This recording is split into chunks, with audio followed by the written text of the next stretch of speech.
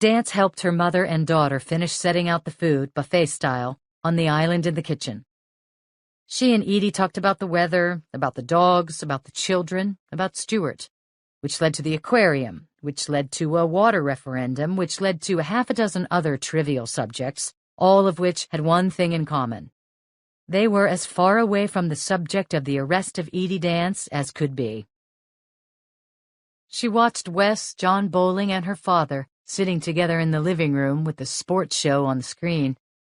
They all laughed hard when a receiver crashed into a Gatorade tank and drenched a cameraman, and were digging into the pretzels and dip as if dinner were an empty promise. Dance had to smile at the homey, comforting scene. Then she glanced down at her cell phone, disappointed that Michael O'Neill hadn't called. As she was setting the table on the deck, the other guests arrived. Martine Christensen and her husband, Stephen Cahill, climbed the stairs, their 9-year-old twin boys in tow.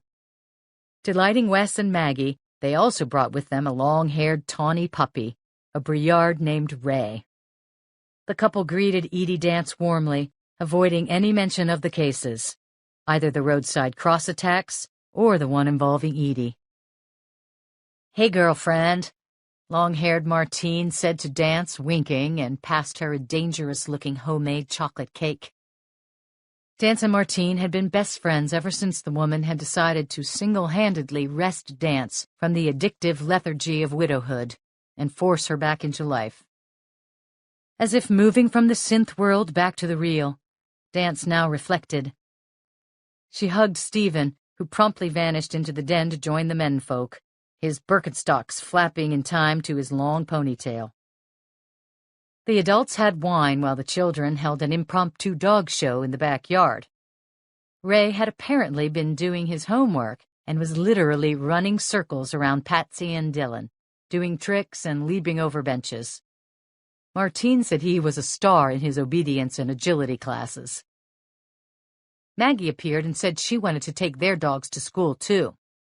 "We'll see," Dance told her.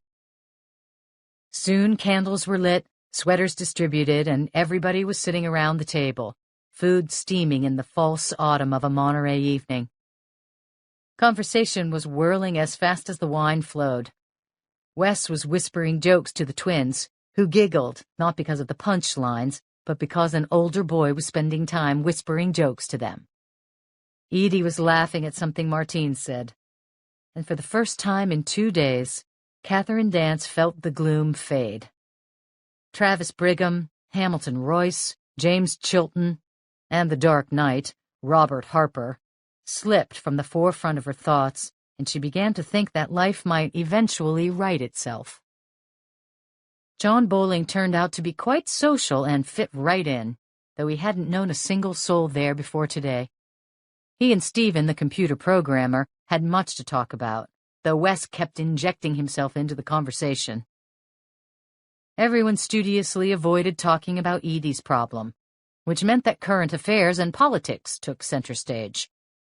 Dance was amused to note that the first subjects to come up were ones Chilton had written about, the desalination plant and the new highway to Salinas. Steve, Martine, and Edie were adamantly opposed to the plant. "I suppose," Dance said, "but we've all lived here for a long time." A glance at her parents. "Aren't you tired of the droughts?" Martine said she doubted the water produced by the desalination plant would benefit them. "It'll be sold to rich cities in Arizona and Nevada. Somebody'll make billions and we won't see a drop." After that, they debated the highway. The group was divided on this as well. Dance said, "It'd come in handy for the CBI and sheriff's office if we're running cases in the fields north of Salinas. But that cost overrun issue is a problem." "What overrun?" Stewart asked. Dance was surprised to see everyone looking at her blankly. She explained what she learned by reading the Chilton report, that the blogger had uncovered some possible malfeasance. "I hadn't heard about that," Martine said.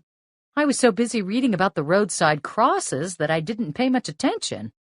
But I'm sure going to look into it now, I'll tell you." She was the most political of Dance's friends. "I'll check out the blog." After dinner, Dance asked Maggie to bring out her keyboard for a brief concert. The group retired to the living room. More wine was passed around. Bowling lounged back in a deep armchair, joined by Ray the Briard. Martine laughed. Ray was a bit bigger than a lapdog, but the professor insisted the puppy stay. Maggie plugged in and, with the gravity of a recital pianist, sat down and played 4 songs from her Suzuki Book 3, simple arrangements of pieces by Mozart, Beethoven, and Clementi. She hardly missed a note. Everyone applauded and then went for cake, coffee, and more wine.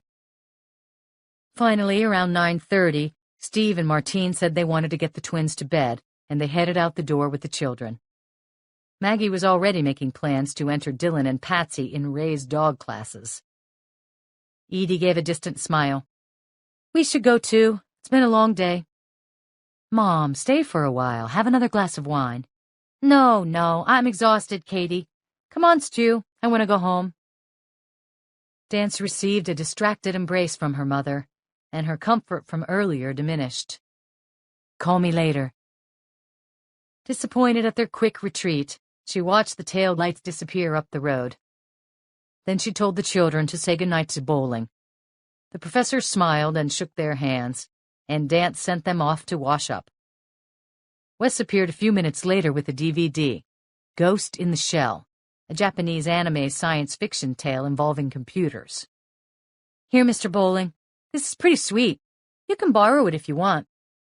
Dance was astonished that her son was behaving so well with a man. Probably he'd recognized Bowling as a business associate of his mother's, not a love interest. Still, he'd been known to grow defensive even around her co-workers. "Well, thanks, Wes. I've written about anime, but I've never seen this one." "Really?" "Nope. I'll bring it back in good shape." "Whenever. Night." The boy hurried back to his room, leaving the two of them together. But only for a moment. A second later, Maggie appeared with a gift of her own. "This is my recital." She handed him a CD in a jewel box. "The one you were talking about at dinner?" Bowling asked. "Where Mr. Stone burped during the Mozart?" "Yeah!" "Can I borrow it?" "You can have it. I have about 1,000,000 of them. Mom made them." "Well, thanks, Maggie. I'll burn it on my iPod." The girl actually blushed. Unusual for her. She charged off. "You don't have to," Dance whispered. "Oh, no, I will. She's a great girl." He slipped the disc into his computer bag and looked over the anime that Wes had lent him. Dance lowered her voice again. "How many times have you seen it?" He chuckled. "Ghost in the Shell? 20, 30 times, along with the 2 sequels. Damn, you can even spot the white lies." "Appreciate your doing that. It means a lot to him." I could tell he was excited. "I'm surprised you don't have children. You seem to understand them." "No, that never worked out. But if you want children, it definitely helps to have a woman in your life. I'm one of those men you have to be careful of. Don't you say that, all you girls?" "Careful of? Why's that?" "Never date a man over 40 who's never been married. I think nowadays whatever works, works. I just never met anybody I wanted to settle down with." Dance noted the flicker of an eyebrow and a faint fluctuation of pitch. She let those observations float away. Bowling began. "You're encircled." His eyes dipped to her left hand, where a gray pearl ring sat on the heart finger. "I'm a widow," Dance said. "Oh, gosh, I'm sorry." "Car crash," she said, feeling only a hint of the familiar sorrow. "Terrible." And Catherine Dance said nothing more about her husband and the accident, for no reason other than she preferred not to talk about them any longer. "So, you're a real bachelor, hmm?" "I guess I am. Now there's a word you haven't heard for about a century." She went to the kitchen to retrieve more wine, instinctively grabbing a red, since that was Michael O'Neill's favorite, then remembered that Bowling liked white. She filled their glasses halfway up. They chatted about life on the peninsula, his mountain biking trips and hikes. His professional life was far too sedentary for him, so Bowling would often jump into his old pickup truck and head out to the mountains or a state park. "I'll do some biking this weekend. It'll be some sanity in an island of madness." He then told her more about the family get-together he'd mentioned earlier. "Napa?" "Right." His brow wrinkled in a cute and charming way. "My family is, how do I put this? A family?" "Hit the nail on the head," he said, laughing. "Two parents, healthy, two siblings I get along with the majority of the time, though I like their children better. Assorted uncles and aunts. It'll be fine. Lot of wine, lot of food. Sunsets, but not a lot of those, thank goodness. 2 tops. That's sort of the way weekends work." Again, a silence fell between them. Comfortable. Dance felt no rush to fill it. But the peace was broken just then as Bowling's cell phone hiccuped. He looked at the screen. Immediately his body language had shifted to high alert. "Travis is online. Let's go." Under Bowling's keystrokes, the Dimension Quest homepage loaded almost instantly. The screen dissolved and a welcome box appeared. Below it was apparently the rating of the game by an organization referred to as ERSB. Teen, blood, suggestive themes, alcohol, violence. Then, with his self-assured typing, John Bowling took them to Aetheria. It was an odd experience. Avatars, some fantastical creatures, some human, wandered around a clearing in a forest of massive trees. Their names were in balloons above the characters. Most of them were fighting, but some just walked, ran, or rode horses or other creatures. Some flew on their own. Dance was surprised to see that everyone moved nimbly and that the facial expressions were true to life. The graphics were astonishing, nearly movie quality, which made the combat and its vicious, excessive bloodletting all the more harrowing. Dance found herself sitting forward, knee-bobbing, a classic indication of stress. She gasped when one warrior beheaded another right in front of them. There are real people guiding them? 1 or 2 are NPC. Those are non-player characters that the game itself creates, but nearly all of the others are avatars of people who could be anywhere. Cape Town, Mexico, New York, Russia. The majority of the players are men, but there are a lot of women, too. And the average age isn't as young as you'd think.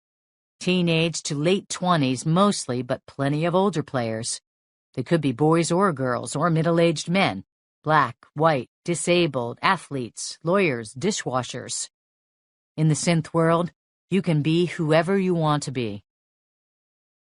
In front of them, another warrior easily killed his opponent. Blood spurted in a geyser. Bowling grunted. They're not all equal, though. Survival depends on who practices the most and who has the most power. Power you earn by fighting and killing. It's a vicious cycle, literally. Dance tapped the screen and pointed to the back of a woman avatar in the foreground. That's you? One of my students' avatars. I'm logging in through her account. The name above her was Greenleaf. There he is, Bowling said, his shoulder brushing hers as he leaned forward.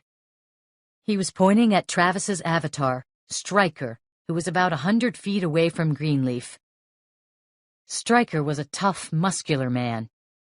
Dance couldn't help but notice that while many other characters had beards or ruddy, leathery skin, Travis's avatar was unblemished and his skin as smooth as a baby's. She thought of the boy's concerns about acne. You can be whoever you want to be. Stryker, a thunderer, she recalled, was clearly the dominant warrior here. People would look his way and turn and leave. Several people engaged him. Once, 2 at the same time. He easily killed them both. One time he stunned a huge avatar, a troll or similar beast, with a ray. Then, as it lay shaking on the ground, Travis directed his avatar to plunge a knife into its chest. Dance gasped. Stryker bent down and seemed to reach inside the body. What's he doing? Looting the corpse. Bowling noted Dance's furrowed brow and added, Everybody does it. You have to. The bodies might have something valuable. And if you've defeated them, you've earned the right. If these were the values that Travis had learned in the synth world, it was a wonder he hadn't snapped sooner. She couldn't help but wonder, and where was the boy now in the real world?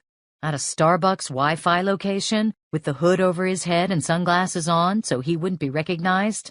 10 miles from here? 1 mile? He wasn't at the game shed, she knew that.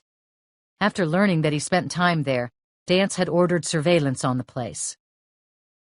As she watched Travis's avatar engage and easily kill dozens of creatures, women and men and animals, she found herself instinctively drawing on her skills as a kinesics expert. She knew, of course, that computer software was controlling the boy's movement and posture, yet she was already seeing that his avatar moved with more grace and fluidity than most. In combat, he didn't flail away randomly as some of the characters did. He took his time. He withdrew a bit and then struck when his opponents were disoriented. Several fast blows or stabs later, and the character was dead.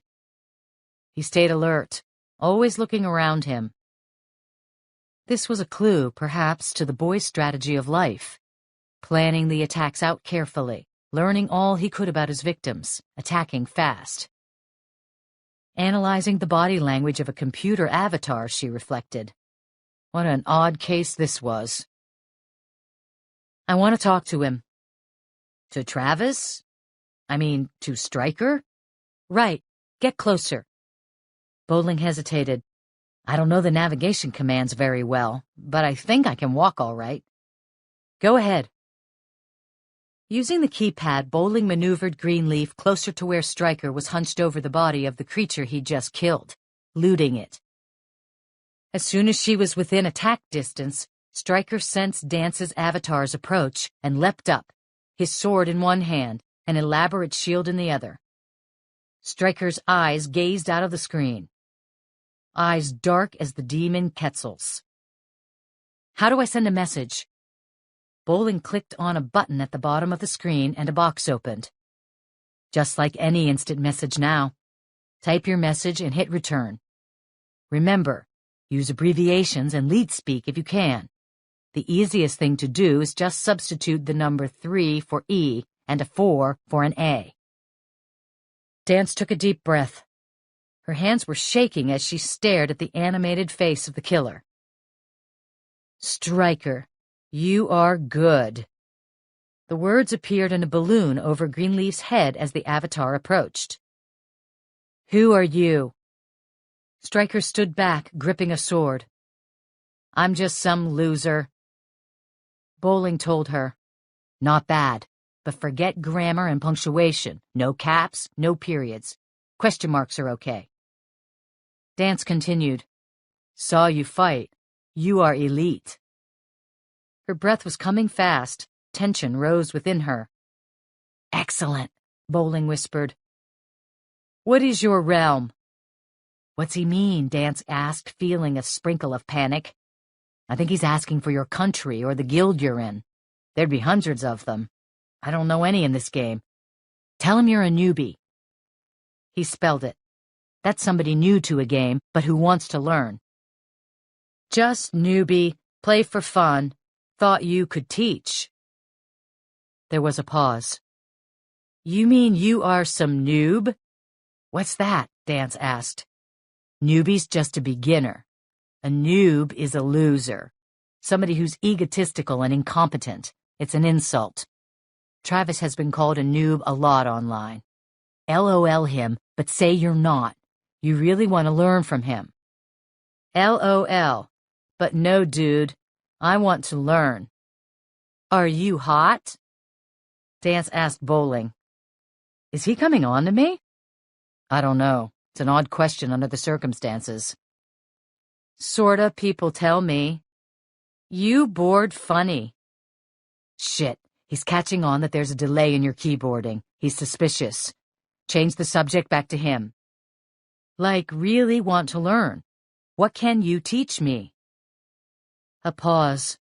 Then, one thing. Dance typed. What's that? Another hesitation. Then words appeared in the balloon of Travis's avatar. To die. And though Dance felt an instinct to slam an arrow key or slide the touchpad to lift an arm and protect herself, there was no time. Travis's avatar moved in fast. He swung his sword again and again, striking her. In the upper left-hand corner of the screen, a box popped up showing two figures, solid white. The headings Striker was above the one on the left and Greenleaf on the right. No, she whispered as Travis slashed away. The white, filling the Greenleaf outline, began to empty. Bowling said, That's your life force bleeding out. Fight back. You have a sword. There. He tapped the screen.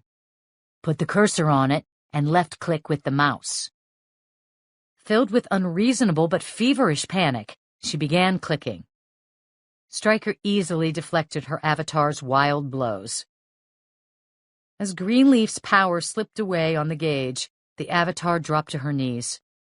Soon the sword fell to the ground. She was on her back, arms and legs splayed, helpless.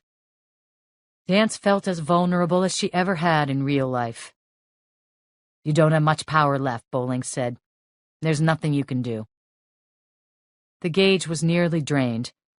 Stryker stopped hacking at Greenleaf's body. He moved closer and looked into the computer monitor. Who are you? Came the words popping up in the instant message. I am Greenleaf. Why did you kill me? Who are you? Bowling said. All caps. He's shouting. He's mad. Please? Dance's hands were shaking and her chest was constricted. It was as if these weren't bits of electronic data, but real people. She'd plunged wholly into the synth world. Travis then directed Stryker to step forward and drive his sword into Greenleaf's abdomen. Blood spurted, and the gauge in the upper left-hand corner was replaced with a message. You are dead. Oh, Dance cried. Her sweaty hands quivered and her breath stuttered in and out over her dry lips. Travis's avatar stared at the screen chillingly, then turned and began to run into the forest. Without a pause, he swiped his sword across the neck of an avatar whose back was turned and lopped off the creature's head. He then vanished. He didn't wait to loot the corpse. He's escaping. He wants to get away fast. He thinks something's up. Bowling moved closer to Dance. Now it was their legs that brushed. I want to see something. He began to type. Another box appeared. It said, Stryker is not online. Dance felt a painful chill rattling through her, ice along her spine. Sitting back, she was thinking, if Travis had logged off, maybe he'd left the location where he'd been online. And where was he going? Into hiding? Or was he intent on continuing his hunt in the real world? Lying in bed, the hour closing in on midnight. Two sounds confused. The wind stroking the trees outside her bedroom window, and surf on rocks a mile away at Asilomar and along the road to Lover's Point. Beside her, she felt warmth against her leg, and exhaled breath, soft in sleep, tickled her neck. She was unable to join in the bliss of unconsciousness, however. Catherine Dance was as awake as if it were noon. In her mind, a series of thoughts spun past. One would rise to the top for a time, then roll on, like on Wheel of Fortune. The subject the clicker settled on most frequently was Travis Brigham, of course. In her years of being a crime reporter and a jury consultant and a law enforcement agent, Dance had come to believe that the tendency toward evil could be found in the genes, like Daniel Pell, the cult leader and killer she pursued recently, or could be acquired. Jay Doe in Los Angeles, for instance, whose murderous inclinations had come later in life. Dance wondered where Travis fell on the spectrum. He was a troubled, dangerous young man, but he was also someone else, a teenager yearning to be normal, to have clear skin, to have a popular girl like him. Was it inevitable from birth that he'd slip into this life of rage? Or had he begun like any other boy, yet been so battered by circumstance, his abusive father, troubled brother, gawky physique, solitary nature, bad complexion, that his anger couldn't burn away as it did in most of us like mid-morning fog? For a long, thick moment, pity and loathing were balanced within her. Then she saw Travis's avatar staring her down and lifting his sword. Like really want to learn. What can you teach me? To die. Next to her, the warm body shifted slightly, and she wondered if she was giving off minuscule tensions that disturbed sleep. She was trying to remain motionless, but that, as a kinesics expert, she knew was impossible. Asleep or awake, if our brain functioned, our bodies moved. The wheel spun on. Her mother and the euthanasia case now paused at the top. Though she'd asked Edie to call when she got back to the inn, she hadn't. This hurt, but didn't surprise Dance. Then the wheel spun again, and the J. Doe case in Los Angeles paused at the apogee. What would come of the immunity hearing? Would it be delayed again? And the ultimate outcome? Ernie Seybold was good, but was he good enough? Dance honestly didn't know. This musing in turn led to thoughts of Michael O'Neill.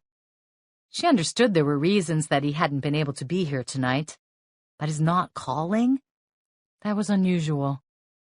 The other case. Dance laughed at the jealousy. She occasionally tried to picture herself and O'Neill together, had he not been married to svelte and exotic Anne. On the one hand, it was too easy. They'd spent days together on cases, and the hours moved by seamlessly. The conversation flowed, the humor. Yet they also disagreed, sometimes to the point of anger. But she believed their passionate disagreements only added to what they had together. Whatever that was. Her thoughts wheeled on, unstoppable. Click, click, click. At least until they stopped at Professor Jonathan Bowling. And beside her, the soft breathing became a soft rattle.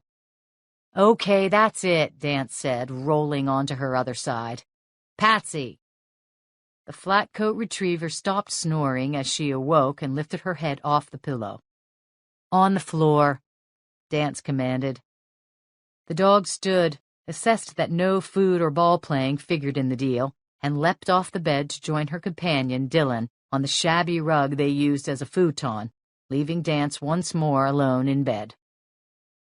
John Bowling, she reflected, then decided perhaps it was better not to spend much time on him. Not just yet. In any case, at that moment her musings vanished as the mobile phone by the bed sitting next to her weapon trilled. Instantly she flipped the light on, shoved her glasses on her nose, and laughed, seeing the caller ID. "John," she said. "Catherine," Bowling said. "I'm sorry to call so late." "It's okay. I wasn't asleep. What's up? Stryker?" "No, but there's something you have to see. The blog, the Chilton Report. You better go online now." In her sweats, the dogs nearby, Dance was sitting in the living room, all the lights off, though moonlight and a shaft of street light painted iridescent swatches of blue-white on the pine floor. Her Glock pressed against her spine, the heavy gun tugging down the limp elastic waistband of her sweats. The computer finished its interminable loading of the software. "Okay," he said. "Look over the latest posting of the blog." He gave her the URL, www.thechiltonreport.com/html/June27update.html. She blinked in surprise. "What?" Bowling told her. "Travis hacked the report." "How?" The professor gave a cold laugh. "He's a teenager, that's how." Dance shivered as she read. Travis had posted a message over the beginning of the June 27th blog. To the left was a crude drawing of the creature Quetzal from Dimension Quest. Around the eerie face, its lips sewn shut and bloody, were cryptic numbers and words. Beside it was a text posting in large bold letters. It was even more troubling than the picture. Half English, half Leet speak. I will own you all. I equals win, you equals fail. You are dead, every one of you. Posted by Travis DQ. She didn't need a translator for this one. Below was another picture. The awkward color rendering showed a teenage girl or woman lying on her back, mouth open in a scream, as a hand plunged a sword into her chest. Blood spurted skyward. That picture! It's disgusting, John. After a pause, Catherine, he said in a soft voice, do you notice anything about it?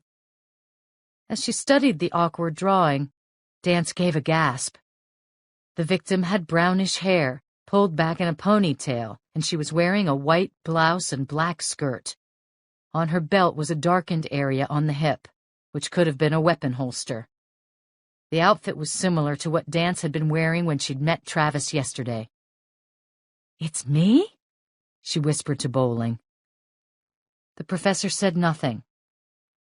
Was the picture old, maybe a fantasy about the death of a girl or woman who'd slighted Travis somehow in the past? Or had he drawn it today, despite the fact he was on the run from the police? Dance had a chilling image of the boy, hovering over the paper with pencil and crayon, creating this crude depiction of a synth-world death he hoped to make real.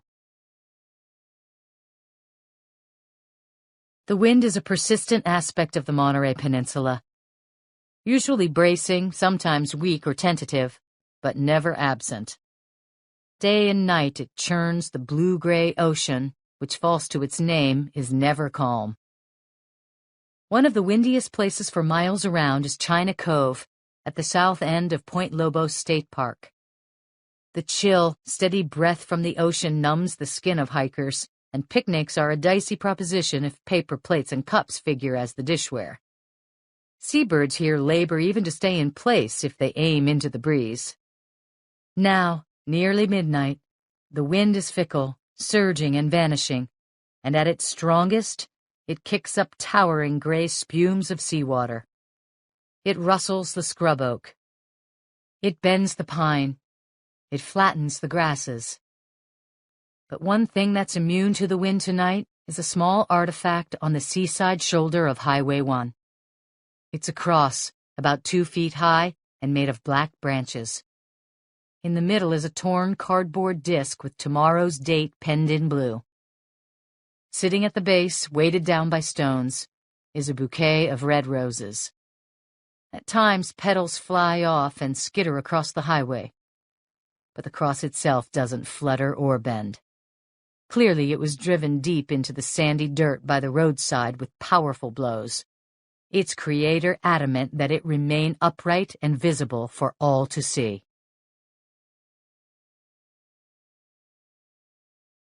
Catherine Dance, T.J. Scanlon, and John Bowling were in her office. The time was 9 a.m., and they'd been there for close to 2 hours. Chilton had removed Travis's threat and the 2 pictures from the thread. But Bowling had downloaded them and made copies. You are dead. Every one of you. And the pictures, too. John Bowling said, it might be possible to trace the posting. A grimace. But only if Chilton cooperates.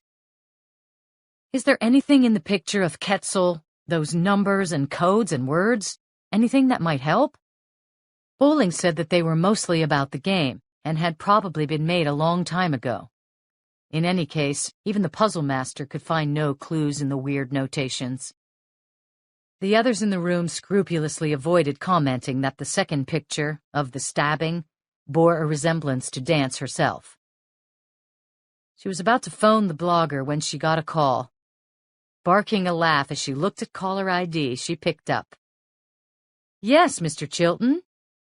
Bowling looked at her with an ironic gaze. "I don't know if you saw."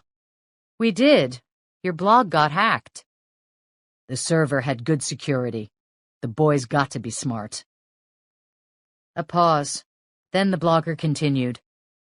"I wanted to let you know. We tried to trace the hack. He's using a proxy site somewhere in Scandinavia. I've called some friends over there, and they're pretty certain they know what the company is. I have the name and their address. Phone number too. It's outside of Stockholm." "Will they cooperate?" Chilton said, "Proxy services rarely do unless there's a warrant. That's why people use them, of course." An international warrant would be a nightmare procedurally, and Dance had never known one to be served earlier than 2 or 3 weeks after it was issued. Sometimes the foreign authorities ignored them altogether. But it was something. "Give me the information. I'll try." Chilton did. "I appreciate your doing this." "And there's something else." "What's that?" "Are you in the blog now?" "I can be." "Read what I just posted a few minutes ago." She logged on. www.thechiltonreport.com/html/june28.html. First was an apology to the readers, surprising Dance with its humility. Then came an open letter to Travis Brigham. "This is a personal plea, Travis. Now that your name is public, I hope you don't mind my using it. My job is to report the news, to ask questions, not to get involved in the stories I report on. But I have to get involved now. Please, Travis, there's been enough trouble. Don't make it worse for yourself. It's not too late to put an end to this terrible situation. Think of your family. Think of your future. Please, call the police. Give yourself up. There are people who want to help you." Dance said, "That's brilliant, James. Travis might even contact you about surrendering." "And I've frozen the thread. Nobody else can post to it." He was silent for a moment. "That picture, it was terrible." "Welcome to the real world, Chilton." She thanked him and they hung up. She scrolled to the end of the roadside crosses thread and read the most recent and apparently last posts. Although some seemed to have been posted from overseas, she once again couldn't help wondering if they contained clues that might help her find Travis or anticipate his next moves. But she could draw no conclusions from the cryptic postings. Dance logged off and told TJ and Bowling about what Chilton had written. Bowling wasn't sure it would have much effect. The boy, in his assessment, was past reasoning with. But we'll hope. Dance doled out assignments. TJ retreated to his chair at the coffee table to contact the Scandinavian proxy, and Bowling to his corner to check out the names of possible victims from a new batch of internet addresses, including those who'd posted to threads other than roadside crosses. He'd identified 13 more. Charles Overby, in a politician's blue suit and white shirt, stepped into Dance's office. His greeting, "Catherine. Say, Catherine, what's this about the kid posting threats?" "Right, Charles. We're trying to find out where he hacked in from." "6 reporters have already called me, and a couple of them got my home phone number. I've put them off, but I can't wait anymore. I'm holding a press conference in 20 minutes. What can I tell them?" "That the investigation is continuing. We're getting some manpower help from San Benito for the search. There have been sightings, but nothing's panned out." "Hamilton called me too. He's pretty upset." Sacramento's Hamilton Royce of the 2 blue suit, the quick eyes and the ruddy complexion. Agent in charge Overby had had a rather eventful morning, it seemed. "Anything more?" Chilton stopped the posts on the thread and asked Travis to surrender. "Anything tech, I mean." "Well, he's helping us trace the boys' uploads." "Good. So we're doing something." He meant something the viewers of primetime TV would appreciate, as opposed to the sweaty, unstylish police work they'd been engaged in for the last 48 hours. Dance caught Bowling's eye, which said he too was taken aback by the comment.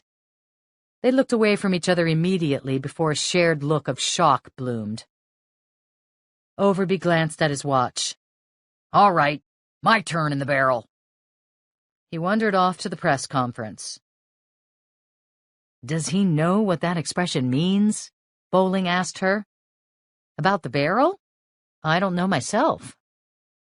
TJ gave a chortling laugh but said nothing. He smiled at Bowling, who said, "It's a joke I won't repeat. It involves horny sailors out to sea for a long time." "Thanks for not sharing."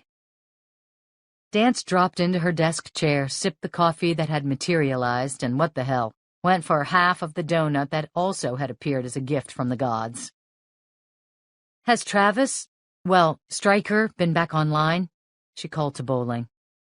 "Nope, haven't heard from Irv, but he'll be sure to let us know. I don't think he's ever slept. He's got Red Bull in his veins." Dance picked up the phone and called Peter Bennington at Forensics for the latest information on the evidence.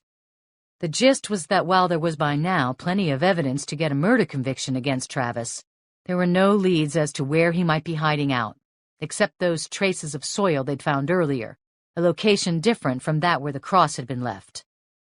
David Reinhold, that eager young deputy from the sheriff's office, had taken it on himself to collect samples from around Travis's house. The dirt didn't match.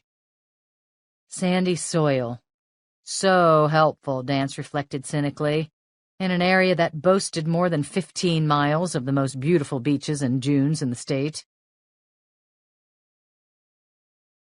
Despite his ability to report that the CBI was doing something techie, Charles Overby got T-boned at the press conference.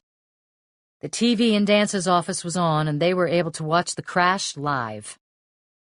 Dance's briefing to Overby had been accurate, except for one small detail, albeit one she hadn't known. "Agent Overby," a reporter asked, "what are you doing to protect the community in light of the new cross?" Deer in the headlights. "Uh-oh," TJ whispered. Shocked, Dance looked from him to Bowling, then back to the screen. The reporter continued that she'd heard a report half an hour earlier on a radio scanner. Carmel police had found another cross with today's date, June 28th, near China Cove on Highway 1. Overby sputtered in response. "I was briefed just before coming here by the agent in charge of the case, and she apparently wasn't aware of it." There were 2 senior women agents in the Monterey office of the CBI. It would be easy to find out who the she in question was. "Oh, you son of a bitch, Charles." She heard another reporter ask, "Agent Overby, what do you say to the fact that the town, the whole peninsula, is in a panic?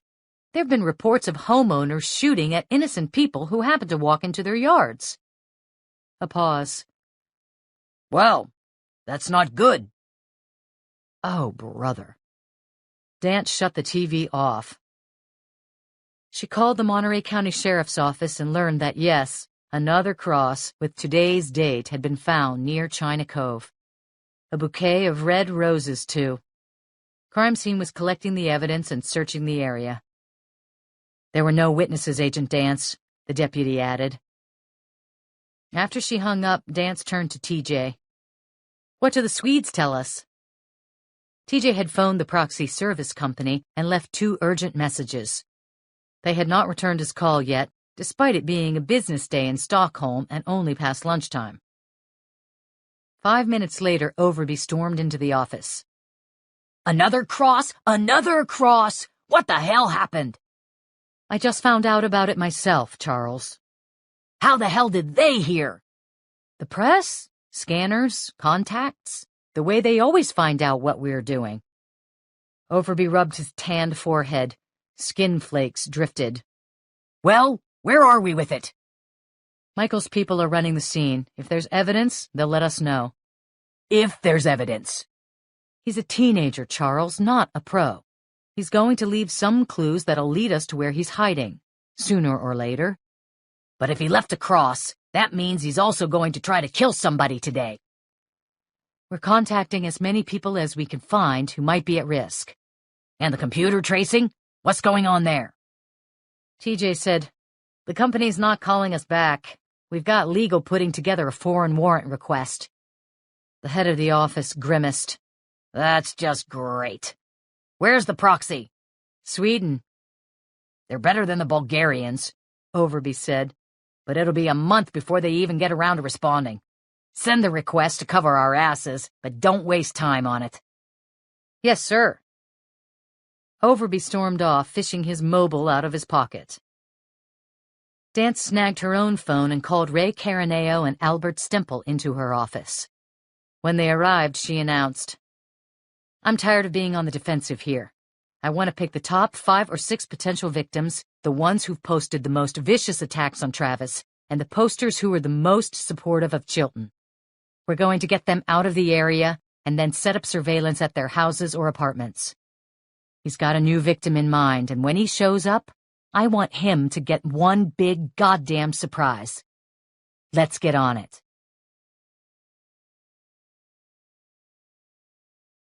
"How's he holding up?" Lily Hawken asked her husband Donald. "James? He's not saying much, but it's got to be tough on him. Patrizia too, I'm sure." They were in the den of their new house in Monterey. Unpacking. The petite blonde stood in the middle of the room, feet apart slightly, looking down at 2 plastic bags of drapes. "What do you think?" Hawken was a bit overwhelmed at the moment and couldn't care less about window treatments, but his wife of 9 months and 3 days had taken on much of the burden of the move from San Diego, and so he set down the tools he was using to assemble the coffee table and looked from the red to the rust and back again. "The ones on the left," remaining ready to retreat at a moment's notice if that was the wrong answer. But it was apparently correct. "That's where I was leaning," she said. "And the police have a guard at his house? They think the boy's going to attack him?" Hawken resumed assembling the table. IKEA. Damn, they have some pretty clever designers. He doesn't think so, but you know Jim. Even if he did, he's not the sort to head for the hills. Then he reflected that Lily didn't really know James Chilton at all. She hadn't even met him yet. It was only through what he'd told her that she had an understanding of his friend. Just as he knew about many aspects of her life from conversation and hint and deduction. Such was life under these circumstances. Second marriages for both of them. He coming out of mourning, Lily recovering from a tough divorce. They'd met through friends and had started dating. Wary at first, they'd realized almost simultaneously how starved for intimacy and affection they were. Hawken, a man who hadn't believed that he would ever get married again, proposed after 6 months on the gritty rooftop beach bar of the W Hotel in downtown San Diego because he couldn't wait to plot out a more suitable setting. Lily, though, had described the event as the most romantic thing she could think of. The large diamond ring on a white ribbon slipped over the neck of her Anchor steam bottle helped. And here they were starting a new life back in Monterey. Donald Hawken assessed his situation and decided that he was happy. Boyishly happy. Friends had told him that a second marriage after losing a spouse was different. As a widower, he would have changed fundamentally. He wouldn't be capable of that adolescent feeling permeating every cell of his being. There'd be companionship, there'd be moments of passion, but the relationship would essentially be a friendship. Wrong. It was adolescent and more. He'd had an intense, consuming marriage to Sarah, who was sultry and beautiful, and a woman one could be intensely in love with, as Hawken had been. But his love for Lily was just as strong. And okay, he'd finally gotten to the point where he could admit that the sex was better with Lily, in the sense that it was far more comfortable. In bed, Sarah had been, well, formidable, to put it mildly. Hawken now nearly smiled at some memories. He wondered how Lily would feel about Jim and Pat Chilton. Hawken had told her how they'd been such close friends, the couples getting together frequently, attending their kids' school and sports events, parties, barbecues. He'd noticed Lily's smile shift slightly when he told her about this past. But he'd reassured her that, in a way, Jim Chilton was a stranger to him, too. Hawken had been so depressed after Sarah's death that he'd lost contact with nearly all his friends. But now he was returning to life. He and Lily would finish getting the house ready and then collect the children who were staying with their grandparents in Encinitas. And his life would settle back into the pleasant routine on the peninsula he remembered from years before. He'd reconnect with his best friend, Jim Chilton, rejoin the country club, see all his friends again. Yes, this was the right move.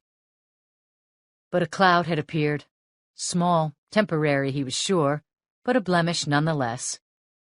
By coming to the place that had been his and Sarah's home, it was as if he'd resurrected a part of her. The memories popped like fireworks. Here in Monterey, Sarah being the thoughtful hostess, the passionate art collector, the shrewd businesswoman. Here, Sarah being the sultry, energetic, and consuming lover. Here, Sarah intrepidly donning a wetsuit and swimming in the harsh ocean, climbing out, chilled and exhilarated. Unlike her last swim, near La Jolla, not climbing out of the water at all, but wafting into the shore, limp, eyes open and unseeing, her skin matching the water temperature degree for degree. At this thought, Hawken's heart now added an extra beat or two. The most expressive, as well as the most challenging. Then he took several deep breaths and slipped the memories away. Want a hand? He glanced at Lily and the drapes. His wife paused, then set down her work. She approached, took his hand and put it on the V of skin beneath her throat. She kissed him hard. They smiled at each other, and his wife returned to the windows. Hawken finished the glass and chrome table and dragged it in front of the couch. Honey? The tape measure was drooping in Lily's hand and she was looking out the back window. What? I think somebody's out there. Where? In the backyard? I don't know if it's our property. It's on the other side of the hedge. Then it's definitely somebody else's yard. Your dollar doesn't buy you much dirt here on the central coast of California. He's just standing there, looking at the house. Probably wondering if a rock and roll band or druggies are moving in. She climbed down a step. Just standing there, she repeated. I don't know, honey. It's a little spooky. Hawken walked to the window and looked out. From this perspective, he couldn't see much, but it was clear that a figure was peering through the bushes. He wore a gray sweatshirt with the hood pulled up. Maybe the neighbor's kid. They're always curious about people moving in, wondering if we have kids their age. I was. Lily wasn't saying anything. He could sense her discomfort as she stood with her narrow hips cocked, frowning eyes framed by blonde hair flecked with moving carton cardboard dust. Time for the chivalry part. Hawken walked into the kitchen and pulled open the back door. The visitor was gone. He stepped out farther, then heard his wife call. Honey! Alarmed, Hawken turned and sped back inside. Lily, still on the ladder, was pointing out another window. The visitor had moved into the side yard, definitely on their property now, though still obscured by plantings. Damn it! Who the hell is he? He glanced at the phone but decided not to call 911. What if it was the neighbor or the neighbor's son? That would pretty much ruin any chance for a friendship forever. When he looked back, the figure was gone. Lily climbed off the ladder. Where is he? He just vanished. Fast. No idea. They gazed out the windows, scanning. No sign of him. This was far spookier, not being able to see him. I think we should. Hawken's voice stopped with a gasp as Lily cried. A gun! He's got a gun, Dawn! She was staring out a front window. Her husband grabbed his phone, calling to his wife. The door! Lock it! Lily lunged, but she was too late. The door was already swinging wide. Lily screamed and Don Hawken pulled her to the floor beneath him in a noble, but he understood, useless gesture to save the life of his bride.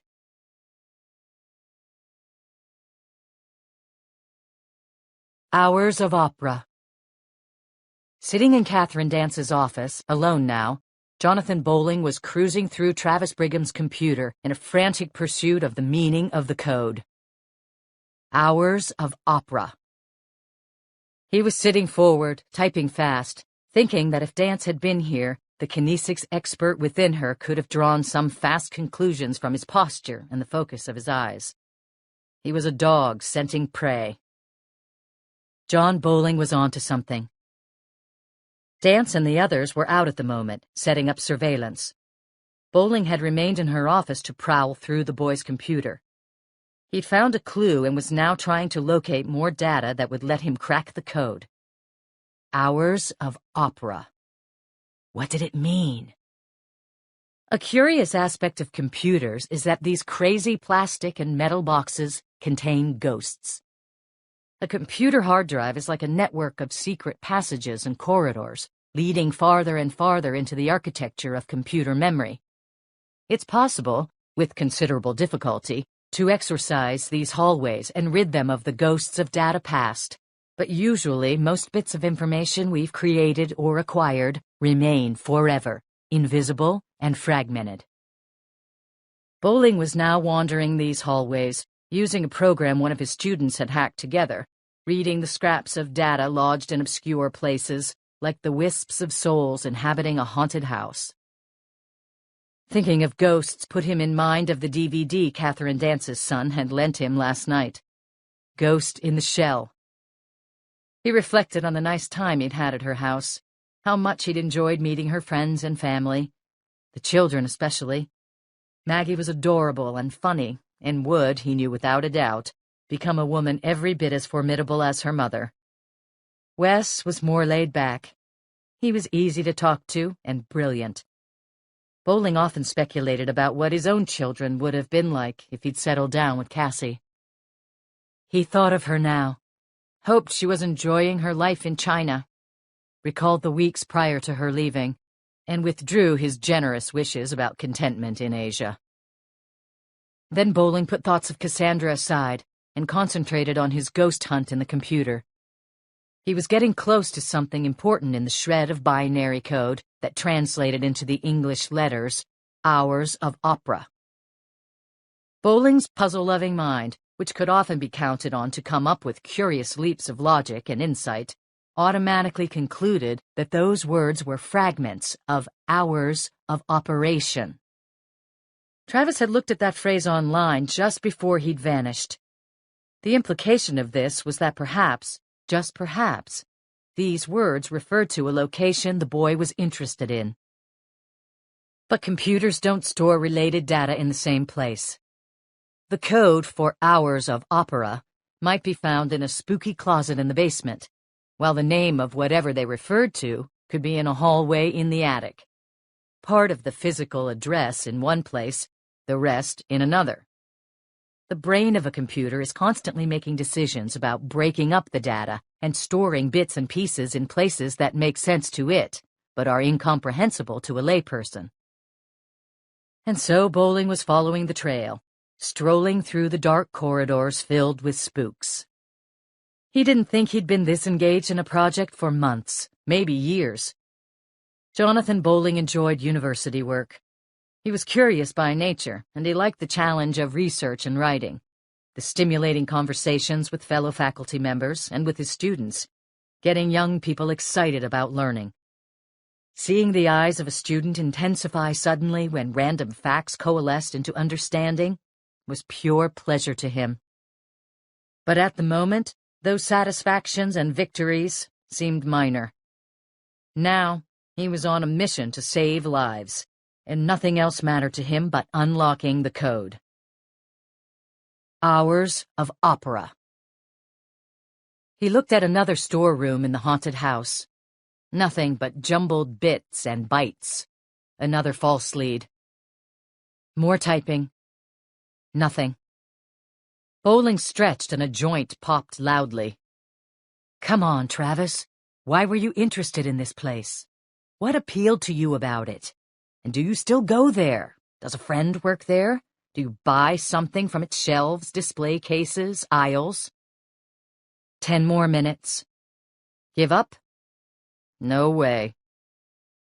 Then he strolled into a new part of the haunted house. He blinked and gave a laugh. Like joining pieces of a jigsaw puzzle, the answer to the code, hours of opera, materialized. As he gazed at the names of the place, its relationship to Travis Brigham was ridiculously obvious. The professor was angry at himself for not deducing it even without the digital clue. Looking up the address, he pulled his phone off his belt and called Catherine Dance. It rang 4 times and went to voicemail. He was about to leave a message, but then he looked at his notes.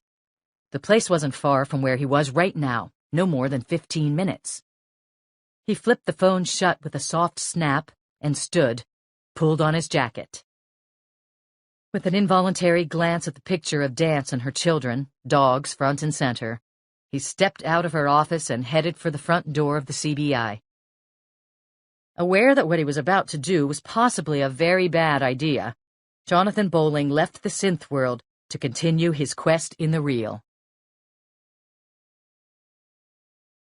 It's clear, Ray Caraneo told Catherine Dance as he returned to the living room where she stood over Donald and Lily Hawken. Dance's pistol was in her hand as she was looking vigilantly out the windows and into the rooms of the small house. The couple, shaken and unsmiling, sat on a new couch, the factory plastic wrap still covering it. Dance replaced her Glock. She hadn't expected the boy to be inside. He'd been hiding in the side yard and had appeared to flee when the police arrived. But Travis's expertise at the game of Dimension Quest, his skill at combat, made her wonder if the teenager had somehow seemed to escape, but had actually slipped inside. The door opened, and massive Albert Stempel stuck his head in. Nope, he's gone. The man was wheezing, both from the pursuit and from the residual effects of the gas at Kelly Morgan's house. Got the deputy looking up and down the streets, and we got a half-dozen more cars on the way. Somebody saw somebody in a hooded sweatshirt on a bicycle heading through the alleys, making for downtown. I called it in, but... He shrugged. Then the bulky agent vanished, and his boots clomped down the steps as he went to join in the manhunt. Dance, Caraneo, Stempel, and the sheriff's deputy had arrived 10 minutes ago. As they'd been meeting with likely targets, an idea had occurred to Dance. She thought about John Bowling's theory, that expanding his targets, Travis might include people merely mentioned favorably in the blog, even if they hadn't posted. Dance had gone to the site once again and read through the blog's homepage. www.thechiltonreport.com. One name that stood out was Donald Hawken, an old friend of James Chilton's, who was mentioned in the On the Home Front section. Hawken might be the victim for whom Travis had left the cross on the windswept stretch of Highway 1. So they'd driven to the man's house, their purpose to get Hawken and his wife out of danger and set up surveillance at the house. But upon arriving, Dance had seen a figure in a hood, possibly holding a gun, lurking in the bushes to the side of the ranch. She'd sent Albert Stempel and the sheriff's deputy after the intruder, and Ray Caraneo, with Dance behind him, barged into the house, guns drawn, to protect Hawken and his wife. They were still badly shaken. They'd assumed Caraneo was the killer when the plainclothes agent had burst through the door, his weapon high. Dance's Motorola crackled and she answered. It was Stempel again. I'm in the backyard. Got a cross carved into this patch of dirt and rose petals scattered around it. Roger that, Al. Lily closed her eyes, lowered her head to her husband's shoulder. 4 or 5 minutes, Dance was thinking. If we'd gotten here just that much later, the couple would be dead. Why us? Hawken asked. We didn't do anything to him. We didn't post. We don't even know him. Dance explained about the boys expanding his targets. You mean anybody even mentioned in the blog's at risk? Seems that way. Dozens of police had descended on the area within minutes, but the calls coming in made clear that Travis was nowhere to be found. How the hell does a kid on a bicycle get away? Dance thought, frustrated. He just vanishes. Where? Somebody's basement? An abandoned construction site? Outside, the first of the press cars were beginning to arrive, the vans with the dishes atop, the cameramen prodding their equipment to life. About to stoke the panic in town that much hotter. More police showed up too, including several bicycle patrol officers. Dance now asked Hawken, "You still have your house in the San Diego area?" Lily replied, "It's on the market, hasn't sold yet." "I'd like you to go back there." "Well," he said, "there's no furniture, it's in storage." "You have people you can stay with?" "My parents. Donald's children are staying with them now." "Then go back there until we find Travis." "I guess we could," Lily said. "You go," Hawken said to her. "I'm not leaving Jim." "There's nothing you can do to help him," Dance said. "There sure is. I can give him moral support. This is a terrible time. He needs friends." Dance continued, "I'm sure he appreciates your loyalty, but look at what just happened. That boy knows where you live, and he obviously wants to hurt you. You might catch him in a half hour. We might not. I really have to insist, Mr. Hawken." The man showed a bit of businessman steel. "I won't leave him." Then the edge left his voice as he added, "I have to explain something." The smallest of glances at his wife. A pause, then, "My first wife, Sarah, died a couple of years ago." "I'm sorry." The dismissive shrug that Dance knew oh so well. "Jim dropped everything. He was at my door within the hour. He stayed by me and the children for a week. Helped us and Sarah's family with everything, food, the funeral arrangements. He even took turns with the housework and the laundry. I was paralyzed. I just couldn't do anything. I think he might have saved my life back then. He certainly saved my sanity." Again, Dance couldn't suppress the memories of the months after her own spouse's death, when Martine Christensen, much like Chilton, had been there for her. Dance would never have hurt herself, not with the children, but there were plenty of times when, yes, she thought she might go mad. She understood Donald Hawken's loyalty. "I'm not leaving," the man repeated firmly. "There's no point in asking." Then he hugged his wife. "But you go back. I want you to leave." Without a moment's hesitation, Lily said, "No, I'm staying with you." Dance noted the look. Adoration, contentment, resolve. Her own heart flipped as she thought, he lost his first spouse, recovered, and found love again. It can happen, Dance thought. See? Then she closed the door on her own life. "All right," she agreed reluctantly. "But you're leaving here right now. Find a hotel and stay there. Stay out of sight. And we're going to put a guard on you." "That's fine." It was then that a car screeched to a stop in front of the house, a voice shouting in alarm. She and Caraneo stepped out onto the porch. "It's okay," Albert Stempel said, his voice a lazy drawl, minus the southern accent. "Only Chilton." The blogger had apparently heard the news and hurried over. He raced up the steps. "What happened?" Dance was surprised to hear panic in his voice. She'd detected anger, pettiness, arrogance earlier, but never this sound. "Are they all right?" "Fine," she said. "Travis was here, but Donald's fine. His wife, too." "What happened?" The collar of the blogger's jacket was askew. Hawken and Lily stepped outside. "Jim!"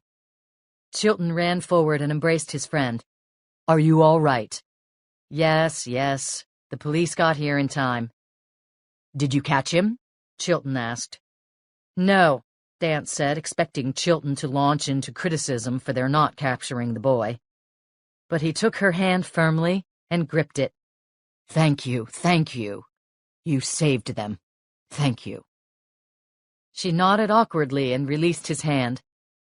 Then Chilton turned to Lily with a smile of curiosity. Dance deduced that they'd never met before, not in person. Hawken introduced them now, and Chilton gave Lily a warm embrace. "I'm so sorry about this. I never, not in a million years, thought it would affect you." "Who would have?" Hawken asked. With a rueful smile, Chilton said to his friend, "With an introduction to the Monterey Peninsula like this, she's not going to want to stay. She's going to move back tomorrow." Lily finally cracked a fragile smile. "I would, except we already bought the drapes." A nod at the house. Chilton laughed. "She's funny, Dawn. Why doesn't she stay and you go back to San Diego?" "Afraid you're stuck with both of us." Chilton then grew serious. "You have to leave until this is over." Dance said, "I've been trying to talk them into that." "We're not leaving." "Dawn," Chilton began. But Hawken laughed, nodding at Dance. "I have police permission," she agreed.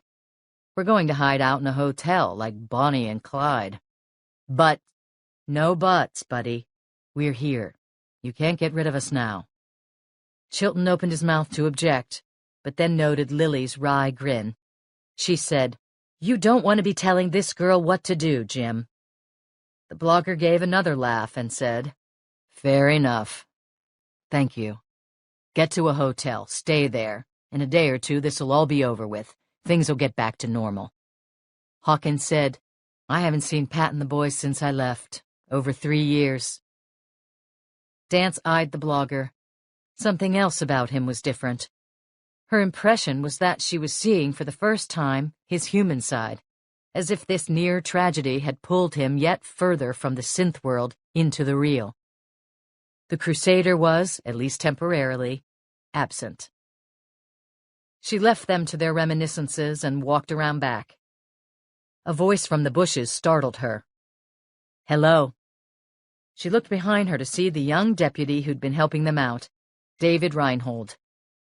"Deputy?" He grinned. "Call me David. I heard he was here. You almost nailed him." "Close. Not close enough." He was carrying several battered metal suitcases, stenciled with MCSO, CSU on the side. Monterey County Sheriff's Office, Crime Scene Unit. "Sorry I couldn't tell anything for certain about those branches in your backyard, that cross." "I couldn't tell either.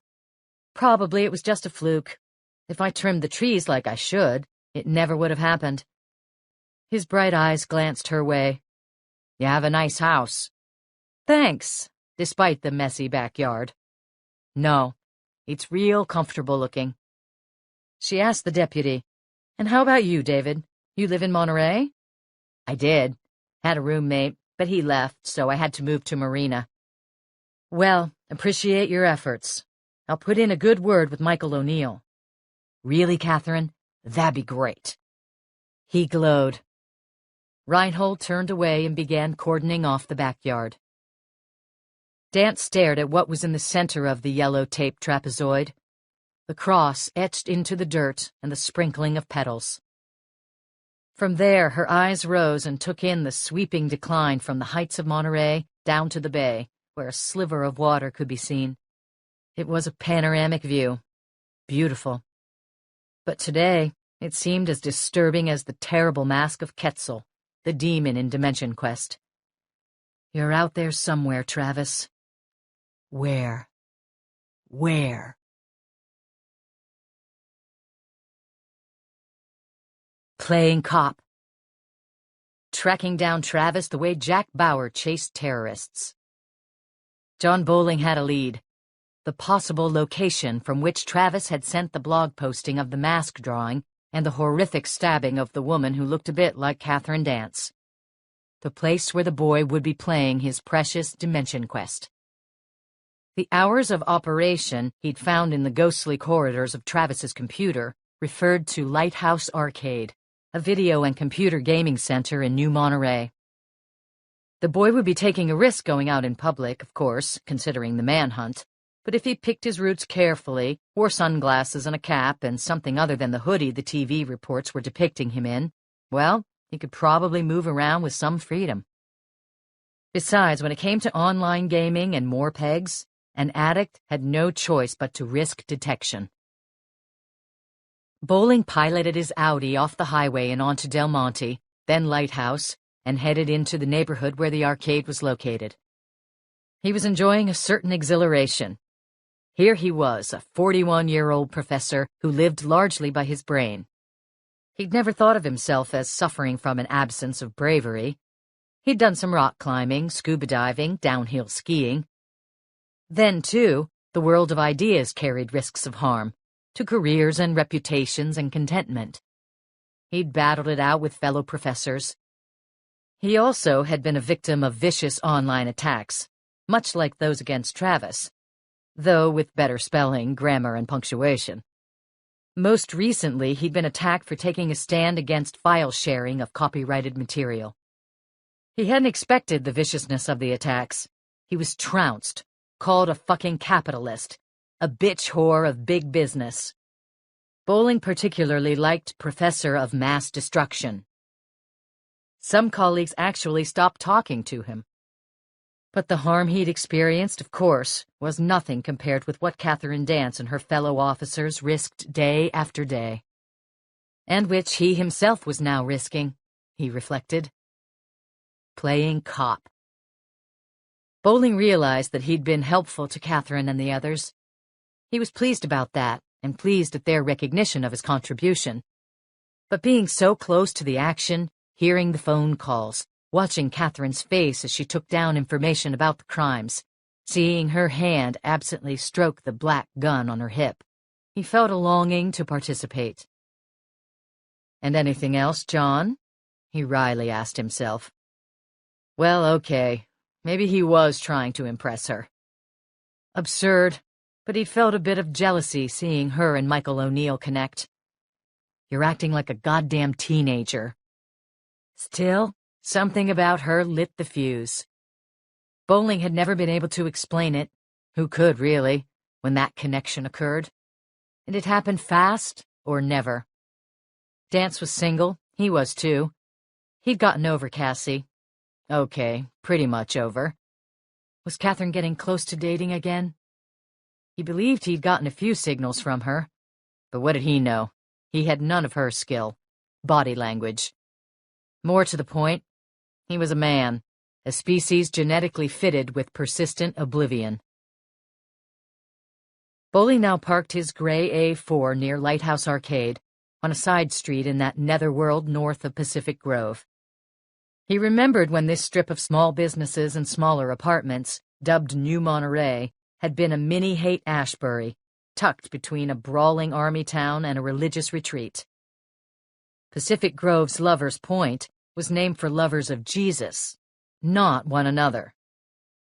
Now the area was as bland as a strip mall in Omaha or Seattle. The Lighthouse Arcade was dim and shabby and smelled, well, gamey, a pun he couldn't wait to share with her. He surveyed the surreal place. The players, most of them boys, sat at terminals staring at the screens, teasing yokes and pounding on keyboards. The playing stations had high, curving walls covered with black sound-dampening material, and the chairs were comfortable, high-backed leather models. Everything a young man would need for a digital experience was here.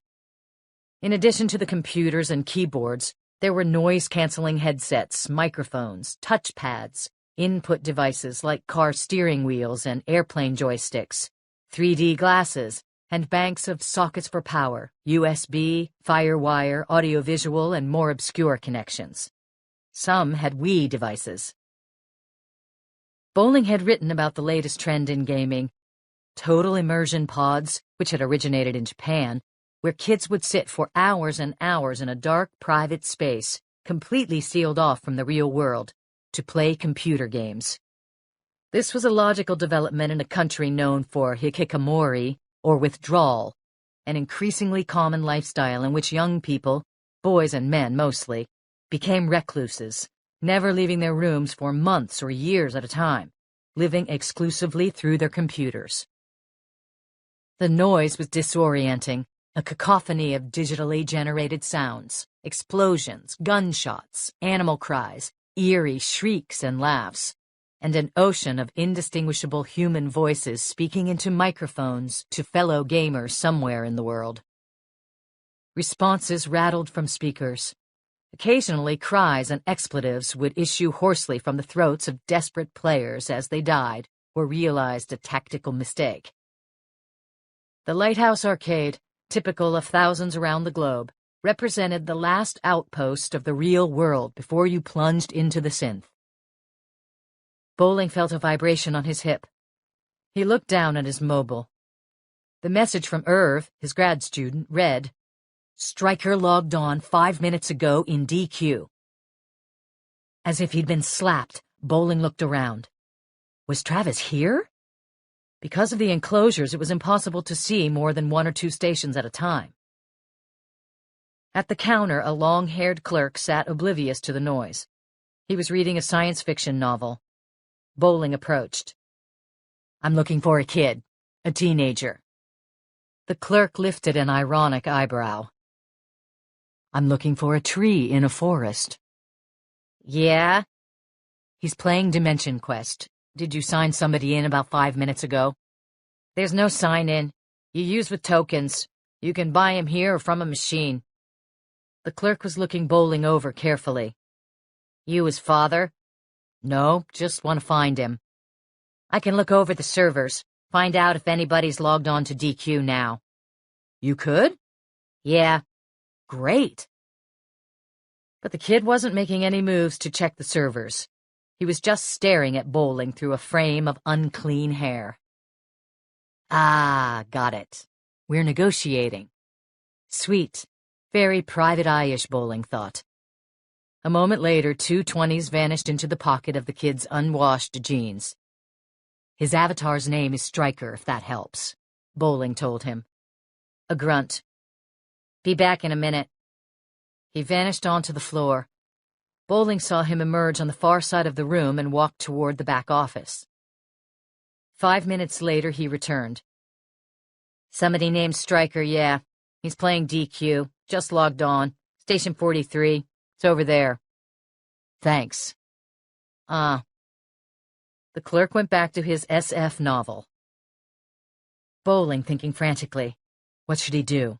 Have the clerk evacuate the arcade? No. Then Travis would catch on. He should just call 911. But he better see if the boy was alone. Would he have his gun with him? He had a fantasy of walking past casually, ripping the gun from the boy's belt, and covering him till the police arrived. No, don't do that under any circumstances. Palms sweating, Bowling slowly walked toward Station 43. He took a fast look around the corner. The computer had the Aetherian landscape on the screen, but the chair was empty. Nobody was in the aisles, though. Station 44 was empty, but at 42 a girl with short green hair was playing a martial arts game. Bowling walked up to her. "Excuse me." The girl was delivering crippling blows to an opponent. Finally, the creature fell over dead, and her avatar climbed on top of the body and pulled its head off. "Like, yeah?" She didn't glance up. "The boy who was just here playing DQ, where is he?" "Like, I don't know. Jimmy walked past and said something, and he left a minute ago." "Who's Jimmy?" "You know, the clerk." "God damn, I just paid $40 to that shit to tip off Travis. Some cop I am." Bowling glared at the clerk, who remained conspicuously lost in his novel. The professor slammed through the exit door and sprinted outside. His eyes, accustomed to the darkness, stung. He paused in the alleyway, squinting left and right, then caught a glimpse of a young man walking quickly away, head down. Don't do anything stupid, he told himself. He pulled his BlackBerry from its holster. Ahead of him, the boy broke into a run. After exactly 1 second of debate, John Bowling did too. Hamilton Royce, the ombudsman from the Attorney General's office in Sacramento, disconnected the phone. It drooped in his hand as he reflected on the conversation he'd just had. a conversation conducted in the language known as political and corporate euphemism. He lingered in the halls of the CBI, considering options. Finally, he returned to Charles Overby's office. The agent in charge was sitting back in his chair watching a press report about the case streaming on his computer. How the police had come close to catching the killer at the house of a friend of the blogger's, but had missed him, and he'd escaped, possibly to terrorize more people on the Monterey Peninsula. Royce reflected that simply reporting that the police had saved the friend didn't quite have the stay tuned or else veneer of the approach the network had chosen to take. Overby typed and a different station came up. The special report anchor apparently preferred Travis to be the video game killer, rather than defining him by masks or roadside crosses. He went on to describe how the boy tormented his victims before he killed them. Never mind that only one person had died, or that the bastard got shot in the back of the head, fleeing, which would tend to minimize the torment. Finally, he said, "Well, Charles, they're getting more concerned, the AG." He lifted his phone like he was showing a shield during a bust. "We're all pretty concerned," Overby echoed. "The whole peninsula is concerned. It's really our priority now, like I was saying." His face was cloudy. "But is Sacramento having a problem with how we're handling the case?" "Not per se." Royce let this response buzz around Overby's head like a strident hornet. "We're doing everything we can." "I like that agent of yours, Dance." "Oh, she's top-notch. Nothing gets by her." A leisurely nod, a thoughtful nod. "The AG feels bad about those victims. I feel bad about them." Royce poured sympathy into his voice and tried to recall the last time he really felt bad. Probably when he missed his daughter's emergency appendectomy because he was in bed with his mistress. "A tragedy." "I know I'm sounding like a broken record, but I really do feel that the blog is the problem." "It is," Overby agreed. "It's the eye of the hurricane." "Which is calm and frames a beautiful blue sky," Royce corrected silently. The CBI chief offered, "Well, Catherine did get Chilton to post a plea for the boy to come in, and he gave us some details about the server, a proxy in Scandinavia." "I understand. It's just, as long as that blog's up, it's a reminder that the job isn't getting done." "Meaning? By you?" "I keep coming back to that question about something helpful to us. Something about Chilton." "Catherine said she'd keep an eye peeled." "She's busy. I wonder if there's something in what she's already found. I don't really want to deflect Agent Dance from the case. I wonder if I should take a gander." "You?" "You wouldn't mind, would you, Charles, if I just took a peek at the files? I could bring perspective. My impression actually is that Catherine's maybe too kind." "Too kind?" "You were sharp, Charles, to hire her." The agent in charge accepted this compliment, though Royce knew Catherine Dance had predated Overby's presence in the CBI here by 4 years. He continued, "Clever. You saw she was an antidote to the cynicism of old roosters like you and me. But the price of that is a certain naivete." "You think she's got something on Chilton and doesn't know it?" "Could be." Overby was looking tense. "Well, I'll apologize for her. Put it down to distraction, why don't we? Her mother's case. Not focusing up to par. She's doing the best she can." Hamilton Royce was known for his ruthlessness, but he would never have sold out a loyal member of his team with a comment like that. He reflected that it was almost impressive to see the top 3 darker qualities of human nature displayed so boldly: cowardice, pettiness, and betrayal. "Is she in?" "Let me find out." Overby made a call and spoke to someone who Royce deduced was Dance's assistant. He hung up. "She's still at the crime scene at the Hawken house." "So then, I'll just have a look-see." But then Royce seemed to have a thought. Of course, probably better if I weren't disturbed. Here's an idea. I'll call her assistant back, ask her to do something, run an errand. There are always reports needing to get copied. Oh, I know. Get her input about workload and hours. It would make sense for me to take her pulse. I'm that kind of boss. She'd never suspect anything's out of the ordinary. Royce left Overby's office, walked down corridors whose routes he'd memorized, and paused near Dance's. He'd waited in the hallway until he saw that the assistant, an efficient-looking woman named Mary Ellen, took a call. Then, with a perplexed frown, she stood and headed up the corridor, leaving Hamilton Royce free to plunder. When he got to the end of the alley, John Bowling paused and looked to the right, down a side street, in the direction that Travis had disappeared. From here, the ground descended toward Monterey Bay and was filled with small single-family bungalows, beige and tan apartment buildings, and abundant ground cover. Though Lighthouse Avenue behind him was ripe with traffic, the side road was empty. Thick fog had come up, and the scenery was gray. Well, now that the kid had gotten away, he thought, Catherine Dance wasn't likely to be very impressed with his detection work. He called 911 and reported that he'd seen Travis Brigham and gave his location. The dispatcher reported that a police car would be at the arcade in 5 minutes. Okay, that was enough of the adolescent behavior, he told himself. His skill was academia, teaching, intellectual analysis. The world of ideas, not action. He turned around to head back to the arcade to meet the police car. But then a thought occurred to him, that this quest of his maybe wasn't so out of character after all. Maybe it was less a case of silly masculine preening than an acknowledgement of a legitimate aspect of his nature, answering questions, unraveling mysteries, solving puzzles.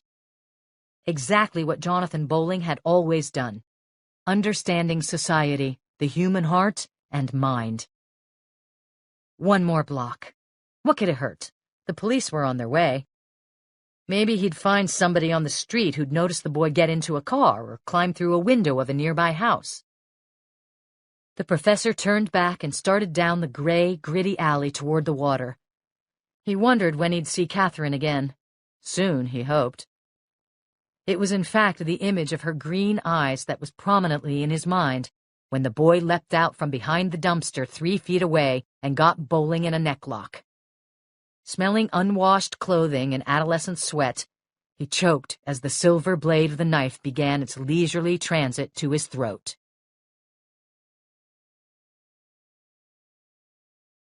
Speaking on her phone, Catherine Dance sped up to the front of James Chilton's house in Carmel. Parking, she said, "Thanks again," to the caller and hung up. She parked and walked up to the Monterey County Sheriff's Office car, in which a deputy sat on guard detail. She approached him. "Hey, Miguel." "Agent Dance, how you doing? Everything's quiet here." "Good. Mr. Chilton's back, isn't he?" "Yes." "Do me a favor." "You bet." "Get out of the car and just stand here. Maybe lean against the door so people can get a good look at you." "Something going down?" "I'm not sure. Just stay there for a bit." "Whatever happens, don't move." He seemed uncertain, but climbed out of the car. Dance now walked up to the front door and pushed the buzzer. The musician within her detected the slightly flat tone of the final chime. Chilton opened the door and blinked to see Dance. "Is everything okay?" Then, after a glance over her shoulder, Dance pulled her handcuffs out of her holster. Chilton glanced down. "What?" he gasped. "Turn around and put your hands behind your back." "What is this?" "Now. Just do it." "This is—" She took him by the shoulder and turned him around. He started to speak, but she simply said, "Shh," and ratcheted on the cuffs. "You're under arrest for criminal trespass on private property." "What? Whose?" "Arnold Brubaker's land, the site of the desalination plant." "Wait, you mean yesterday?" "Right." You let me go. You weren't arrested then. Now you are. She recited the Miranda warning. A dark sedan sped up the street, turned, and ground along the gravel drive up to the house. Dance recognized it as a unit of the highway patrol. The two officers in the front, bulky men, glanced at Dance curiously and climbed out. They looked over at the county sheriff's office car and Deputy Miguel Herrera, who touched his radio on his hip as if waiting to call somebody to see what this was all about. Together, the new arrivals walked toward Dance and her prisoner. They noted the handcuffs. In a perplexed voice, Dance said, "Who are you?" Well, the older of the troopers said, "Highway Patrol. Who are you, ma'am?" She fished for her wallet in her purse and showed her ID to the troopers. "I'm Catherine Dance, California Bureau of Investigation. What do you want here?" "We're here to take James Chilton into custody." "My prisoner?" "Yours?" "That's right. We just arrested him." She shot a glance to Herrera. "Wait a minute here," Chilton barked. "Quiet," Dance ordered. The senior trooper said, "We have an arrest warrant for James Chilton, and a warrant to take possession of his computers, files, business records, anything related to the Chilton report." They displayed the paperwork. "That's ridiculous," Chilton said. "What the fuck is going on here?" Dance repeated bluntly, "Quiet." Then to the troopers, "What's the charge?" "Criminal trespass." "At Arnold Brubaker's property?" "That's right." She laughed. "That's what I just arrested him for." Both of the troopers stared at her, then at Chilton, buying time, and then independently they nodded. Apparently there was, in their experience, no precedent for anything like this. "Well," one of the officers contributed, "we have a warrant." "I understand, but he's already been arrested, and the CBI already has jurisdiction over his files and computers. We're collecting them in a few minutes." "This is fucking bullshit," Chilton blurted. "Sir, I'd watch your language," the younger and bigger of the troopers snapped. The silence roared. Then Catherine Dance squinted a smile. "Wait. Who's the one requested the warrant? Was it Hamilton Royce?" "That's right. The AG's office in Sacramento." "Oh, sure." Dance was relaxing. "I'm sorry. This is a misunderstanding. I was the senior officer on the trespass on call, but we had an affidavit issue, and I had to delay taking him into custody. I mentioned it to Hamilton. He probably thought I was too busy on the roadside cross case." "That masked killer, that thing. You running that?" "Sure am." "Freaky." "It is, yep." Dance agreed. Then continued. "Hamilton probably figured I was so busy on that one that he'd take over on the trespass." A disparaging nod of the head. "But frankly, Mr. Chilton pissed me off so much, I wanted to finish up the caller myself." She gave a conspiratorial smile that the troopers joined in, briefly. Then she continued, "This is my fault. I should have told him. Let me make a call." She pulled her phone off her belt and dialed, then cocked her head. "This is Agent Dance," she said, and explained about her arrest of James Chilton. Silence for a moment. "I've already collared him. We've got the paperwork back at HQ." "Sure." She nodded. "Good," Dance said in conclusion, and disconnected on the woman's voice explaining that the temperature was 56 degrees and rain was forecast on the Monterey Peninsula tomorrow. "It's all set. We'll process him." A smile. "Unless you really want to cool your heels at the Salinas lockup for 4 hours. "Nope, that's okay, Agent Dance. You need any help getting him in the car?" The big trooper was looking over James Chilton as if the blogger weighed 100 pounds more and was capable of breaking through the cuff chain with a flex of his muscles. "Nah, that's okay. We'll handle it." With a nod, the men walked off, climbed in their car, and left. "Listen to me," Chilton growled, his face red. "This is bullshit and you know it." "Just relax, okay?" Dance turned him around and undid the cuffs. What's this all about? He was rubbing his wrists. I thought you were arresting me. I did. I decided to let you go, though. Are you fucking with me? No. I'm saving you. Dance slipped the cuffs back into her holster. Smiling, she waved to a very perplexed Herrera. He nodded back. You were being set up, James. Not long before, Dance had gotten a call from her assistant. Mary Ellen had grown suspicious when Charles Overby called once to see if Dance was in the office, and then again to ask her to come to his office to discuss her job satisfaction, something he'd never done.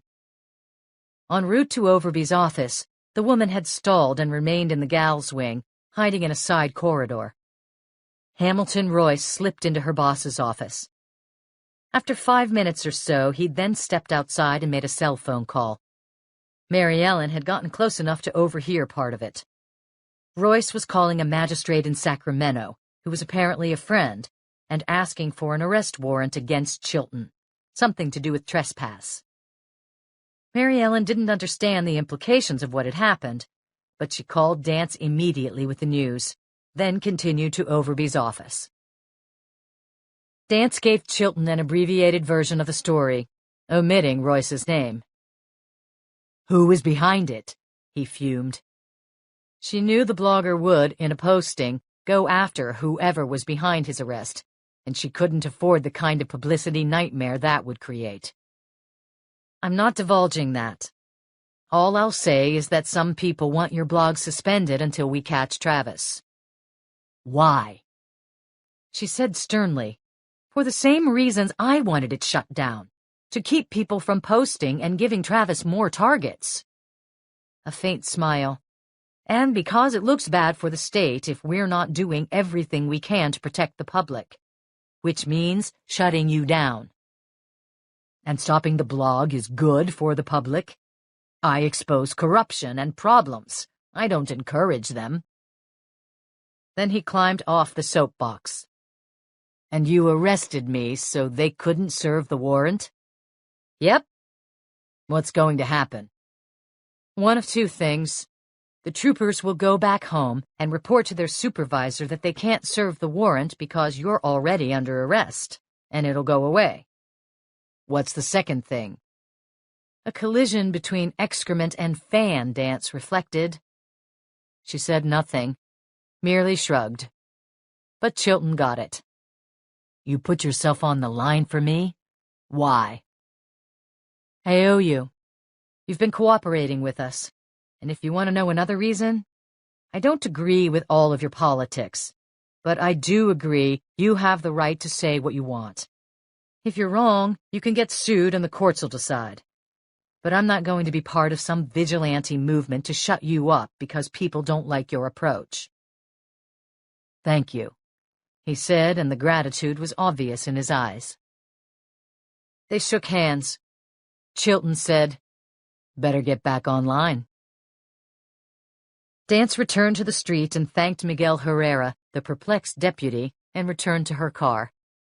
She called TJ and left a message to run a full backgrounder on Hamilton Royce. She wanted to know what kind of enemy she'd just made. Part of which question was apparently about to be answered. Her phone buzzed, and caller ID showed Overby's number. Oh well, she guessed all along it would be door number 2. Shit and fan. Charles!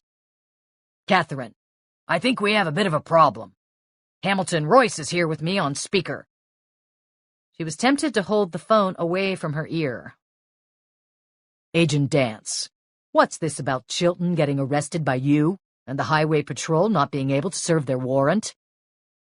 I didn't have any options. No options. What do you mean? Struggling to keep her voice calm, she said, I've decided I don't want to shut the blog down. We know Travis reads it. Chilton's asked him to come in. The boy may see that and try to contact the blog, maybe negotiate a surrender. Well, Catherine. Overby sounded desperate. On the whole, Sacramento's thinking it's still better to close down the thing, Don't you agree? Not really, Charles. Now, Hamilton, you went through my files, didn't you? A landmine of a pause. I didn't review anything that wasn't public knowledge. Doesn't matter. It was a breach of professional responsibility. It might even be a crime. Catherine, really? Overby protested. Agent Dance. Royce was sounding calm now, ignoring Overby as efficiently as she was. She recalled a common observation during her interrogations. A man in control is a dangerous man. People are dying and Chilton doesn't care. And yes, it's making us all look bad. From you to Charles to the CBI to Sacramento. All of us, and I don't mind admitting it. Dance had no interest in the substance of his argument. Hamilton, you try something like that again, with or without a warrant, and the matter'll end up with the Attorney General and the Governor. And the press. Overby was saying, Hamilton, what she means is... I think it's pretty clear on what I mean, Charles. Her phone then beeped with a text message from Michael O'Neill. I've got to take this. She disconnected the call, cutting off both her boss and Royce. She lifted her phone and read the stark words on the screen. K. Travis spotted in New Monterey. Police lost him, but have a report of another victim. He's dead. In Carmel, near end of Cypress Hills Road, west. I'm en route. Meet you there? M. She texted yes and ran for the car.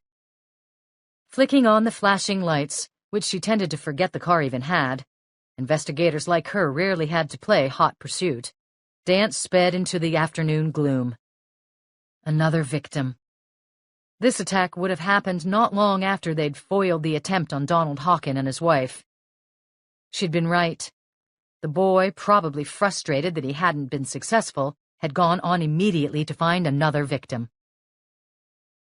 She found the turnoff, braked hard, and eased the long car down the winding country road.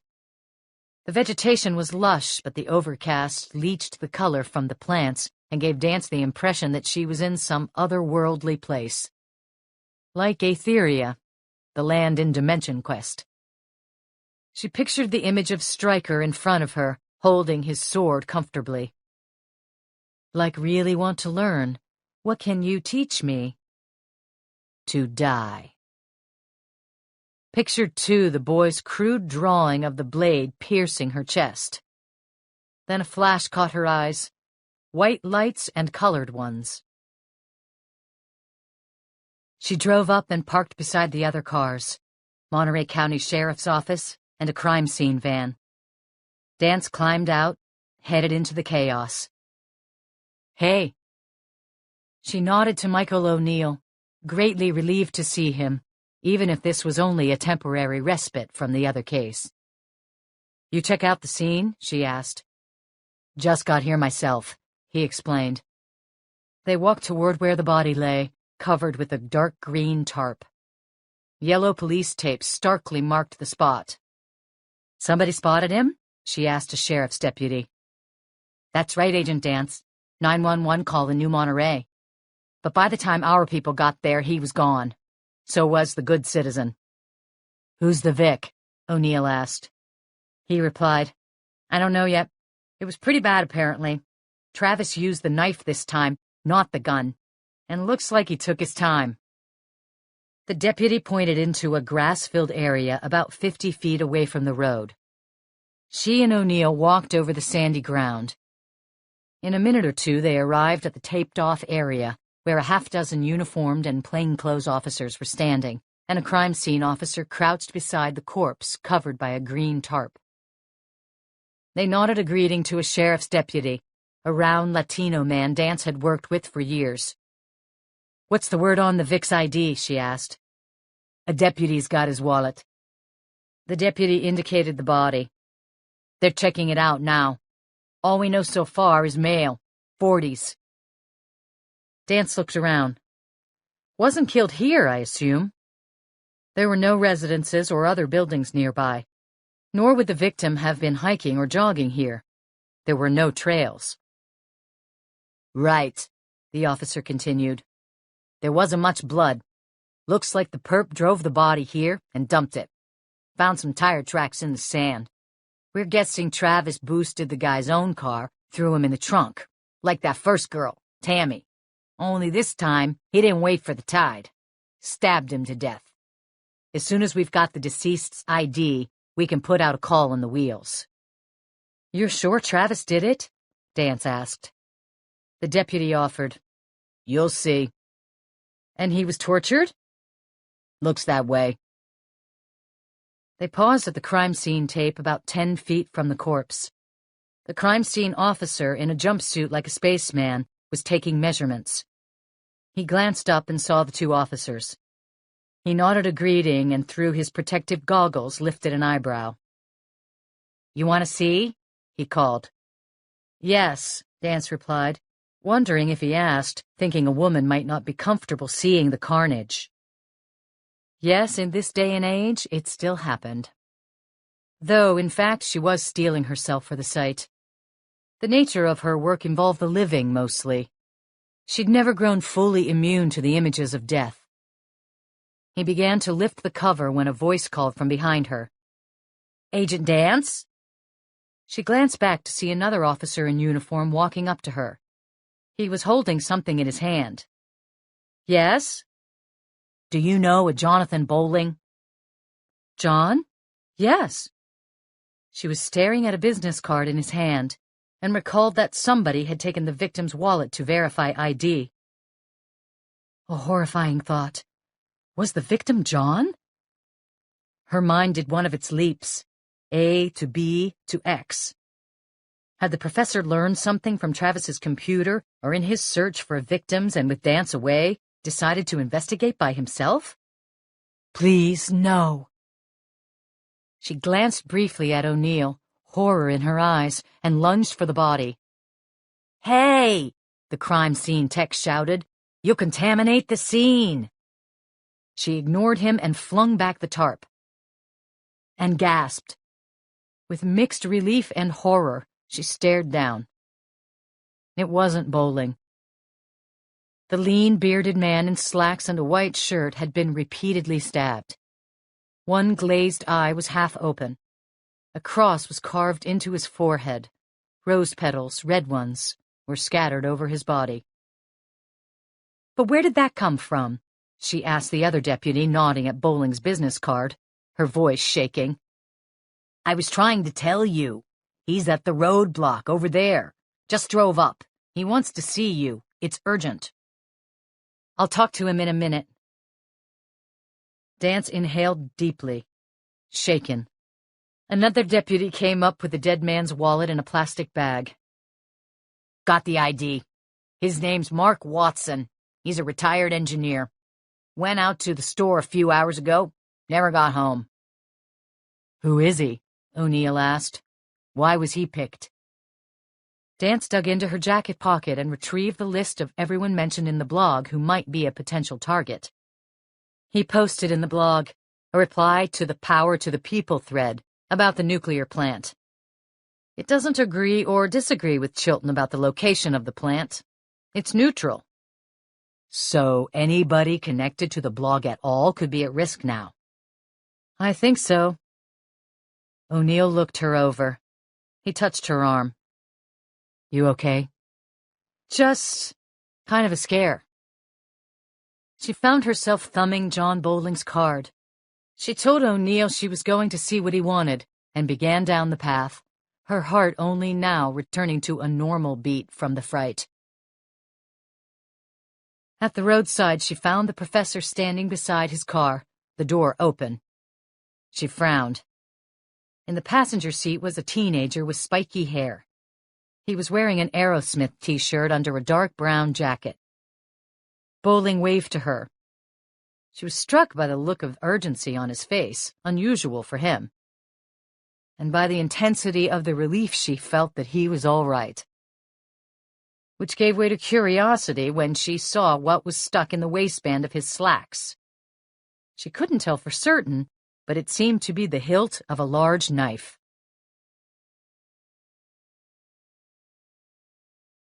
Dance, Bowling, and the teenager were in her office at the CBI. Jason Kepler was a 17-year-old student in Carmel South High, and he, not Travis, was Stryker. Travis had created the avatar years ago, but he'd sold it online to Jason, along with, like, a shitload of reputation, life points, and resources. Whatever those were.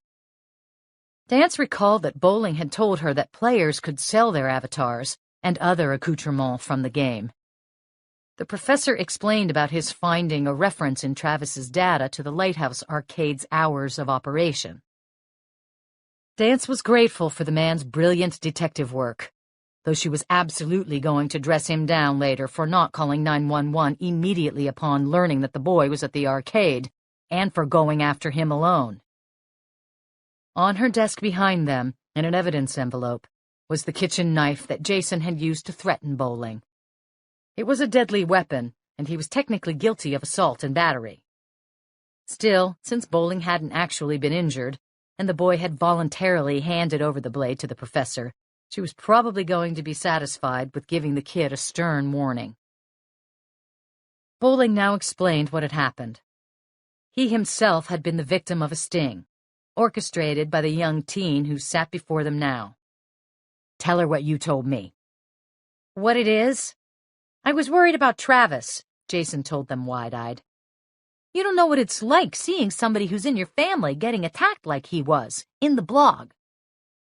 Your family? Yeah. In the game, in DQ, we're brothers. I mean, we've never met or anything, but I know him real good. Never met? Well, sure, but not in the real world, only in Aetheria. I wanted to help him, but I had to find him first. I tried calling and instant messaging, and I couldn't get through. All I could think of was hanging out at the arcade. Maybe I could talk him into turning himself in. With a knife? Dance asked. His shoulders lifted, then sagged. I figured it couldn't hurt. The boy was skinny and unhealthily pale. Here it was summer vacation, and ironically, he probably got outside now far less often than in the fall and winter, when he'd have to go to school. Bowling took over the narrative. Jason was in the Lighthouse Arcade when I got there.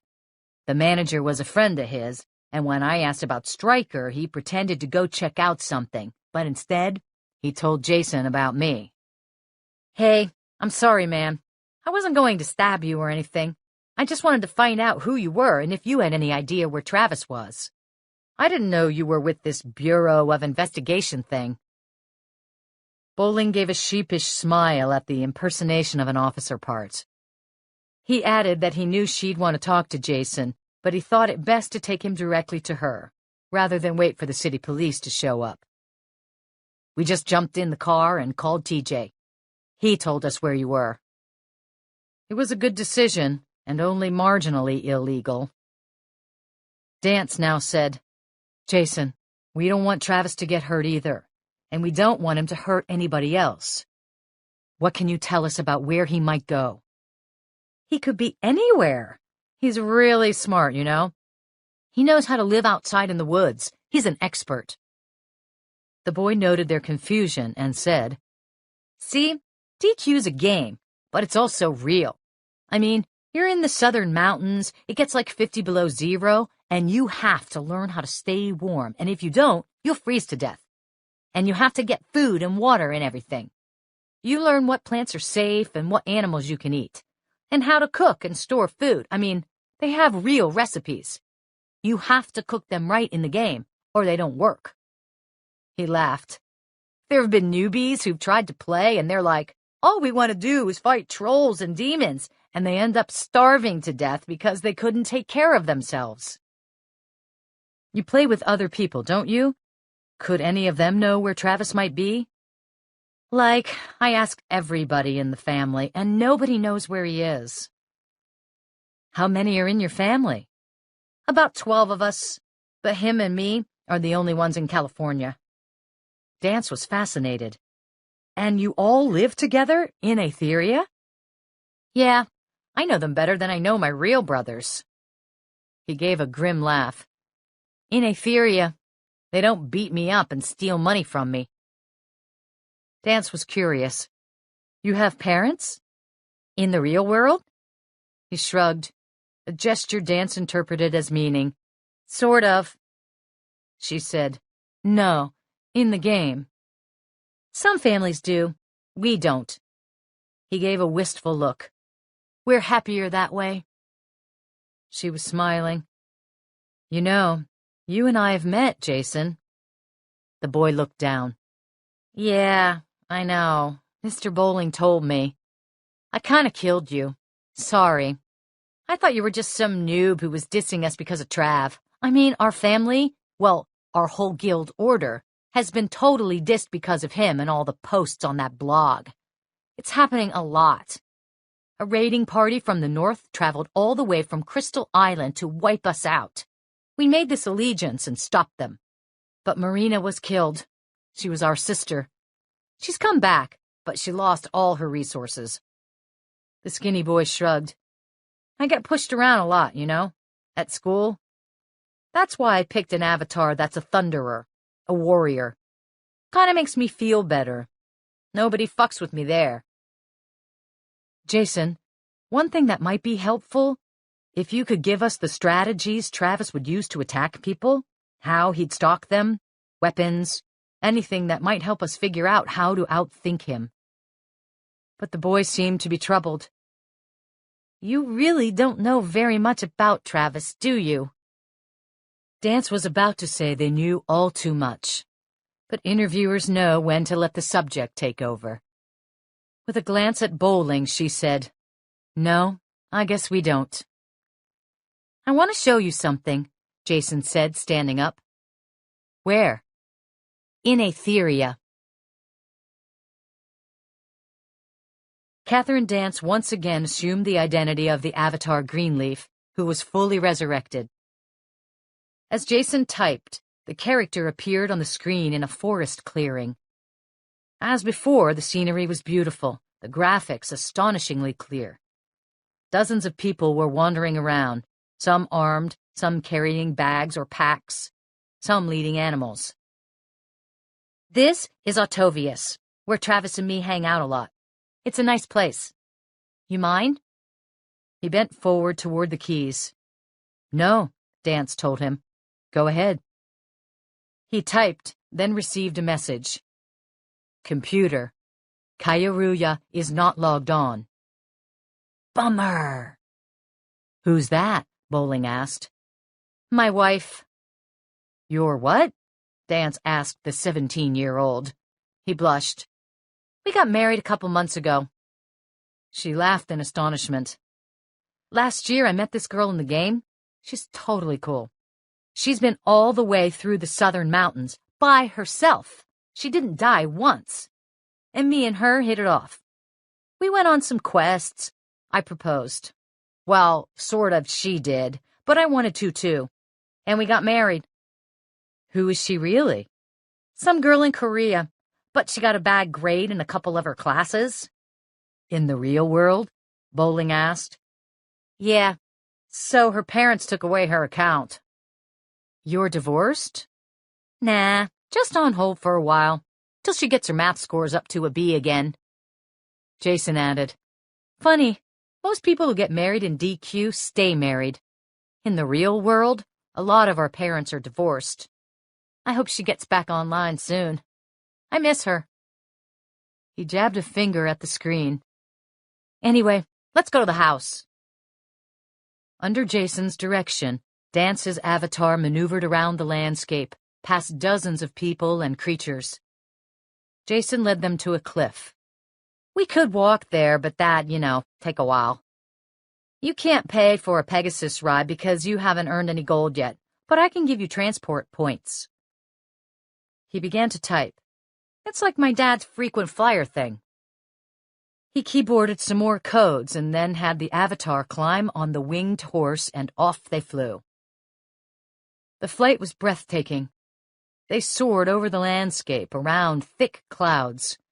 2 suns burned in the azure sky, and occasionally other flying creatures would cruise past, as did dirigibles and bizarre flying machines.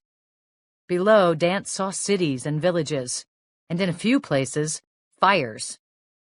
"Those are battles," Jason said. "Look pretty epic." He sounded as if he regretted missing the chance to lop off some heads. A minute later, they arrived at a seashore. The ocean was bright green, and slowly eased in for a landing on a rolling hillside overlooking the turbulent water. Dance remembered Caitlin saying that Travis liked the shoreline because it reminded him of some place in a game he played. Jason showed her how to dismount the horse, and, under her own controls, she navigated Greenleaf toward where Jason pointed, a cottage. "That's the house. We all built it together." Like a barn raising in the 1800s, Dance reflected. "But Travis earned all the money and the supplies. He paid for it. We hired trolls to do the heavy work," he added without a bit of irony.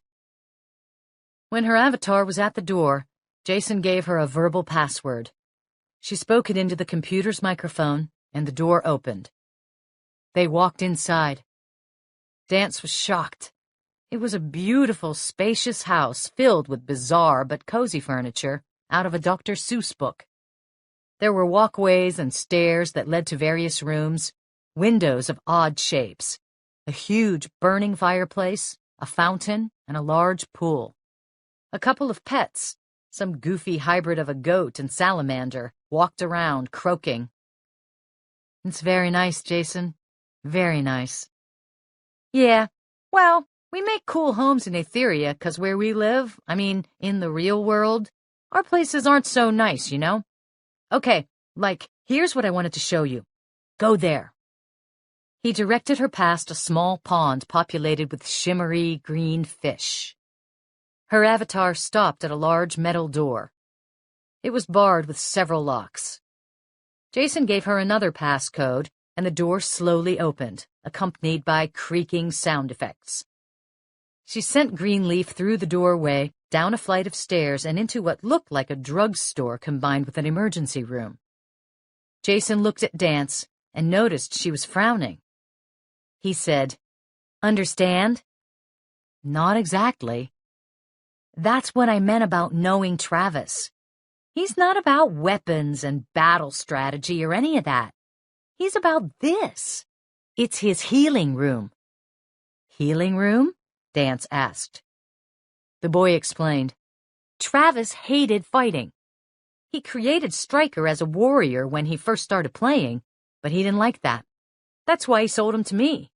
He's a healer, not a fighter. And I mean a healer at the 49th level. You know how good that makes him? He's the best. He's awesome." "A healer?" "That's his avatar's name. Medicus. It's some foreign language for doctor." "Latin," Bowling said. "Ancient Rome?" Jason asked. "Right." "Sweet. Anyway, Travis's other professions are herb growing and potion making. This is where people come to be treated. It's like a doctor's office." "Doctor?" Dance mused. She rose from her desk, found the stack of papers they'd taken from Travis's room, and flipped through them. Ray Caraneo had been right. The pictures were of cut-up bodies. But they weren't the victims of crimes. They were of patients during surgery. They were very well done, technically accurate. Jason continued. Characters from all over Etheria would come to see him. Even the game designers know about him. They asked him for advice in creating NPCs. He's a total legend. He's made thousands of dollars by making these healing potions, buffers, life generators, and power spells. In real money? Oh, yeah. He sells them on eBay, like how I bought Stryker. Dance recalled the strongbox they'd found under the boy's bed. So this was how he'd made the cash. Jason tapped the screen. Oh, and there? He was indicating a glass case in which rested a crystal ball on the end of a gold stick. That's the Scepter of Healing. It took him like 50 quests to earn it. Nobody ever got one before in the whole history of DQ. Jason winced. He almost lost it once. An awestruck expression washed over his face. That was one messed up night. The boy sounded as if the event were a tragedy in real life. What do you mean? Well, Medicus and me and some of us in the family were on this quest in the southern mountains, which are like 3 miles high and really dangerous places. We were looking for this magical tree. The tree of seeing, it's called. And this was sweet. We found the home of Iana, the elvish queen, who everybody's heard of but never seen. She's way famous. She's an NPC, right? Bowling asked. Yeah. He reminded Dance, a non-player character, one that's created by the game itself. Jason seemed offended at the characterization. But the algorithm is awesome. She's beyond any bot you've ever seen. The professor nodded an apologetic concession.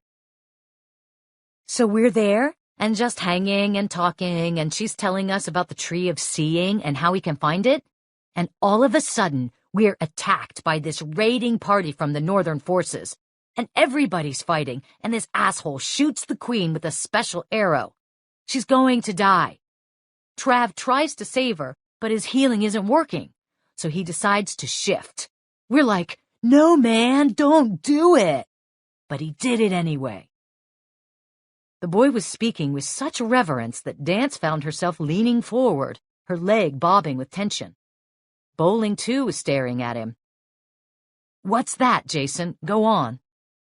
Okay, what it is, sometimes, if somebody's dying, you could submit your life to the entities in the high realm.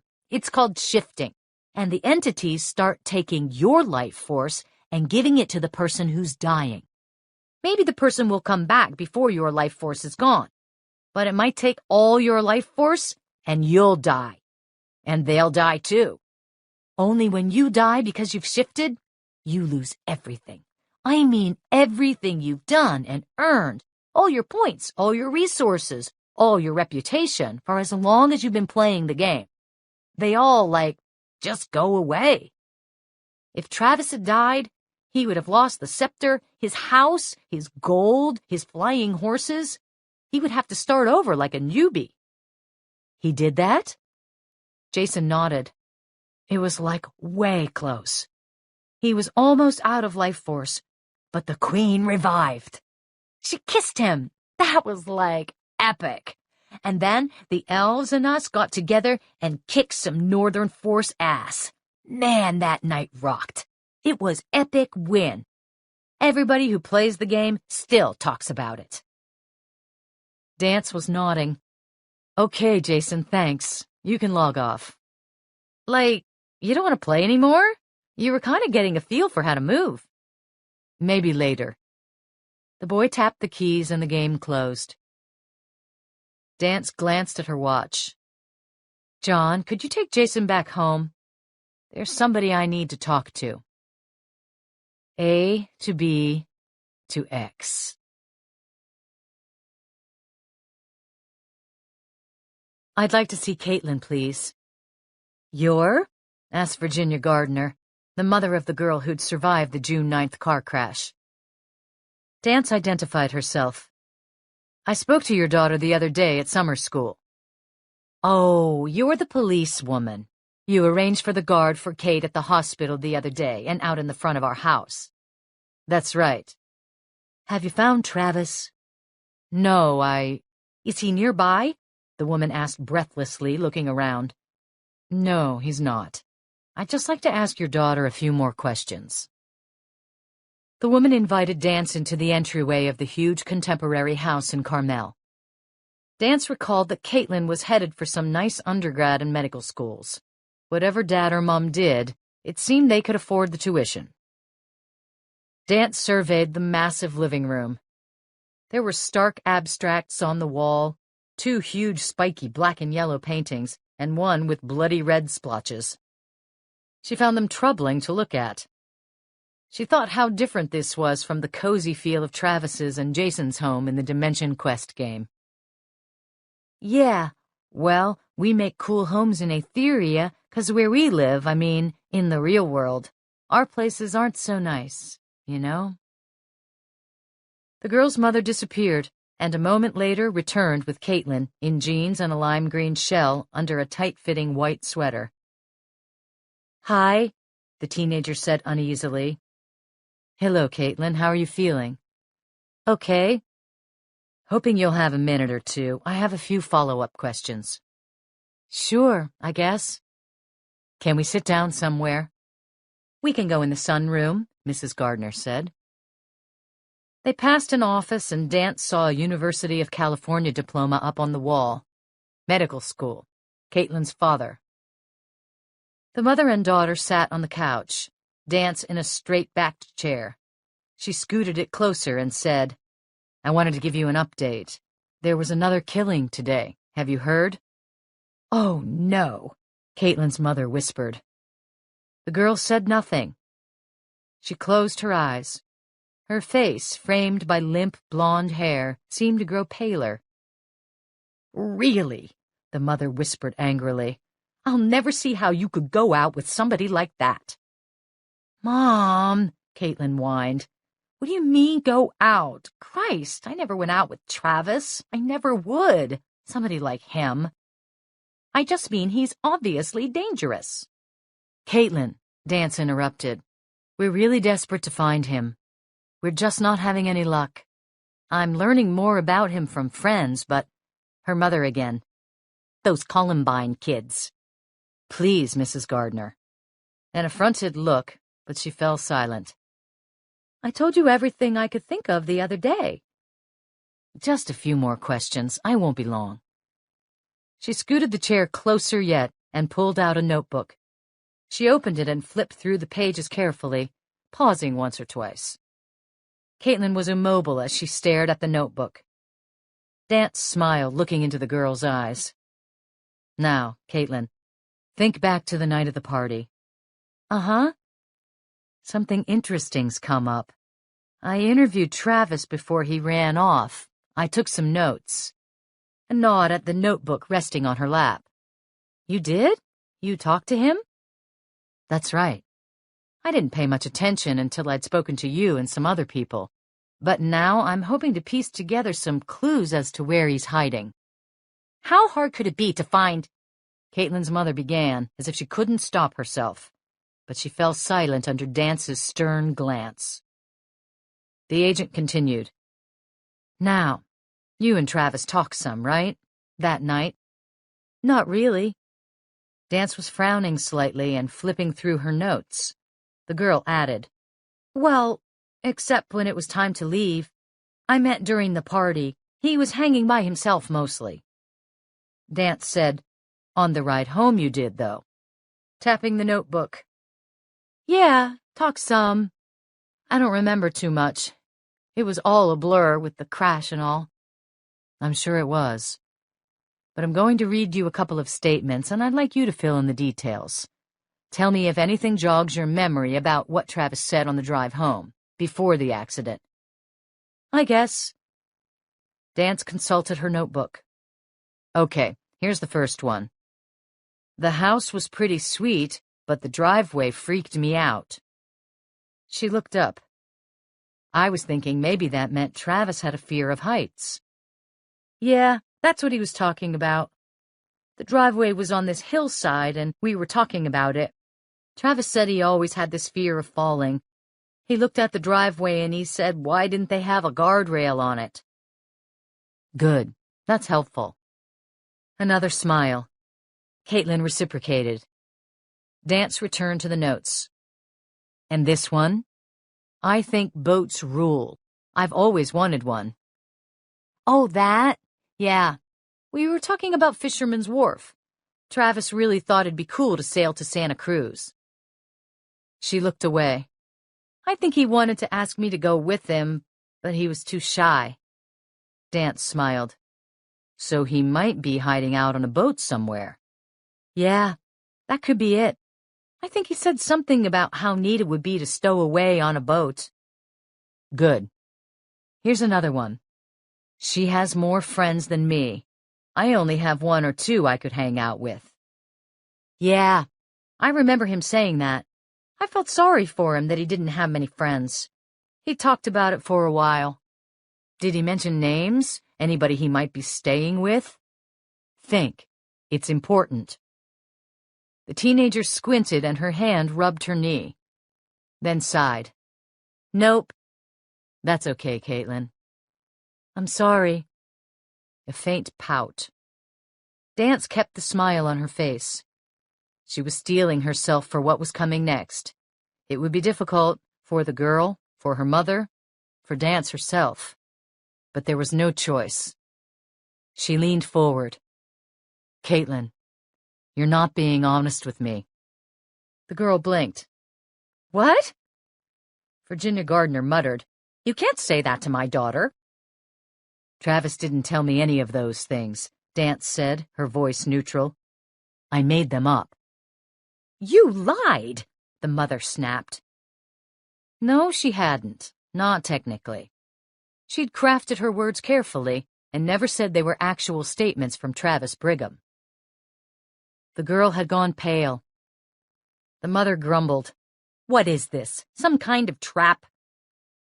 Yes, that was exactly what it was. Dance had a theory and she needed to prove it true or false. Lives were at stake. Dance ignored the mother and said to Caitlin, But you were playing along as if Travis had said all of those things to you in the car. I was just trying to be helpful. I felt bad. I didn't know more. No, Caitlin. You thought you might very well have talked with him about them in the car. But you couldn't remember because you were intoxicated. No! I'm going to ask you to leave now, the girl's mother blurted. I'm not through, Dance growled, shutting up Virginia Gardner. The agent assessed. With her science background and her survival skills in this household, Caitlin had a thinking and sensing personality type, according to the Myers-Briggs Index. She struck Dance as probably more introverted than extroverted, and though her liar's personality would fluctuate, she was at the moment an adapter, lying for self-preservation.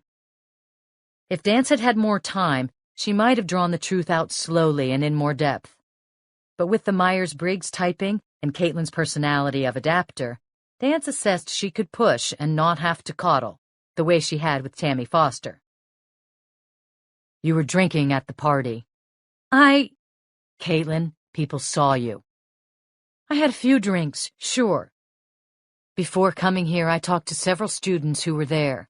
They said that you, Vanessa, and Trish drank almost a fifth of tequila after you saw Mike with Brianna. Well, okay, so what? You're 17, her mother raged. That's what? Dance said evenly, I've called an accident reconstruction service, Caitlin. They're going to look over your car at the police impound lot. They measure things like seat and rear-view mirror adjustment. They can tell the height of the driver. The girl was completely still, though her jaw trembled. Caitlin, it's time to tell the truth. A lot depends on it. Other people's lives are at stake. What truth? Her mother whispered. Dance kept her eyes on the girl. Caitlin was driving the car that night, not Travis. No! Virginia Gardner wailed. Weren't you, Caitlin? The teenager said nothing for a minute. Then her head dropped, her chest collapsed. Dance read pain and defeat through her body. Her kinesic message was, yes. Her voice breaking, Caitlin said, Mike left with that little slut hanging on him and her hand on the back of his jeans. I knew they went back to his place to fuck. I was going to drive there. I was going to... All right, her mother ordered. That's enough. Be quiet, the girl yelled to her mother and started to sob. She turned to Dance. Yes, I was driving. The guilt had finally detonated within her. Dance continued. After the accident, Travis pulled you into the passenger seat, and he got into the driver's. He pretended he was driving. He did that to save you.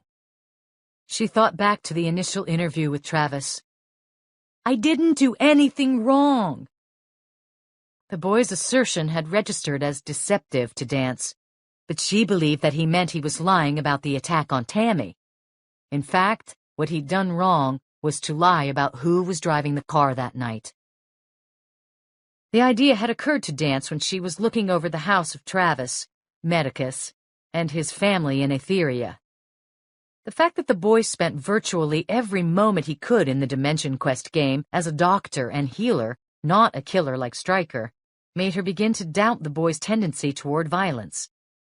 And when she learned that his avatar had been willing to sacrifice his life for the Elvish Queen, she realized that it was possible Travis had done the same in the real world, taking the blame for the car crash so that the girl he admired from afar wouldn't go to jail. Caitlin, tears flowing from her closed eyes, pressed back into the couch, her body a knot of tension. I just lost it. We got drunk, and I wanted to go find Mike and tell him what a shit he was. Trish and Vanessa were more wasted than me, so I was going to drive. But Travis followed me outside and kept trying to stop me. He tried to take the keys, but I wouldn't let him. I was so mad.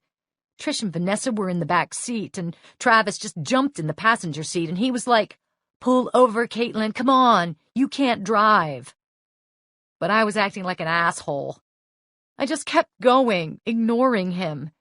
And then, I don't know what happened. We went off the road. Her voice faded, and her expression was one of the most sorrowful and forlorn Catherine Dance had ever seen, as she whispered, "And I killed my friends." Caitlin's mother, her face white and bewildered, eased forward tentatively. She put her arm around her daughter's shoulders. The girl stiffened momentarily, and then surrendered, sobbing and pressing her head against her mother's chest. After a few minutes, the woman, crying herself, looked at Dance. "What's going to happen?" "You and your husband should find a lawyer for Caitlin, then call the police right away. She should surrender voluntarily. The sooner the better." Caitlin wiped her face. "It's hurt so bad, lying. I was going to say something. I really, really was. But then people started to attack Travis, all those things they said, and I knew if I told the truth, they'd attack me." She lowered her head. "I couldn't do it. All those things people'd say about me, they'd be up on their site forever." More worried about her image than the deaths of her friends. But Dance wasn't here to expiate the teenager's guilt.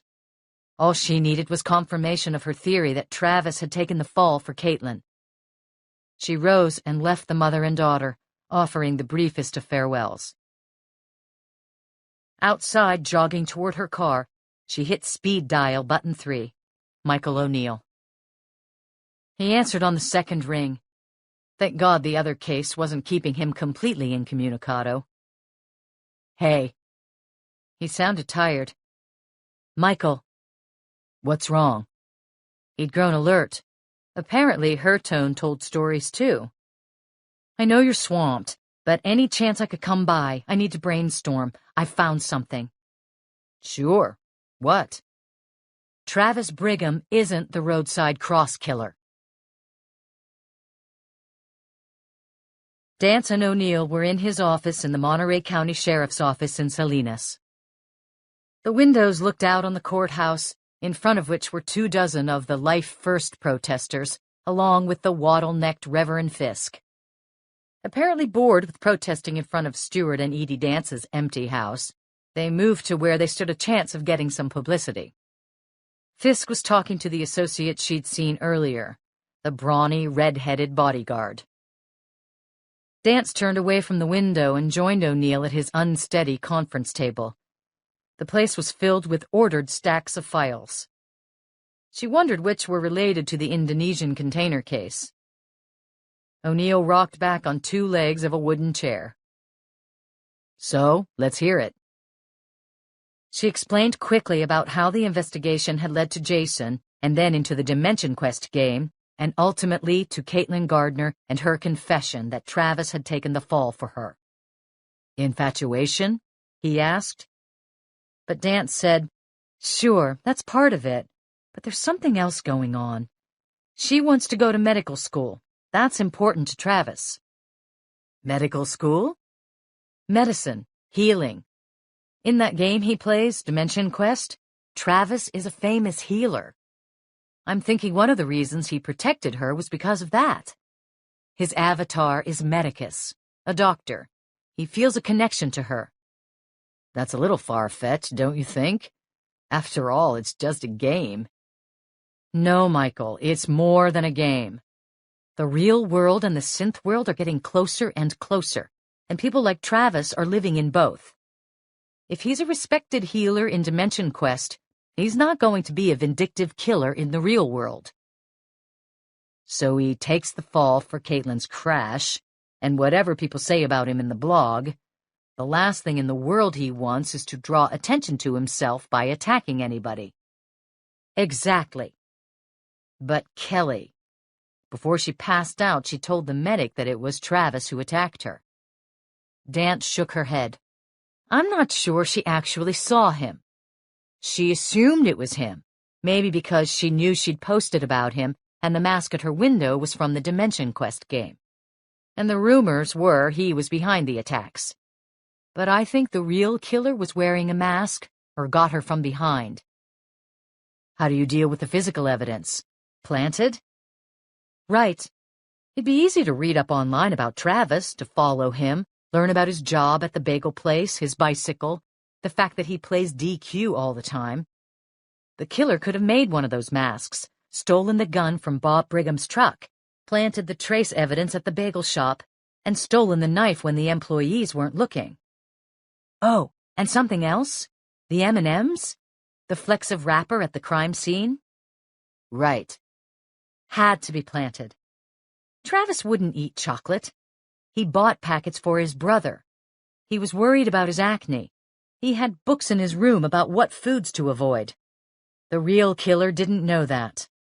He must have seen Travis buy M&Ms at some point and assumed they were his favorite candy, so he left some trace of the wrapper at the scene. And the sweatshirt fibers? There was a posting in the report about the Brigham family being so poor that they couldn't afford a washer and dryer, and it mentioned which laundromat they went to. I'm sure the real perp read that and staked the place out. O'Neill nodded, and stole a hooded sweatshirt when the mother was out or wasn't looking. Yep, and there were some pictures posted in the blog under Travis's name. O'Neill hadn't seen the drawings, and she described them briefly, omitting the fact that the last one bore a resemblance to her. Dance continued. They were crude, what an adult would think of a teenager's drawing. But I saw some pictures that Travis had done, of surgery. He's a great artist. Somebody else drew them. It would explain why nobody's been able to find the real killer, despite the manhunt. He pulls on a hoodie for the attack, then throws it and the bicycle in his trunk, and drives off down the street like anybody else. Hell, he could be 50 years old. Or he could be a she, now that I think about it. Exactly. The deputy fell silent for a moment. His thoughts had apparently arrived at the exact same spot where Dance's awaited. He's dead, isn't he? The deputy asked. Travis. Dance sighed at this harsh corollary of her theory. It's possible, but I'm hoping not. I like to think he's just being held somewhere. The poor kid was in the wrong place at the wrong time. Rocking back and forth. So, to find where the real perp is, we've got to figure out who's the intended victim. It's not somebody who's posted an attack on Travis. They were just set up to mislead us. My theory? Dance offered. O'Neill looked at her with a coy smile. Whoever the perp is, he's really after Chilton? Yep. The perp was setting the stage, first going after people who'd criticized Travis, then those friendly with Chilton, and finally, the blogger himself. Somebody who doesn't want to be investigated.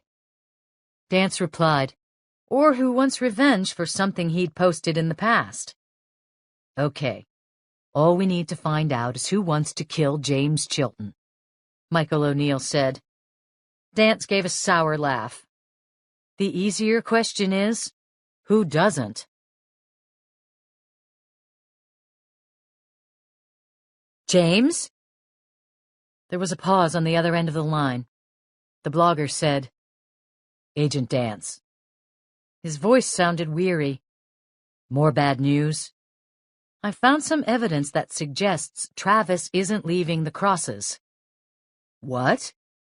I'm not positive, but the way things are looking, the boy could be a scapegoat and somebody's making it look like he's the killer. Chilton whispered, And he was innocent all along? I'm afraid so. Dance explained what she'd learned, about who was really behind the wheel of the car on June 9th, and about the likelihood of the evidence being planted. And I think you're the ultimate target, she added.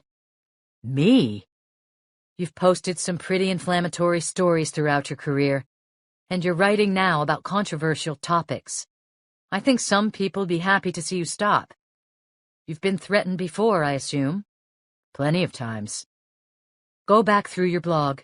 Find the names of everybody who's threatened you, who might want to get even for something you've said, or who's concerned that you're investigating something now they might not want published. Pick the most credible suspects and go back a few years. Sure, I'll come up with a list. But you think I'm really at risk? I do, yes. He fell silent. I'm worried about Pat and the boys. Do you think we should leave the area? Maybe go to our vacation house? It's in Hollister. Or get a hotel room? Probably the hotel's safer. You'd be on record as owning the other house. I can arrange for you to check into one of the motels we use for witnesses. It'll be under a pseudonym. Thanks. Give us a few hours. Pat'll get things packed up and we'll leave right after a meeting I have scheduled. Good. She was about to hang up when Chilton said, Wait. Agent Dance, one thing. What? I've got an idea of who might be number one on the list. I'm ready to write. You won't need a pen and paper, Chilton replied. Dance and Ray Caraneo slowly approached the luxurious house of Arnold Brubaker, the man behind the desalination plant that would, according to James Chilton, destroy the Monterey Peninsula. It was Brubaker whom Chilton fingered as the #1 choice of suspect. Either the desalination czar himself or a person hired by him. And Dance thought this was likely. She was online on the car's computer reading the Desalinate and Devastate thread on the June 28th posting. www.thechiltonreport.com/html/June28th.html. From Chilton's reporting and the posts, Dance deduced that the blogger had found out about the man's Las Vegas connections, which suggested organized crime, and the man's private real estate dealings, which hinted at secrets he might not want exposed. Ready? Dance asked Caraneo as she logged off. The young agent nodded, and they climbed from the car. She knocked on the door. Finally, the red-faced entrepreneur, flushed from the sun, not booze, Dance deduced, answered the knock. He was surprised to see visitors. He blinked and said nothing for a moment. From the hospital, you're... Agent Dance. This is Agent Caraneo. His eyes zipped behind her. Looking for backup, she wondered, and if so, for her backup or Brubaker's own. She felt a trickle of fear. People who kill for money were the most ruthless in her estimation. We're following up on that incident with Mr. Chilton. You mind if I ask you a few questions? What? That prick filed charges after all? I thought we... No charges. Can we come in? The man remained suspicious. His eyes avoiding Dance's, he nodded them inside and blurted. He's crazy, you know. I mean, I think he's certifiable. Dance gave a non-committal smile. With another glance outside, Brubaker closed the door. He locked it. They walked through the house, impersonal, many rooms empty of furniture. Dance believed she heard a creak from nearby, then another from a different room. Was the house settling, or did Brubaker have assistants here? Assistants or muscle? They walked into an office filled with papers, blueprints, pictures, photographs, legal documents. A carefully constructed scale model of the desalination plant took up one of the tables. Brubaker lifted several huge-bound reports off chairs and gestured them to sit. He did too, behind a large desk. Dance noticed certificates on the wall. There were also pictures of Brubaker with powerful-looking men in suits, politicians or other business people. Interrogators love office walls. They reveal much about people. From these particular pictures, she deduced that Brubaker was smart, degrees and professional course completions, and savvy politically, honors and keys from cities and counties, and tough. His company apparently had built desalination plants in Mexico and Colombia. Photos showed him surrounded by sunglassed vigilant men, security guards. The men were the same in all the pictures, which meant they were Brubaker's personal minders, not provided by the local government. One held a machine gun. Were they the source of the creeks nearby? Which she'd heard again. Closer, it seemed. Dance asked about the desalination project, and he launched into a lengthy sales pitch about the latest technology the plant would use. She caught words like filtration, membranes, freshwater holding tanks.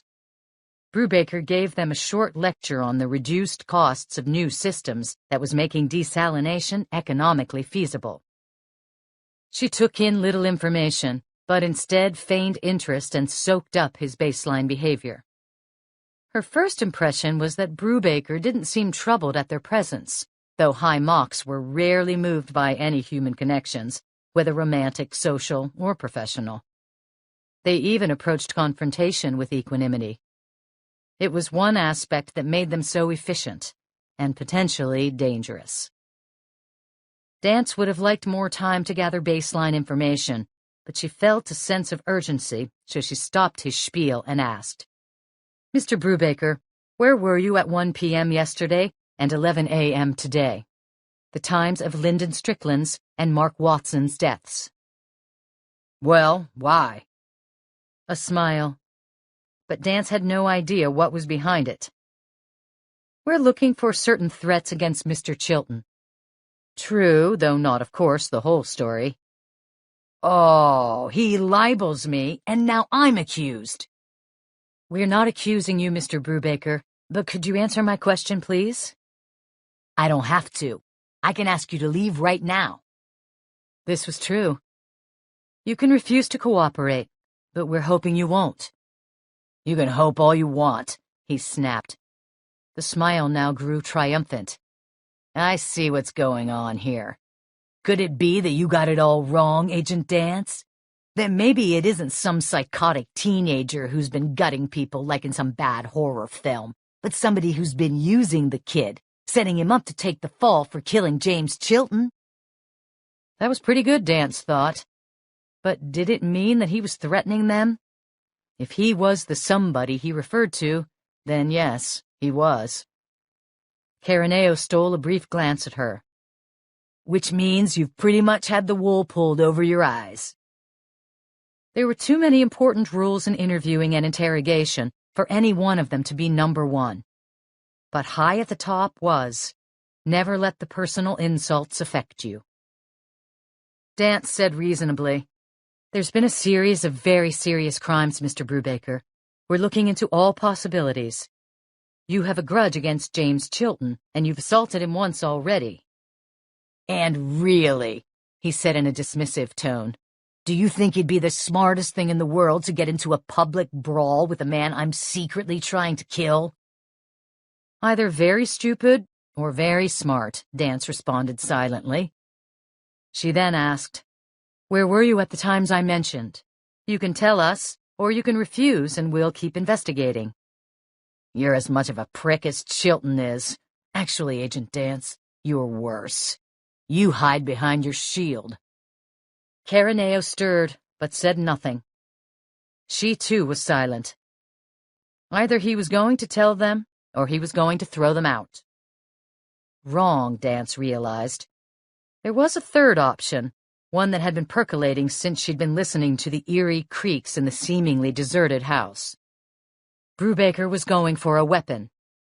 "I've had enough of this," he whispered, and eyes wide in anger yanked open the top desk drawer. His hand shot inside. Dance flashed on her children's faces, then her husband's, and then Michael O'Neill's. Please, she thought, praying for speed. "Ray, behind us! Cover!" And when Brubaker looked up, he was staring into the muzzle of her Glock pistol, while Caraneo was facing the opposite way, aiming at the door to the office. Both agents were crouching. "Jesus, take it easy," he cried. "Clear so far," Caraneo said. "Check it out," she ordered.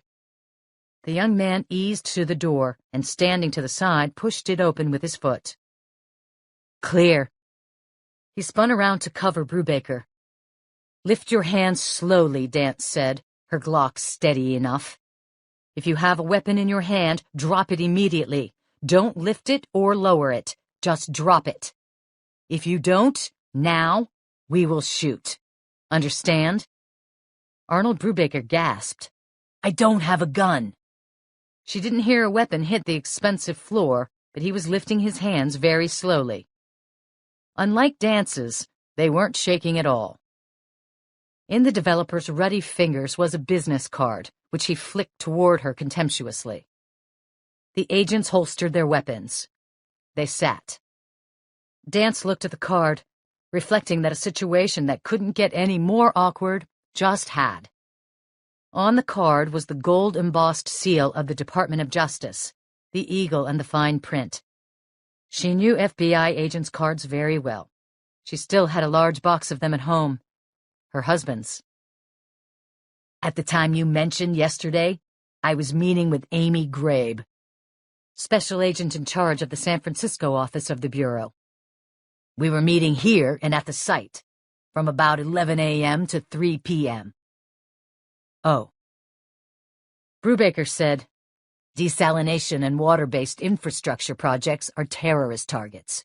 I've been working with Homeland Security and the FBI to make sure that if the project gets underway, there'll be adequate security." He looked at her calmly and with contempt. The tip of his tongue touched a lip. "I'm hoping it will be federal officers involved. I'm losing confidence in the local constabulary." Catherine Dance wasn't about to apologize. She'd check with SAC Amy Grabe, whom she knew, and despite differences of opinion, respected. And even though an alibi wouldn't absolve him from hiring a thug to commit the actual crimes, it was hard for Dance to believe that a man working closely with the FBI and DHS would risk murder. Besides, everything about Brubaker's demeanor suggested he was telling the truth. "All right, Mr. Brubaker. We'll check out what you're telling us." "I hope you do." "I appreciate your time." "You can find your own way out," he snapped. Caraneo cast a sheepish glance her way. Dance rolled her eyes. When they were at the door, Brubaker said, "Wait! Hold on." The agents turned. "Well, was I right?" "Right?" "That you think somebody killed the boy and set him up to be the fall guy in some plot to kill Chilton." A pause. Then she thought, why not? She answered, "We think it's possible, yes." "Here." Brubaker jotted something on a slip of paper and offered it. "He's somebody you ought to be looking at. He'd love for the blog, and the blogger, to disappear." Dance glanced at the note, wondering why she hadn't thought of the suspect herself.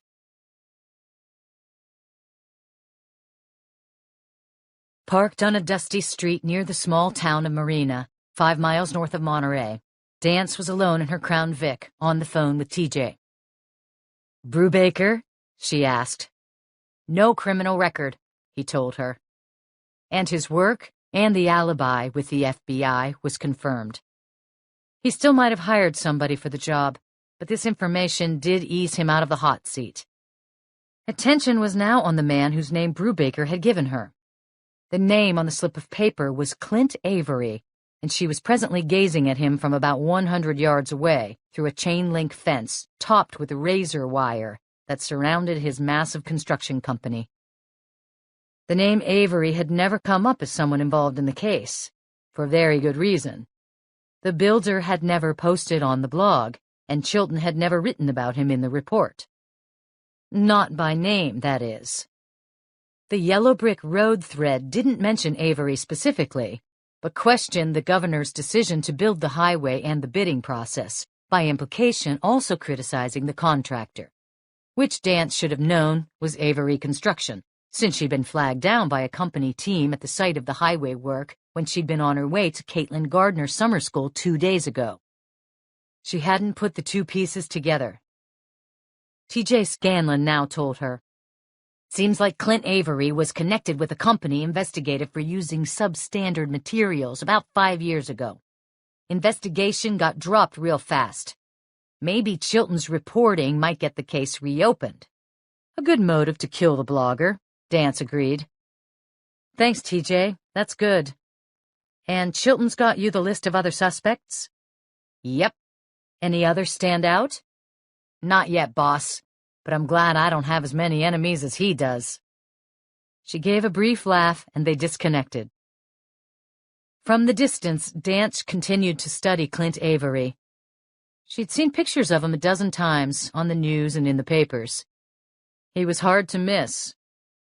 Though he would certainly have been a millionaire many times over, he was dressed the same as any other worker.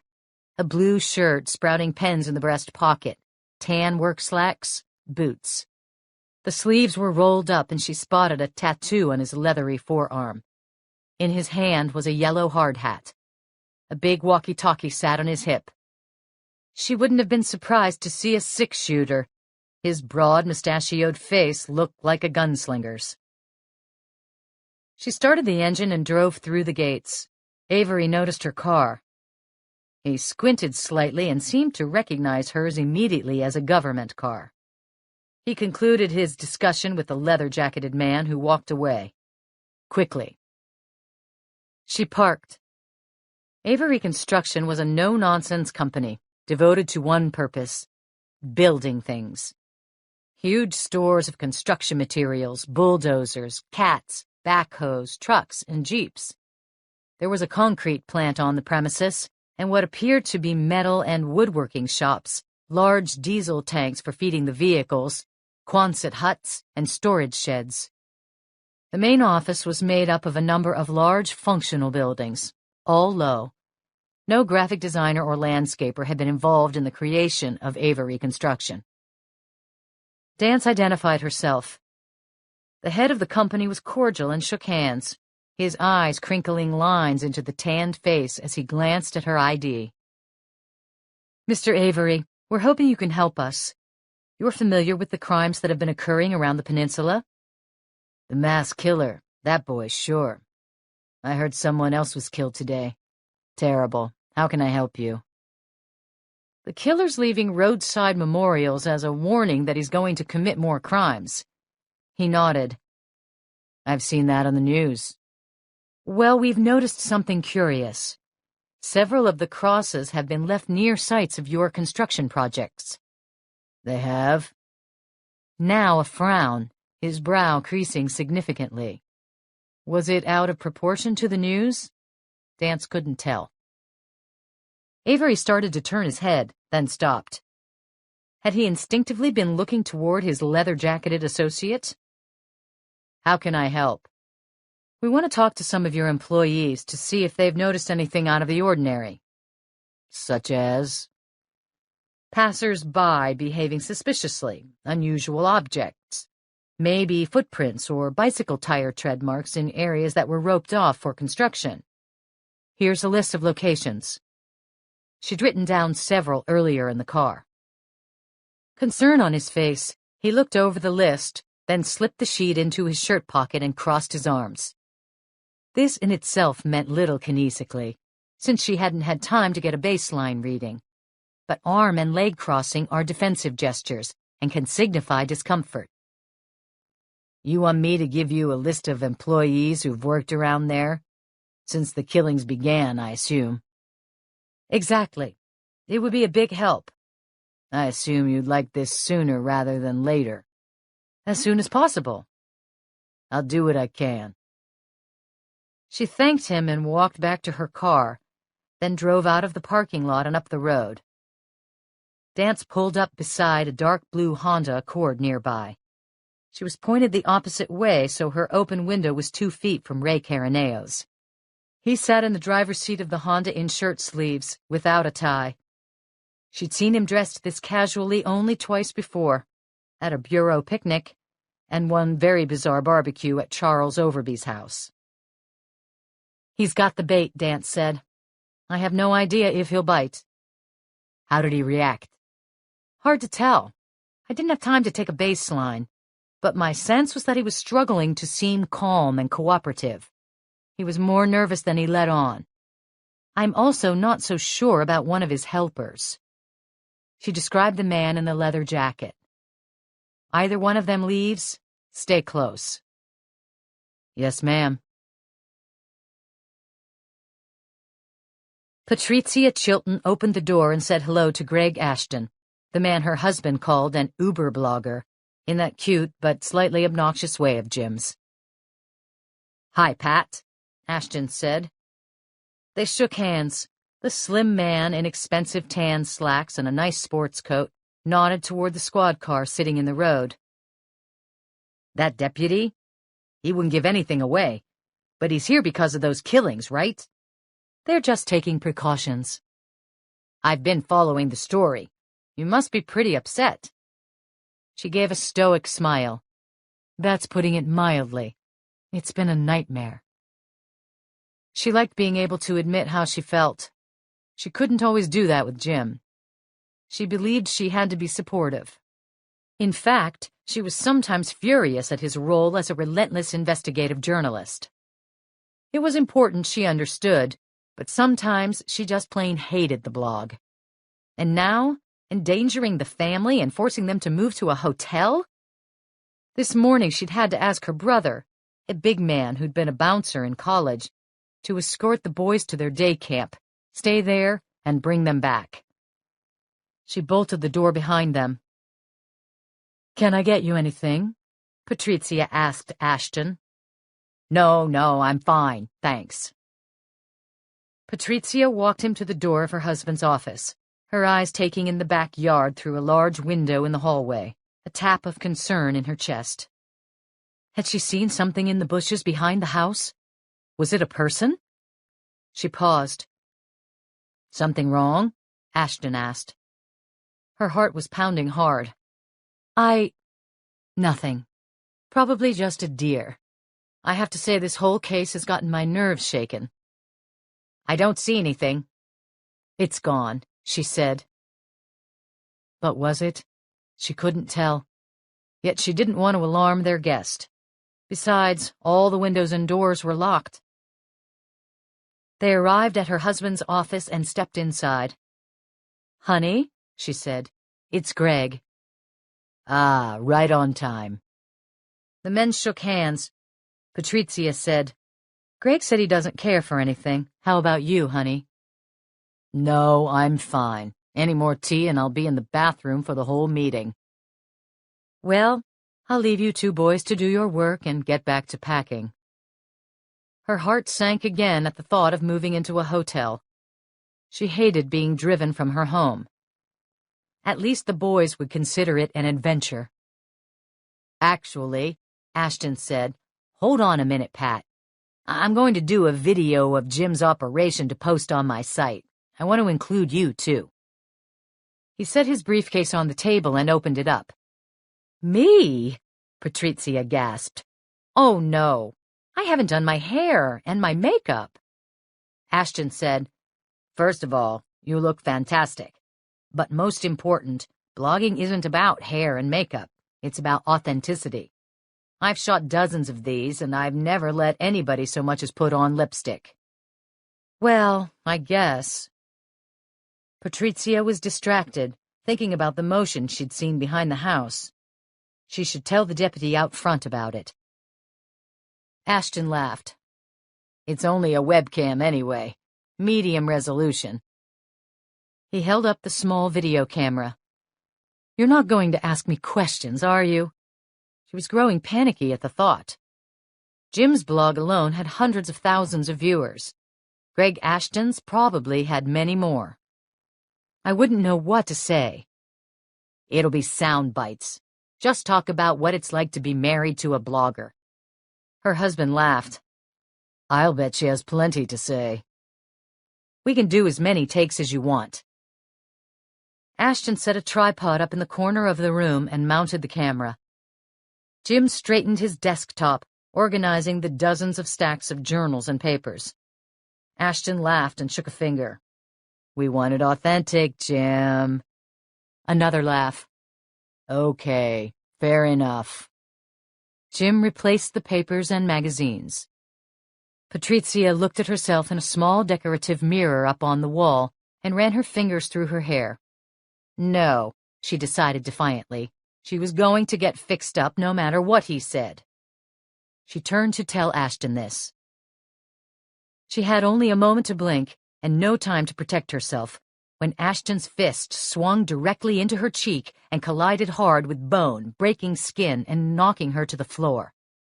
Eyes wide in horror and bewilderment, Jim leapt toward him and froze as Ashton thrust a gun into his face. No!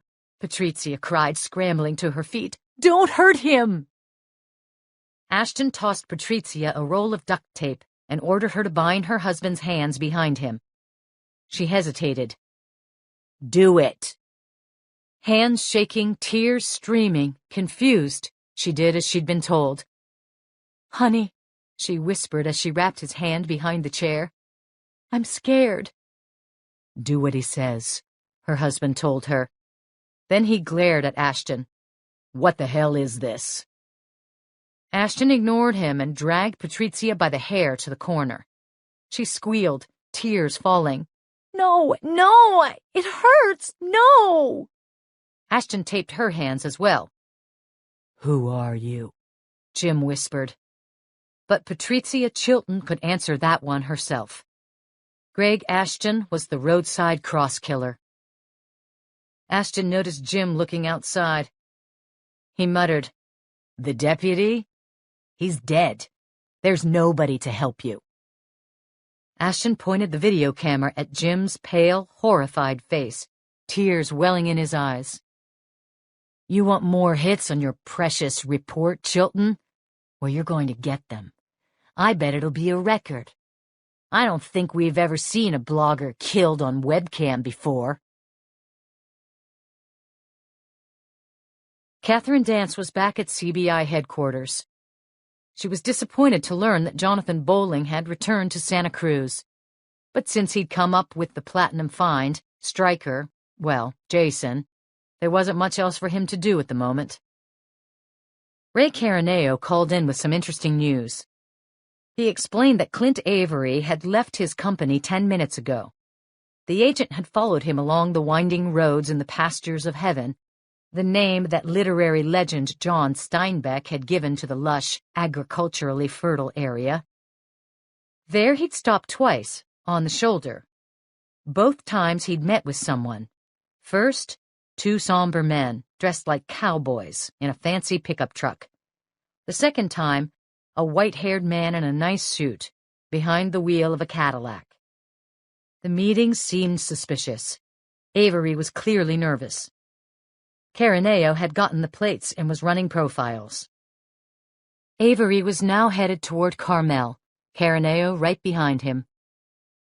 Dance was discouraged.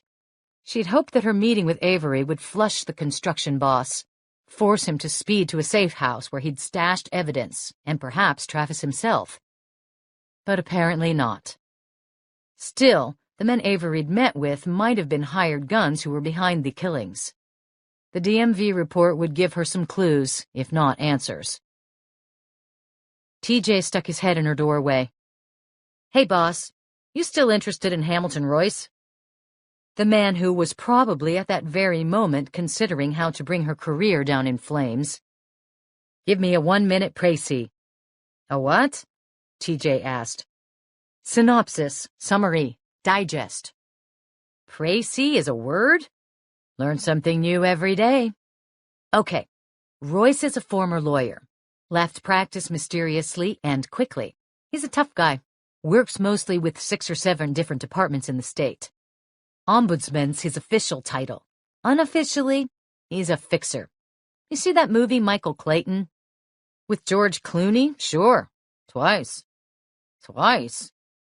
George Clooney. Ah, well, that's what Royce does. Lately, he's been doing a lot of work for senior people in the Lieutenant Governor's office, the State Energy Commission, the EPA, and the Finance Committee of the Assembly. If there's a problem, he's there. What sort of problem? Committee disagreement, scandals, public relations, pilfering, contract disputes. I'm still waiting to hear back on more details. Let me know if there's anything I can use. Picking one of the man's favorite verbs. Use? To do what? We had a falling out, Royce and me. So you want to blackmail him? That's a strong word. Let's just say I'd like to keep my job. I want you to keep your job too, boss. You let me get away with murder.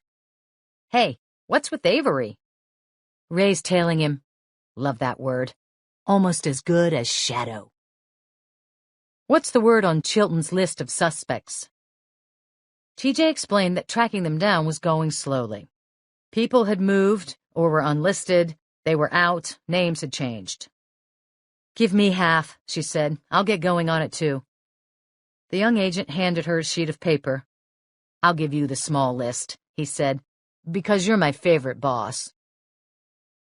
Dance looked over the names, considering how best to proceed. She heard in her mind John Bowling's words. We give away too much information about ourselves online. Way too much. Catherine Dance decided she'd get to the official databases in a while. National Criminal Information Center, Violent Criminal Apprehension Program, California Open Warrants, and Consolidated DMV. For now, she'd stick to Google. Greg Schaefer studied James Chilton, who sat bloodied and frightened before him. Schaefer had been using the pseudonym Greg Ashton to get close to Chilton without arousing suspicions, because the name Schaefer might raise alarms in the blogger. But then again, it might not have. It wouldn't surprise Schaefer one bit if Chilton regularly forgot about the victims who suffered because of his blog. This thought infuriated Schaefer all the more, and when Chilton started to sputter, "Why?" he slugged him once more. The blogger's head snapped back against the upper part of his desk chair and he grunted, which was all fine, but the son of a bitch wasn't looking terrified enough to satisfy Schaefer. "Ashton, why are you doing this?" Schaefer leaned forward, gripped Chilton by the collar. He whispered, "You're going to read a statement. If you don't sound sincere, if you don't sound remorseful, your wife will die. Your children, too. I know they'll be home from camp soon. I've been following them. I know the schedule." He turned to Chilton's wife. "And I know your brother's with them. He's a big guy, but he's not bulletproof." "Oh, God, no!" Patrizia gasped, dissolving into tears. "Please!" And now at last there was real fear in Chilton's face. "No! Don't hurt my family, please, please! I'll do whatever you want. Just don't hurt them." "Read the statement and sound like you mean it," Schaefer warned. "Then I'll leave them alone. I'll tell you, Chilton, I've got nothing but sympathy for them. They deserve a better life than being with a piece of shit like you." "I'll read it," the blogger said. "But who are you? Why are you doing this? You owe me an answer." Schaefer was seized by a wave of fury. "Oh, you?" he growled. "Oh, you arrogant asshole!" He slammed his fist into Chilton's cheek once more, leaving the man stunned. "I owe you nothing." He leaned forward and snapped. "Who am I? Who am I? Do you know anybody whose lives you destroy? No, of course not. Because you sit in that fucking chair a million miles away from real life and you say whatever you want to say. You type some shit on your keyboard, send it out into the world, and then you're on to something else. Does the concept of consequences mean anything to you? Accountability? I try to be accurate. If I got something wrong... Schaefer burned. You are so fucking blind. You don't understand you can be factually right and still be wrong. Do you have to tell every secret in the world? Do you have to destroy lives for no reason except your ratings? Please. Does the name Anthony Schaefer mean anything to you? Chilton's eyes closed momentarily. Oh. When he opened them again, they were filled with understanding, and perhaps remorse.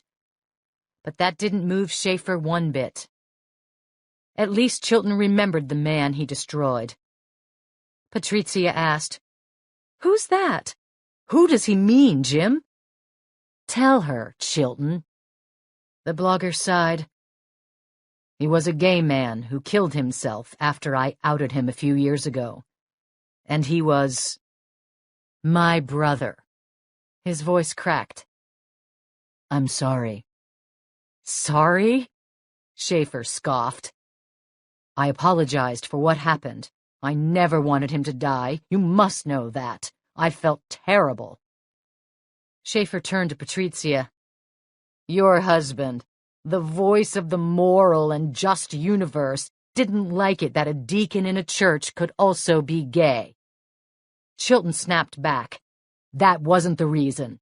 He headed a big anti-gay marriage campaign in California. I was attacking his hypocrisy, not his sexual orientation, and his immorality.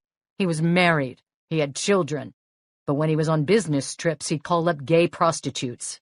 He was cheating on his wife, sometimes with 3 men a night." The blogger's defiance was back, and Schaefer wanted to hit him once more. So he did, hard and fast. "Tony was struggling to find God's path. He slipped a few times, and you made it sound like he was a monster.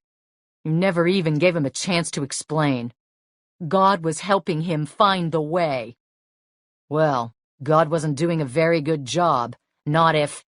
The fist struck again. "Jim, don't argue with him, please." Chilton lowered his head. Finally, he looked desperate and filled with sorrow and fear. Schaefer enjoyed the delicious sense of the man's despair. "Read the statement." "All right. I'll do whatever you want. I'll read it. But my family, please." The agony in Chilton's face was like fine wine to Schaefer. "You have my word on it." He said this sincerely, though he was reflecting that Patrizia would outlive her husband by no more than 2 seconds. A humane act in the end. She wouldn't want to go on without him. Besides, she was a witness. As for the children, no, he wouldn't kill them. For one thing, they weren't due home for nearly an hour, and he'd be long gone by then. Also, he wanted the sympathy of the world. Killing the blogger and his wife was one thing. The children was something else. Beneath the camera, Schaefer taped a piece of the paper containing the statement he'd written that morning. It was a moving piece, and had been drafted in a way to make sure that nobody would associate the crime with him. Chilton cleared his throat and looked down. He began to read. "This is a statement." His voice broke. "Beautiful." Schaefer kept the camera running. Chilton started over. "This is a statement to those who've been reading my blog, The Chilton Report, over the years. There is nothing more precious in the world than a man's reputation. And I have devoted my life to needlessly and randomly destroying the reputations of many fine, upstanding citizens." He was doing a good job. It's easy to buy a cheap computer and a website and some blog software, and in 5 minutes you've got a venue for your personal opinions.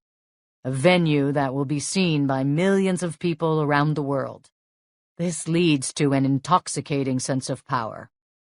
But it's a power that isn't earned, It's a power that's stolen. I've written many things about people that were merely rumors. Those rumors spread, and they became accepted as the truth, even though they were total lies. Because of my blog, the life of a young man, Travis Brigham, has been destroyed. He has nothing more to live for, and neither do I. He has sought justice against the people who attacked him, people who were my friends. And now he's rendering justice against me. I'm ultimately responsible for destroying his life. Glorious tears were streaking down his face. Schaefer was in purest heaven. I now accept responsibility for destroying Travis's reputation and those of the others I've carelessly written about. The sentence that Travis now serves on me will stand as a warning to others. The truth is sacred. Rumors are not the truth. Now, goodbye.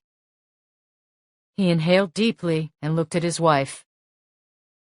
Schaefer was satisfied. The man had done a good job. He paused the webcam and checked the screen. Only Chilton was in the image. The wife wasn't. He didn't want an image of her death, just the blogger's. He pulled back a bit so the man's entire torso was visible. He'd shoot him once in the heart and let him die on camera, then upload the post to a number of social networking sites and to other blogs. Schaefer estimated it would take 2 minutes for the video to appear on YouTube and would be viewed by several million people before the company took it down. By then, though, the pirate software that allowed the downloading of streaming videos would have captured it, and the footage would spread throughout the world like cancer cells. "They'll find you," Chilton muttered. "The police." "But they won't be looking for me. They'll be looking for Travis Brigham. And frankly, I don't think anybody's going to be looking very hard. You've got a lot of enemies, Chilton." He cocked the gun. "No!" Patrizia Chilton wailed desperately, frantic.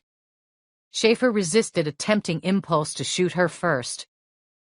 He kept the gun steady on his target and noted a resigned and, it seemed, ironic smile crossing James Chilton's face. Schaefer hit the record button on the camera again and began to pull the trigger, when he heard, "Freeze!"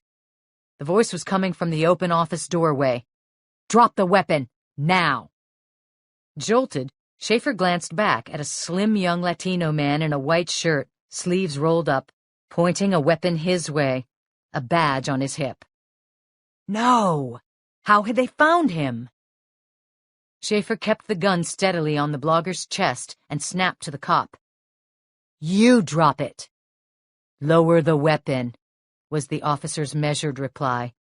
"This is your only warning." Schaefer growled, "If you shoot me, I'll—" He saw a yellow flash, sensed a tap to his head, and then the universe went black. The dead rolled, the living walked. The body of Greg Ashton, it was really Greg Schaefer, Dance had learned, was wheeled down the stairs and over the lawn on the rickety gurney to the coroner's bus, while James and Patrizia Chilton walked slowly to an ambulance. Another casualty, everyone was horrified to learn, was the sheriff's deputy who'd been guarding the Chiltons, Miguel Herrera. Schaefer, as Ashton, had stopped at Herrera's car. The guard had called Patrizia and been told that the man was expected. Then Schaefer had apparently shoved the gun against Herrera's jacket and fired twice, the proximity to the body muting the sound. The deputy supervisor from the sheriff's office was present, along with a dozen other deputies, shaken, furious at the murder. As for the walking wounded, the Chiltons didn't seem too badly hurt. Dance was, however, keeping an eye on Ray Caraneo, who'd been the first on the scene, spotted the dead deputy, and raced into the house after calling for backup. He'd seen Schaefer about to shoot Chilton. Caraneo gave the killer a by-the-book warning, but when the man had tried to negotiate, the agent had simply fired 2 very efficient rounds into his head. Discussions with gun-toting suspects only occur in movies and TV shows, and bad ones at that. Police never lower or set down their weapons, and they never hesitate to take out a target if one presents itself. Rules number 1, 2, and 3 are shoot. And he had. Superficially, the young agent seemed fine, his body language unchanged from the professional, upright posture he wore like a rented tux. But his eyes told a different story, revealing the words looping through his mind at the moment. I just killed a man. I just killed a man. She'd make sure he took some time off with pay. A car pulled up and Michael O'Neill climbed out. He spotted Dance and joined her. The quiet deputy wasn't smiling. I'm sorry, Michael. She gripped his arm. O'Neill had known Miguel Herrera for several years. Just shot him down? That's right. His eyes closed briefly. Jesus. Wife? No, divorced. But he's got a grown son. He's already been notified. O'Neill, otherwise so calm with a facade that revealed so little, looked with chilling hatred at the green bag containing Greg Schaefer's body. Another voice intruded, weak, unsteady. Thank you. They turned to face the man who'd spoken, James Chilton. Wearing dark slacks, a white t-shirt, and a navy blue v-neck sweater, the blogger seemed like a chaplain humbled by battlefront carnage. His wife was at his side. Are you all right? Dance asked them. I'm fine, yes, thank you. Just beat up a bit, cuts and bruises. Patrizia Chilton said she wasn't too seriously injured. O'Neill nodded to them and asked Chilton, who was he? Dance answered, Anthony Schaefer's brother. Chilton gave a blink of surprise. You figured it out? She explained to O'Neill about Ashton's real name. That's the interesting thing about the internet. Those role-playing games and sites, like Second Life. You can create whole new identities for yourself. Schaefer's been spending the past few months seeding the name Greg Ashton around online as this blogging and RSS maven. He did that to seduce his way into Chilton's life. I outed his brother Anthony in a blog several years ago, Chilton explained. He was the one I told Agent Dance about when I first met her. One of the things I regretted about the blog, that he killed himself. O'Neill asked Dance, how did you find out about him? TJ and I were checking out the suspects. It wasn't likely that Arnold Brubaker was the killer. I was still suspicious of Clint Avery, the guy behind the highway project, but we didn't have anything specific yet. So I was working on the list of people who'd sent James threats. The small list. Chilton said, Anthony Schaefer's wife was on the list. Sure, she'd threatened me a few years ago. Dance continued. I went online to find out as many details about her as I could. I found her wedding pictures. The best man at their wedding was Greg, Anthony's brother. I recognized him from when I came to your house the other day. I checked him out. He traveled here on an open ticket about 2 weeks ago. As soon as she'd learned this, she'd called Miguel Herrera but couldn't get through, so she sent Ray Caraneo here. The agent following Clint Avery was not far from Chilton's house. O'Neill asked, did Schaefer say anything about Travis? Dance showed him the plastic envelope containing the handwritten note with the references to Travis, making it seem that the boy was the one about to shoot Chilton. He's dead, you think? O'Neill's and Dance's eyes met. She said, I'm not going on that assumption. Ultimately, sure, Schaefer'd have to kill the boy, but he might not have done it yet. He might want to make it look like Travis killed himself after he finished with Chilton, make the case tidier. That means he could still be alive. The senior deputy took a phone call. He stepped away, eyes straying to the car where Herrera had been so ruthlessly killed. He disconnected after a moment. Gotta head off. Have to interview a witness. You? Interviewing? She chided.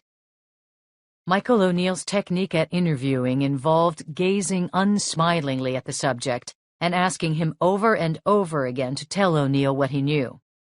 It could be effective, but it wasn't efficient, and O'Neill didn't really enjoy it. He consulted his watch. Any chance you could do me a favor? Name it. Anne's flight from San Francisco was delayed. I can't miss the interview. Can you pick up the kids at daycare? Sure, I'm going to get Wes and Maggie after camp anyway. Meet me at Fisherman's Wharf at 5? Sure. O'Neill headed off with yet another dark glance at Herrera's car. Chilton gripped his wife's hand. Dance recognized postures that bespoke a graze with mortality. She thought back to the arrogant, self-righteous crusader Chilton had been when she first met him. Very different now. She recalled that something about him seemed to have softened earlier, when he'd learned that his friend Don Hawken and his wife had nearly been killed. Now, there'd been another shift, away from the stony visage of a missionary. The man gave a bitter smile. Oh, did he sucker me in. He played right to my fucking ego. Jim. No, honey, he did. You know, this is all my fault. Schaefer picked Travis. He read through the blog, found somebody who'd be a good candidate to be a fall guy, and set up a 17-year-old boy as my killer. If I hadn't started the roadside crosses thread and mentioned the accident, Schaefer wouldn't have any incentive to go after him. He was right, but Catherine Dance tended to avoid the what-if game. The playing field was far too soupy. He would have picked somebody else, she pointed out. He was determined to get revenge against you. But Chilton didn't seem to hear. I should just shut the fucking blog down altogether. Dance saw resolve in his eyes, frustration, anger, fear too, she believed.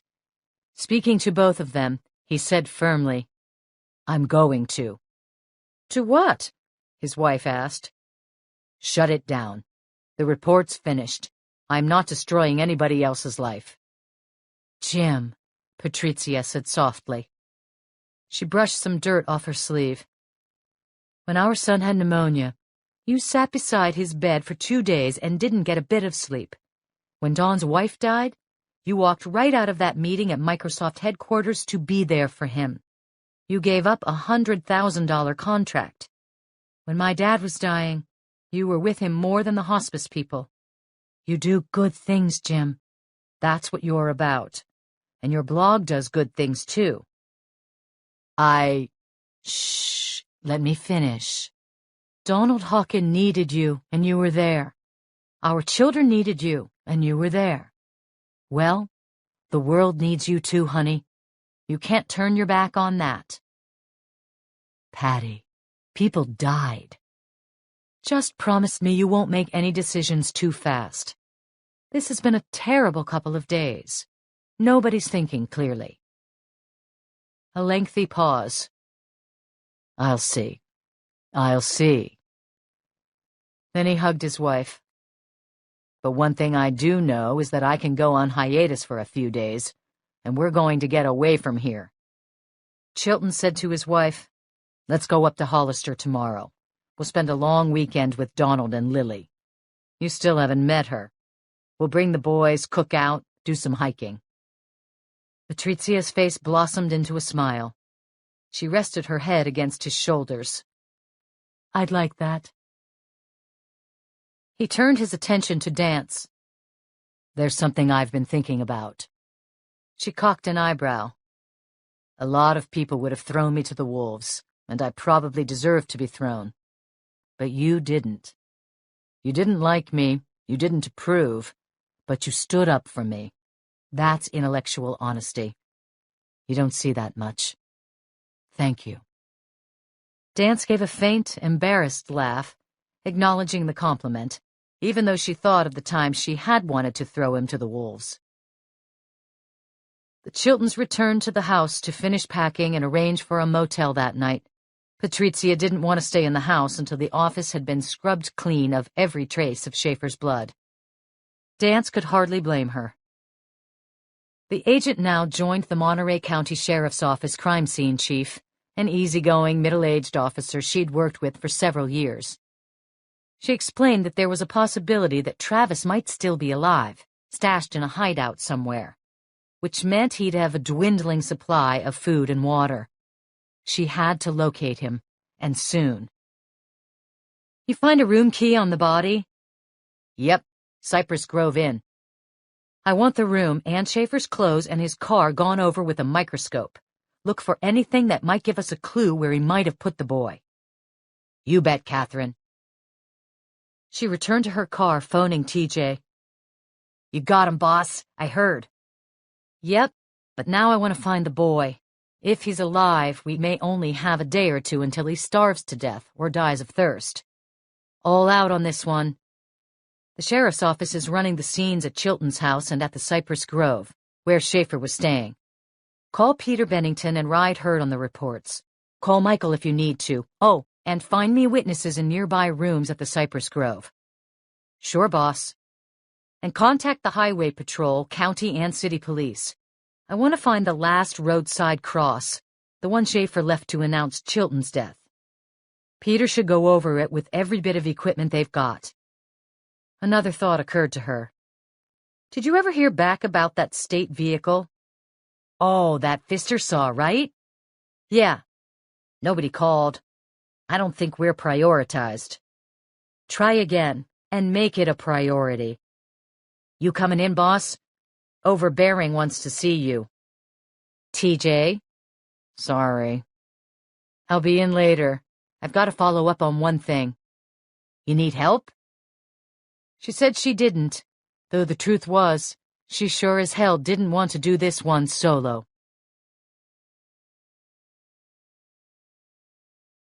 Sitting in her car parked in the driveway, Dance gazed at the Brigham's small house, the sad lean of the gutters and curl of the shingles, the dismembered toys and tools in the front and side yards, the garage so filled with discards that you couldn't get more than half a car hood under its roof. Dance was sitting in the driver's seat of her Crown Vic, the door shut, listening to a CD she and Martine had been sent from a group in Los Angeles. The musicians were Costa Rican. She found the music both cheerful and mysterious, and wanted to know more about them. She'd hoped that when she and Michael were in L.A. on the J. Doe murder case, she'd have a chance to meet with them and do some more recordings. But she couldn't think about that now.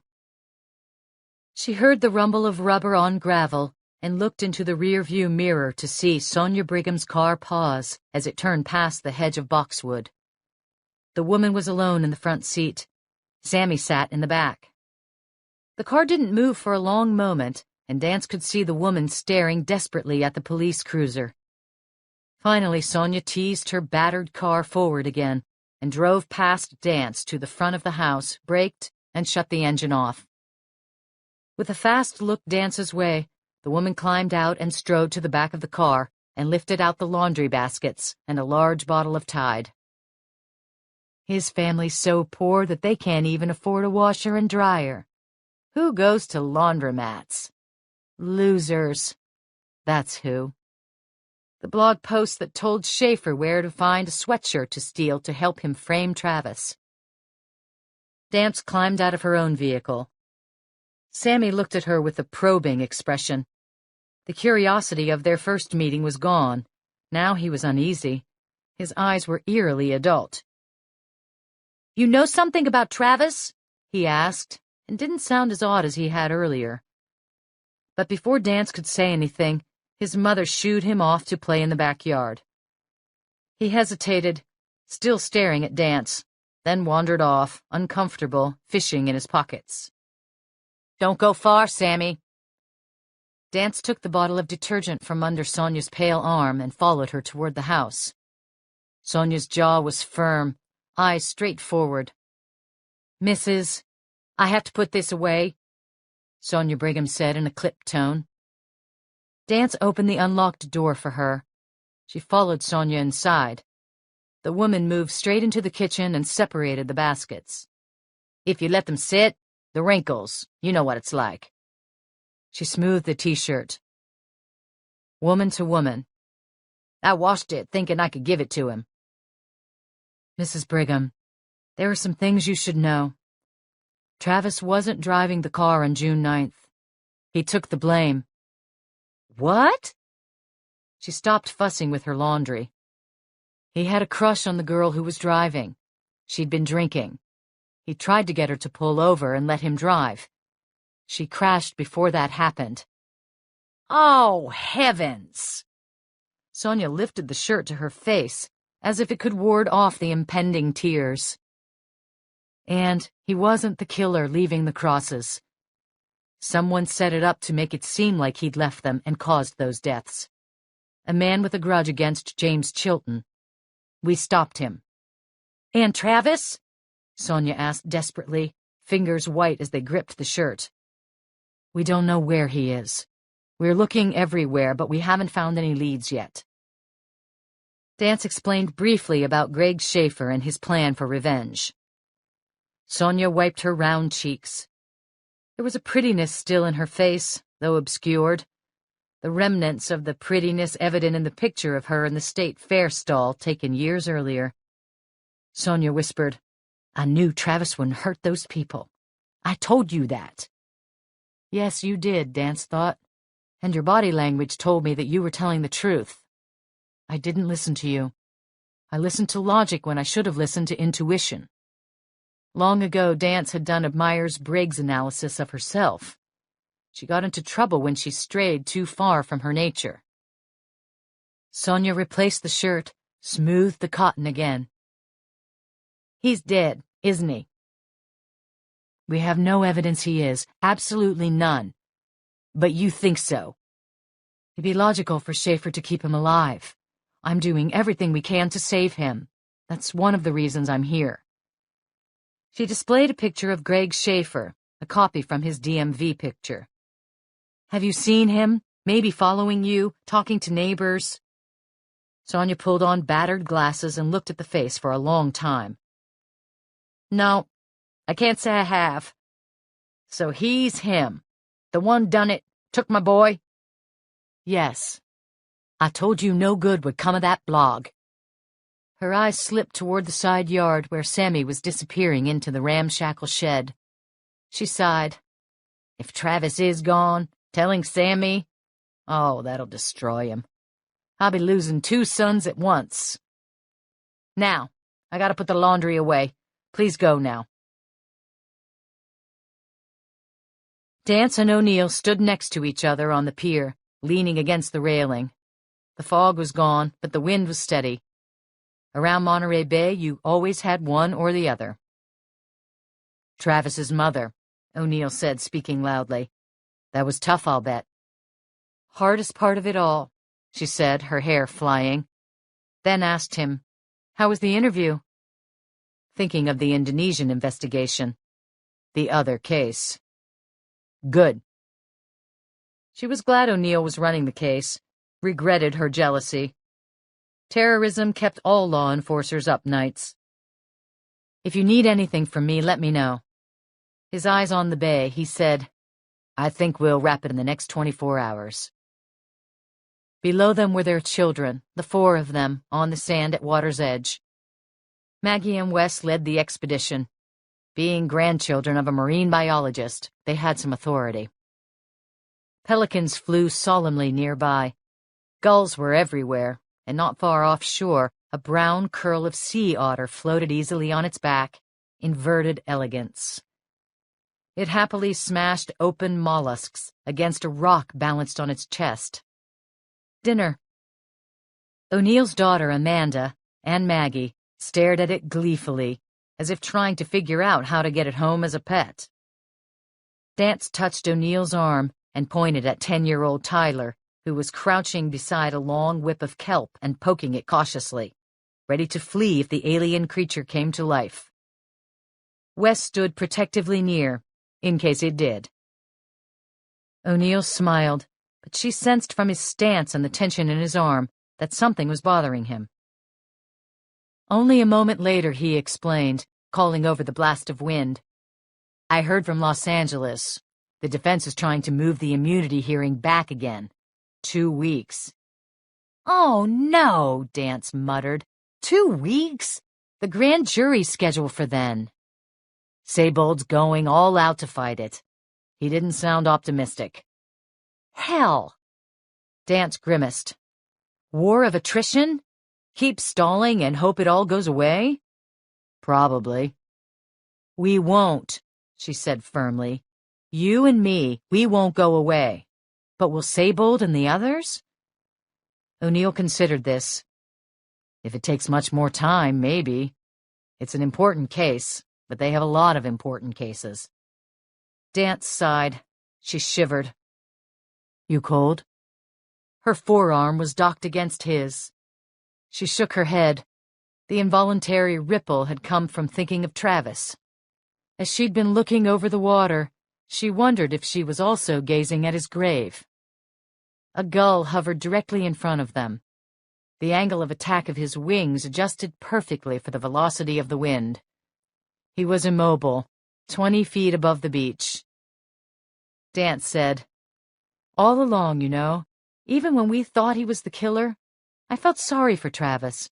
His home life, the fact he's a misfit, getting cyber-bullied like that.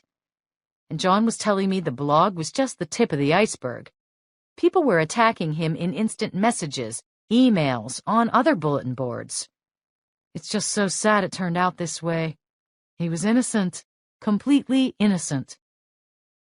O'Neill said nothing for a moment. Then, he seems sharp. Bowling, I mean. He is. Getting the names of the victims and tracking down Travis's avatar? O'Neill laughed. Sorry, but I keep picturing you going to Overby about a warrant for a character in a computer game. Oh, he'd do the paperwork in a minute if he thought there was a press conference and a good photo op involved. I could have been John, though, for going to that arcade alone. Playing hero? Yep. Save us from amateurs. He married? Have a family? John? No. She laughed. He's a bachelor. Now there's a word you haven't heard for, about a century. They fell silent, watching the children, who were totally lost in their seaside exploration. Maggie was holding her hand out and pointing to something, probably explaining to O'Neill's children the name of a shell she'd found. Wes, Dance noted, was by himself, standing on a damp flat, the water easing up close to his feet in foamy lines. As she often did, Dance wondered if her children would be better off if she had a husband, and they had a home with a father. Well, of course they would. Depending on the man, of course. There was always that. A woman's voice behind them. Excuse me, are those your children? They turned to see a tourist, to judge by the bag she held from a nearby souvenir shop. That's right, Dance said. I just wanted to say that it's so nice to see a happily married couple with such lovely children. How long have you been married? A millisecond pause. Dance answered, Oh, for some time. Well, bless you. Stay happy. The woman joined an elderly man leaving a gift shop. She took his arm and they headed toward a large tour bus parked nearby. Dance and O'Neill laughed.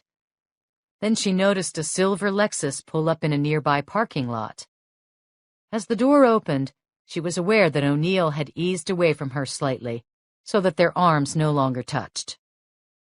The deputy smiled and waved to his wife as she climbed from the Lexus.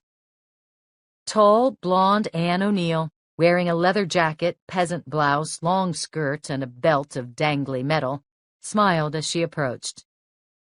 Hello, honey, she said to O'Neill and hugged him, kissed his cheek. Her eyes lit on Dance. Catherine?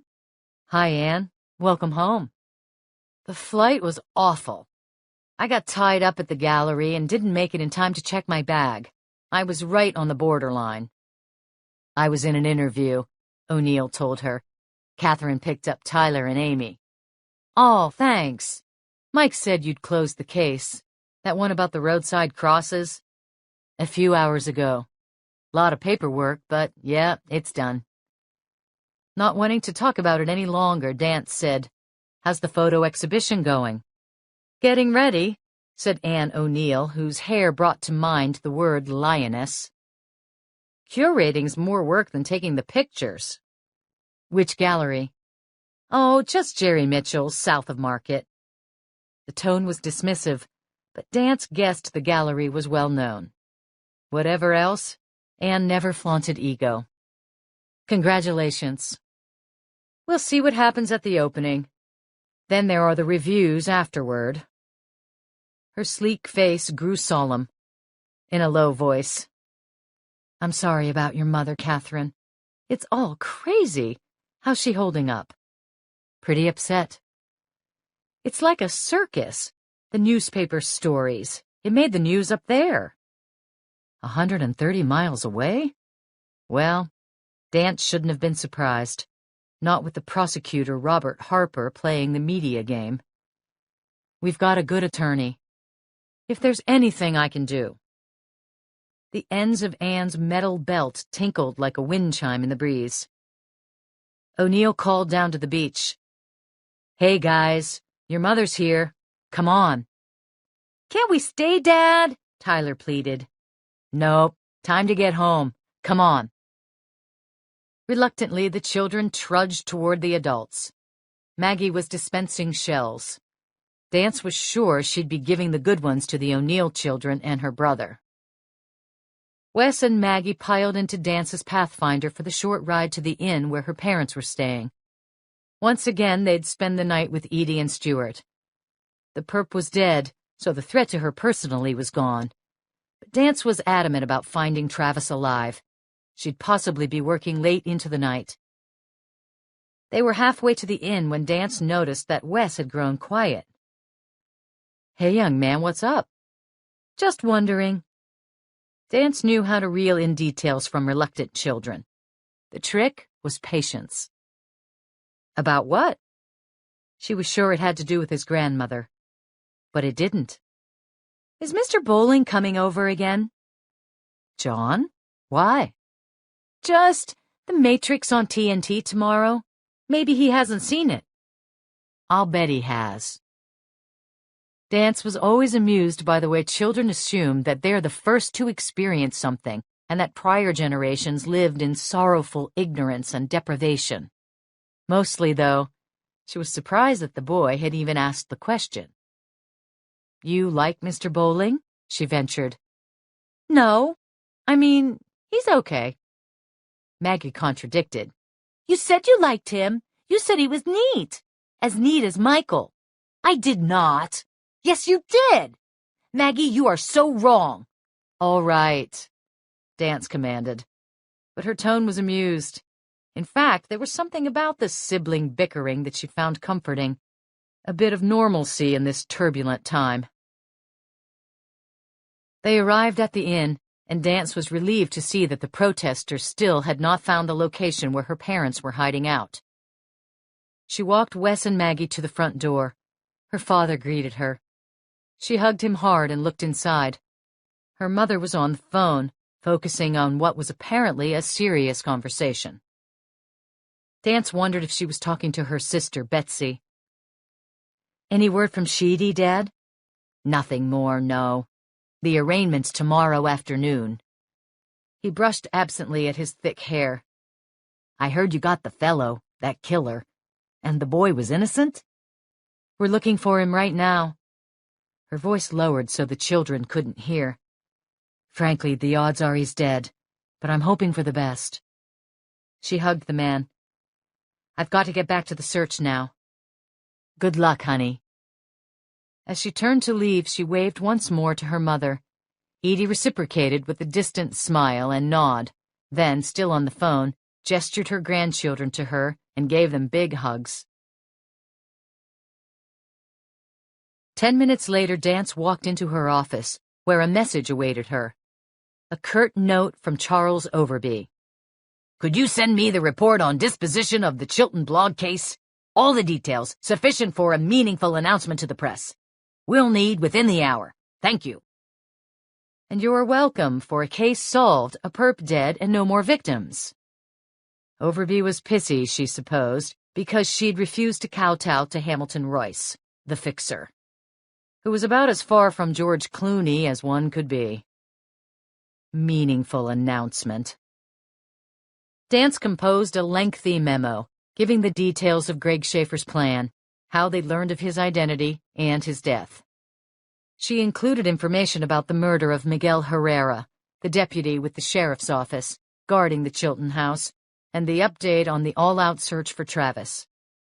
She sent the memo off via email, hitting the mouse harder than usual. TJ stuck his head in the door of her office. You hear, boss? About what in particular? Kelly Morgan's regained consciousness. She'll live. Oh, that's so good to hear. Be a week or so in therapy, the deputy over there said. That stuff screwed up her lungs pretty bad, but she'll be okay, eventually. Looks like there won't be any brain damage. And what'd she say about IDing Travis? He got her from behind, half strangled her. He whispered something about why she'd posted things about him, and then she passed out, woke up in the basement, assumed it was Travis. So Schaefer didn't want her to die. He'd set it up to make her think it was Travis, but never let her see him. Makes sense, boss. And crime scene at Schaefer's and Chilton's? Any leads to where the boy might be? Nothing yet, and no witnesses around the Cypress Grove. She sighed. Keep at it. The time was now after 6 p.m. She realized she hadn't eaten since breakfast. She rose and made for the lunchroom.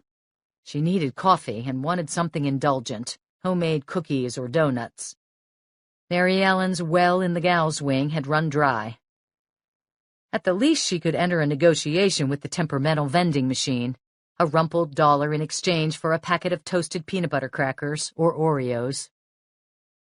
As she stepped into the cafeteria, she blinked. Ah, luck. On a paper plate full of crumbs sat 2 oatmeal raisin cookies. More of a miracle, the coffee was relatively fresh. She poured a cup, added 2% milk, and snagged a cookie. Exhausted, she plunked herself down at a table.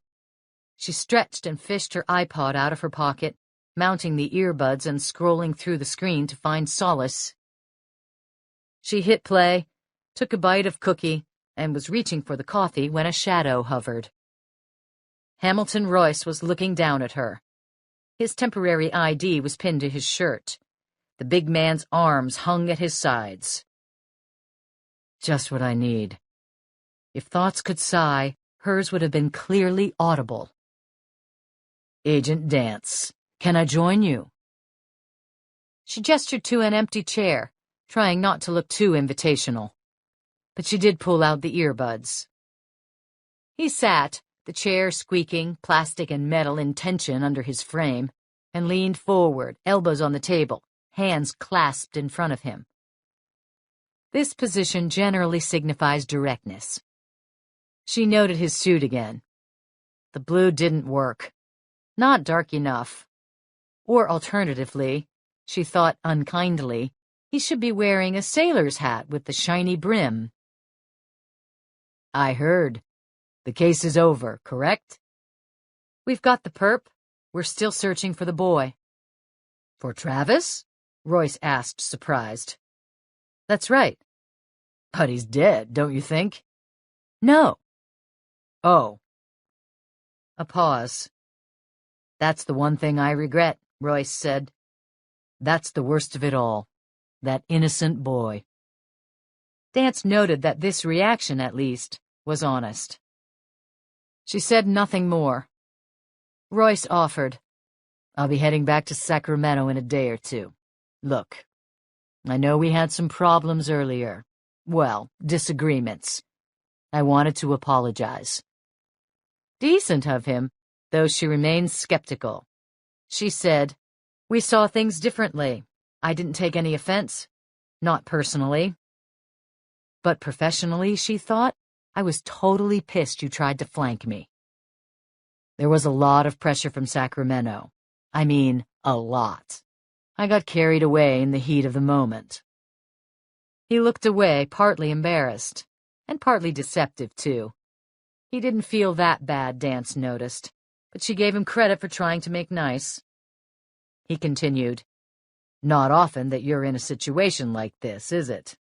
Where you have to protect somebody as unpopular as Chilton.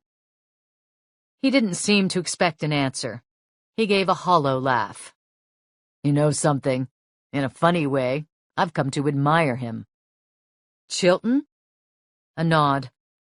I don't agree with much of what he says, but he's got moral character, and not a lot of people do nowadays. Even in the face of a murder threat, he stayed the course. And he'll probably keep right on going, don't you think? I assume so. She said nothing about the possible termination of the Chilton report. That wasn't her business, or Royce's. You know what I'd like to do? Apologize to him, too. Would you? I tried his house. Nobody was answering. Do you know where he is? He and his family are going to their vacation home in Hollister tomorrow. Tonight, they're staying at a hotel. I don't know where. Their house is a crime scene.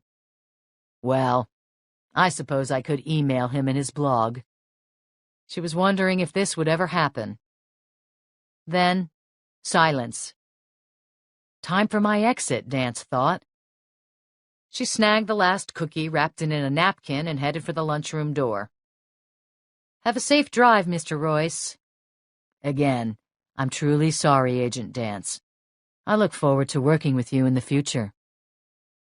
Her kinesics skills easily fired off a message that his comment had contained 2 lies. Jonathan Bowling, looking pleased, was walking up to Dance in the lobby of the CBI. She handed him a temporary pass. Thanks for coming in. I was beginning to miss the place. I thought I'd been fired. She smiled. When she called him in Santa Cruz, she'd interrupted a paper grading session for one of his summer school courses. She wondered if she would catch him prepping for a date, and Bowling had been delighted to abandon the job and drive back to Monterey. In her office, she handed him his last assignment, Greg Schaefer's laptop. I'm really desperate to find Travis or his body. Can you go through it, look for any references to local locations, driving directions, maps, anything like that? Sure. He indicated the Toshiba. Passworded? Not this time. Good. He opened the lid and began to type. I'll search for everything with a file access or creation date in the past 2 weeks. Does that sound good? Sure. Dance tried not to smile once more, watching him lean forward enthusiastically. His fingers played over the keys like a concert pianist's. After a few moments, he sat back. Well, it doesn't look like he used it for much of his mission here, other than to research for blogs and RSS feeds, and emails to friends and business associates, and none of them have anything to do with his plot to kill Chilton.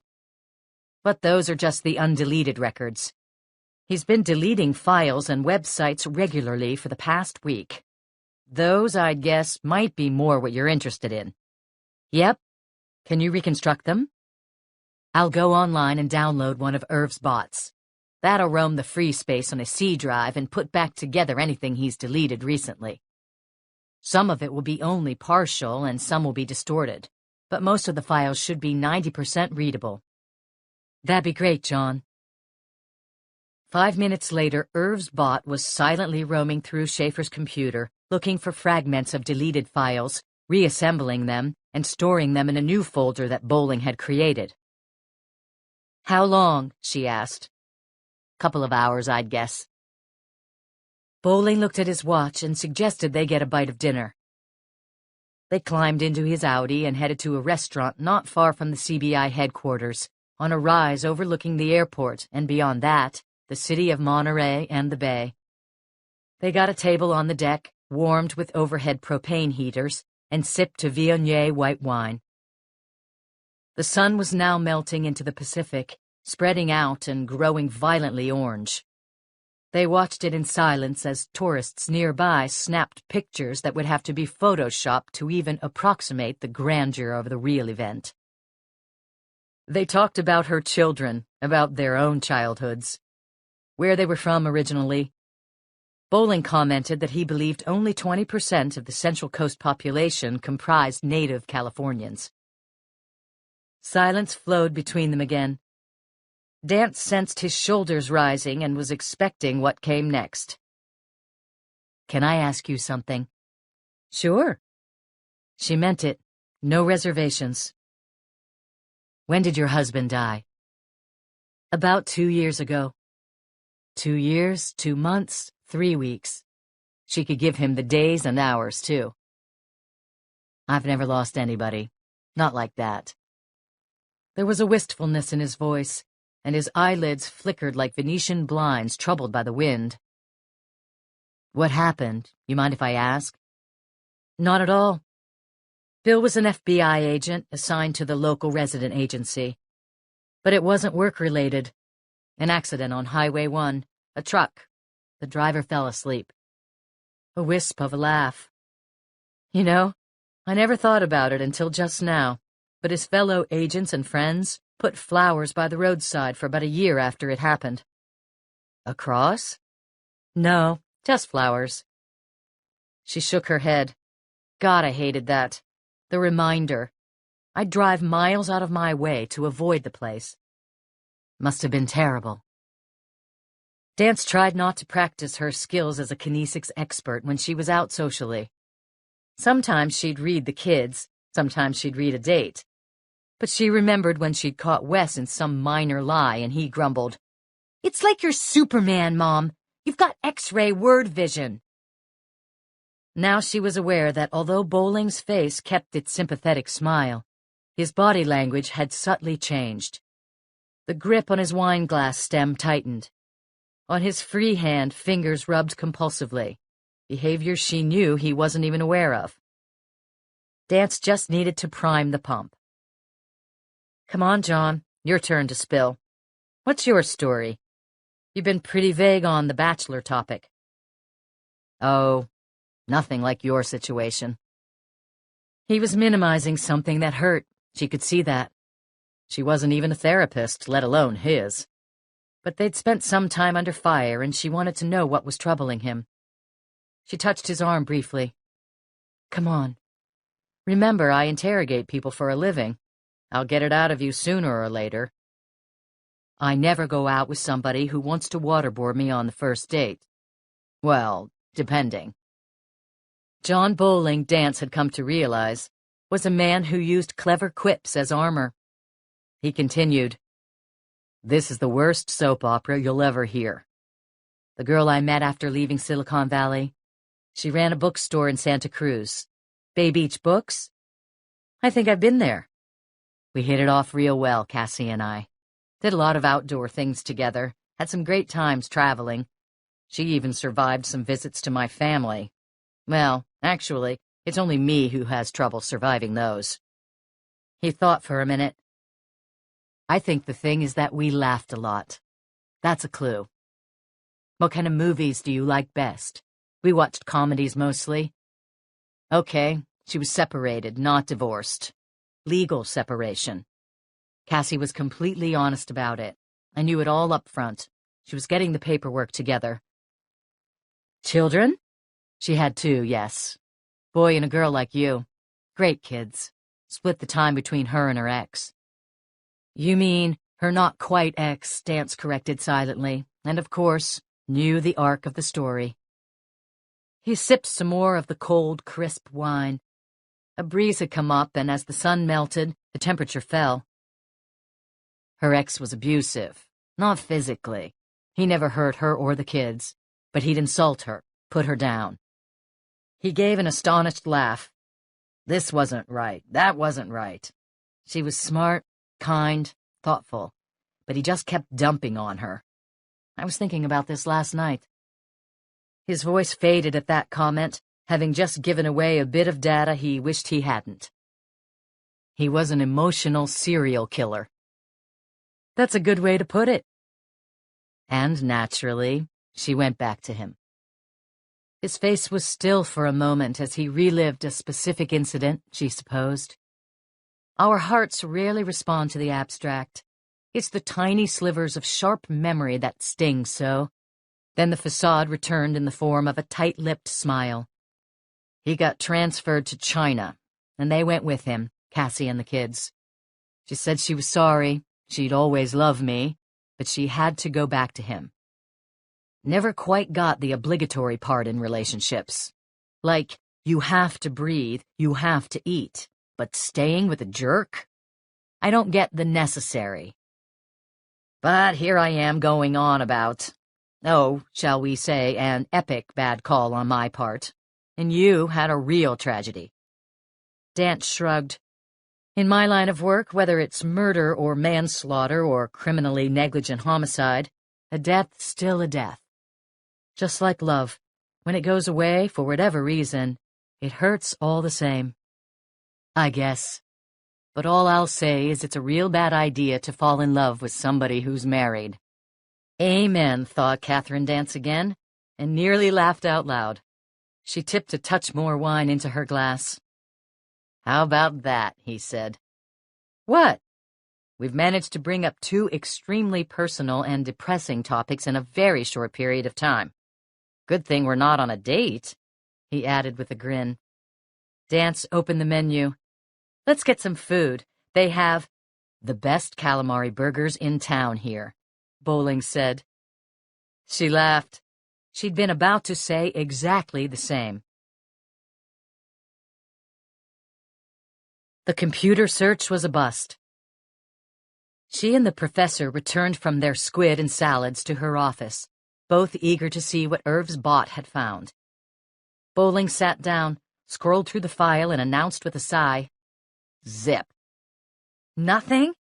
He just deleted those emails and files and research to save space. Nothing secretive, nothing local at all. The frustration was keen, but there was nothing more to do. Thanks, John. At least I got a nice dinner out of it. Sorry. He looked truly disappointed that he couldn't be of more help. I guess I better finish up grading those papers and pack. That's right, your family reunion's this weekend. He nodded, a tight smile, and he said, Woo-hoo, with forced enthusiasm. Dance laughed. He hovered near her. I'll call you when I get back. I want to know how things work out. And good luck with Travis. I hope he's okay. Thanks, John, for everything. She took his hand and gripped it firmly. And I especially appreciate your not getting stabbed to death. A smile. He squeezed her hand and turned away. As she watched him walk down the corridor, a woman's voice interrupted her thoughts. Hey, Kay. Dance turned to see Connie Ramirez walking down the hallway toward her. Con? The other senior agent looked around and nodded toward Dance's office. They stepped inside, closing the door. Found a few things I thought you might be interested in from the hospital. Oh, thanks, Con. How'd you do it? Ramirez considered this. I was deceptively honest. I like that. I flashed my shield and gave them some details of another case I'm running, that medical fraud case. The CBI investigated financial crimes, too, and the case Ramirez was referring to was a major insurance scam. The perps used identification numbers of doctors who were deceased to file bogus claims in their names. It was the sort of thing, Dance reflected, that Chilton himself might write about in his blog. And it was a brilliant choice for Connie. Staffers at the hospital were among the victims and would have an interest in helping investigators. I asked them to show me the login sheets, the whole month's worth, so Henry didn't get suspicious. They were more than happy to comply. And here's what I found. The day Juan Millar died, there was one visiting physician. The hospital had a continuing ed lecture series, and he was probably there for that. There were also 6 job applicants, 2 for maintenance spots, 1 for the cafeteria, and 3 nurses. I've got copies of their resumes. None of them look suspicious to me. Now, what's interesting is this. There were 64 visitors at the hospital that day. I correlated their names and the people they were there to see, and every one of them checks out, except one. Who? It's hard to read the name, either the printed version or the signature, but I think it's Jose Lopez. Who is he seeing? He only wrote patient. That was a safe bet in a hospital, Dance said wryly. Why is it suspicious? Well, I figured that if somebody was there to kill Juan Millar, He or she would have to have been there before, either as visitors or to check out security and so on. So I looked at everybody who'd signed in to see him earlier. Brilliant! And you checked their handwriting? Exactly. I'm no document examiner, but I found a visitor who'd been to see him a number of times, and I'd almost guarantee the handwriting's the same as this Jose Lopez's. Dance was sitting forward. Who? Julio Millar. His brother? I'm 90% sure. I made copies of everything. Ramirez handed Dance sheets of paper. Oh, Connie, this is brilliant. Good luck. If you need anything else, just ask. Dance sat alone in her office, considering this new information. Could Julio actually have killed his brother? At first it seemed impossible, given the loyalty and love that Julio displayed for his young sibling. Yet there was no doubt that the killing had been an act of mercy, and Dance could imagine a conversation between the two brothers, Julio leaning forward as Juan whispered a plea to put him out of his misery. Kill me. Besides, why else would Julio have faked a name on the sign-in sheet? Why had Harper and the state investigators missed this connection? She was furious and had a suspicion they knew about it, but were downplaying the possibility because it would be better publicity against the Death with Dignity Act for Robert Harper to go after the mother of a state law enforcement agent. Thoughts of prosecutorial malfeasance buzzed around her head. Dance called George Sheedy and left a message about what Connie Ramirez had found. Then she called her mother to tell her directly about it. There was no answer. Damn it, was she screening calls? She disconnected, then sat back, thinking about Travis. If he was alive, how much longer would he have? A few days without water, and what a terrible death it would be. Another shadow in her doorway. T.J. Scanlon appeared. Hey, boss. She sensed something was urgent. Crime scene results? Not yet, but I'm riding him hard. Rawhide, remember? This is something else. Heard from the county sheriff's office. They got a call, anonymous, about the Crosses case. Dance sat up slightly. What was it? The caller said he'd spotted, quote, something near Harrison Road and Pine Grove Way, just south of Carmel. Nothing more than that? Nope. Just something. I checked the intersection. It's near that abandoned construction site, and the call was from a payphone. Dance debated for a moment. Her eyes dipped to a sheet of paper, a copy of the postings on the Chilton report. She rose and pulled on her jacket. You going to go over there to check it out? TJ asked uncertainly. Yep. Really want to find him if there's any way. Kind of a weird area, boss. Want backup? She smiled. I don't think I'm going to be in much danger. Not with the perp presently residing in the Monterey County morgue. The ceiling of the basement was painted black. It contained 18 rafters, also black. The walls were a dingy white, cheap paint, and were made up of 892 cinder blocks. Against the wall were two cabinets, one gray metal, one uneven white wood. Inside were large stocks of canned goods, boxes of pasta, soda, and wine, tools, nails, personal items like toothpaste and deodorant. 4 metal poles rose to the dim ceiling, supporting the first floor. 3 were close to each other, 1 farther away. They were painted dark brown, but they were also rusty, and it was hard to tell where the paint ended and the oxidation began. The floor was concrete, and the cracks made shapes that became familiar if you stared at them long enough. A sitting panda, the state of Texas, a truck. An old furnace, dusty and battered, sat in the corner. It ran on natural gas and switched on only rarely. Even then, though, it didn't heat this area much at all. The size of the basement was 37 feet by 28, which could be calculated easily from the cinder blocks, which were exactly 12 inches wide by 9 high, though you had to add 1/8 of an inch to each one for the mortar that glued them together. A number of creatures lived down here, too. Spiders, mostly. You could count 7 families, if that was what spiders lived in, and they seemed to stake out territories so as not to offend, or get eaten by, the others. Beetles and centipedes, too. Occasional mosquitoes and flies. Something larger had shown an interest in the stacks of food and beverages in the far corner of the basement, a mouse or a rat. But it had grown timid and left, never to return, or been poisoned and died. One window, high in the wall, admitted opaque light but no view. It was painted over, off-white. The hour was now probably 8 or 9 p.m., since the window was nearly dark. The thick silence was suddenly shattered as footsteps pounded across the first floor, above. A pause. Then the front door opened and slammed shut. At last. Finally, now that his kidnapper had left, Travis Brigham could relax.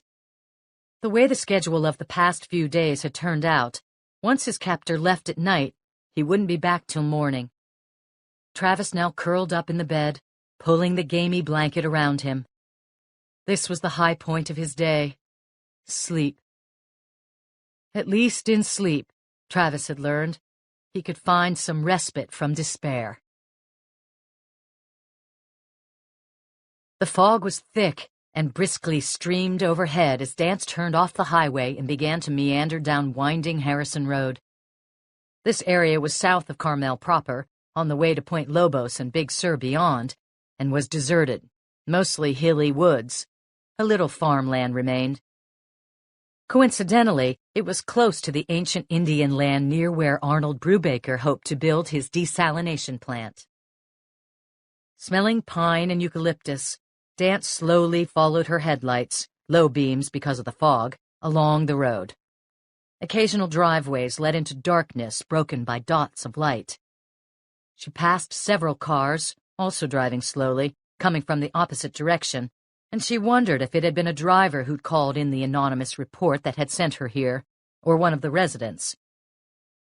Something.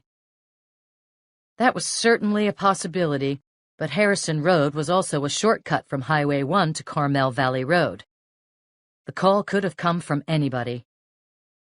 She soon arrived at Pine Grove Way and pulled over. The construction site that the anonymous caller had mentioned was a half-completed hotel complex, now never to be finished, since the main building had burned under suspicious circumstances. Insurance fraud was initially suspected, but the perps turned out to be environmentalists who didn't want the land scarred by the development. Ironically, the green terrorists miscalculated. The fire spread and destroyed hundreds of acres of pristine woods. Most of the wilderness had grown back, but for various reasons, the hotel project never got underway again, and the complex remained as it now was. Several acres of derelict buildings and foundations dug deep in the loamy ground. The area was surrounded by leaning chain-link fences marked with danger and no trespassing signs. But a couple of times a year, teens would have to be rescued from falling into a pit or getting trapped in the ruins while smoking pot or drinking, and in one case, having sex in the least comfortable and unromantic location imaginable. It was also spooky as hell. Dance grabbed her flashlight from the glove compartment and climbed out of her Crown Vic. The damp breeze wafted over her, and she shivered with a jolt of fear. Relax. She gave a wry laugh, clicked on the flashlight, and started forward, sweeping the magnalite beam over the ground tangled with brush. A car swept past on the highway, tires sticky on the damp asphalt. It eased around a corner and the sound stopped instantly, as if the vehicle had beamed into a different dimension. As she looked around her, Dance was supposing that the something the anonymous caller had reported was the last roadside cross, the one intended to announce James Chilton's death. There was, however, none to be seen in the immediate vicinity. What else could the person have meant? Could they have seen or heard Travis himself? This would be the perfect place to stash him. She paused and listened for any calls for help. Nothing but the breeze through the oaks and pines. Oaks. Dance pictured one of the improvised roadside crosses, pictured the one in her backyard, too. Should she call in and order a search? Not just yet. Keep looking. She wished she had the anonymous caller here. Even the most reluctant witness could be the source of all information she needed.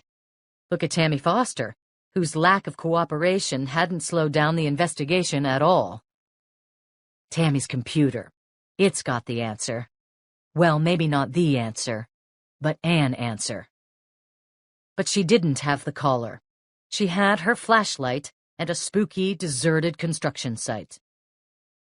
Looking for something. Dance now slipped through one of the several gates in the chain link, the metal bent by years of trespassers, and eased through the grounds, moving slowly. The main building had collapsed completely under the flames, and the others, service sheds, garages, and complexes of hotel rooms, were boarded up. There were a half-dozen open foundation pits.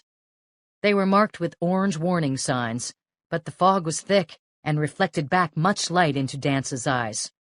She moved carefully for fear of tumbling down into one.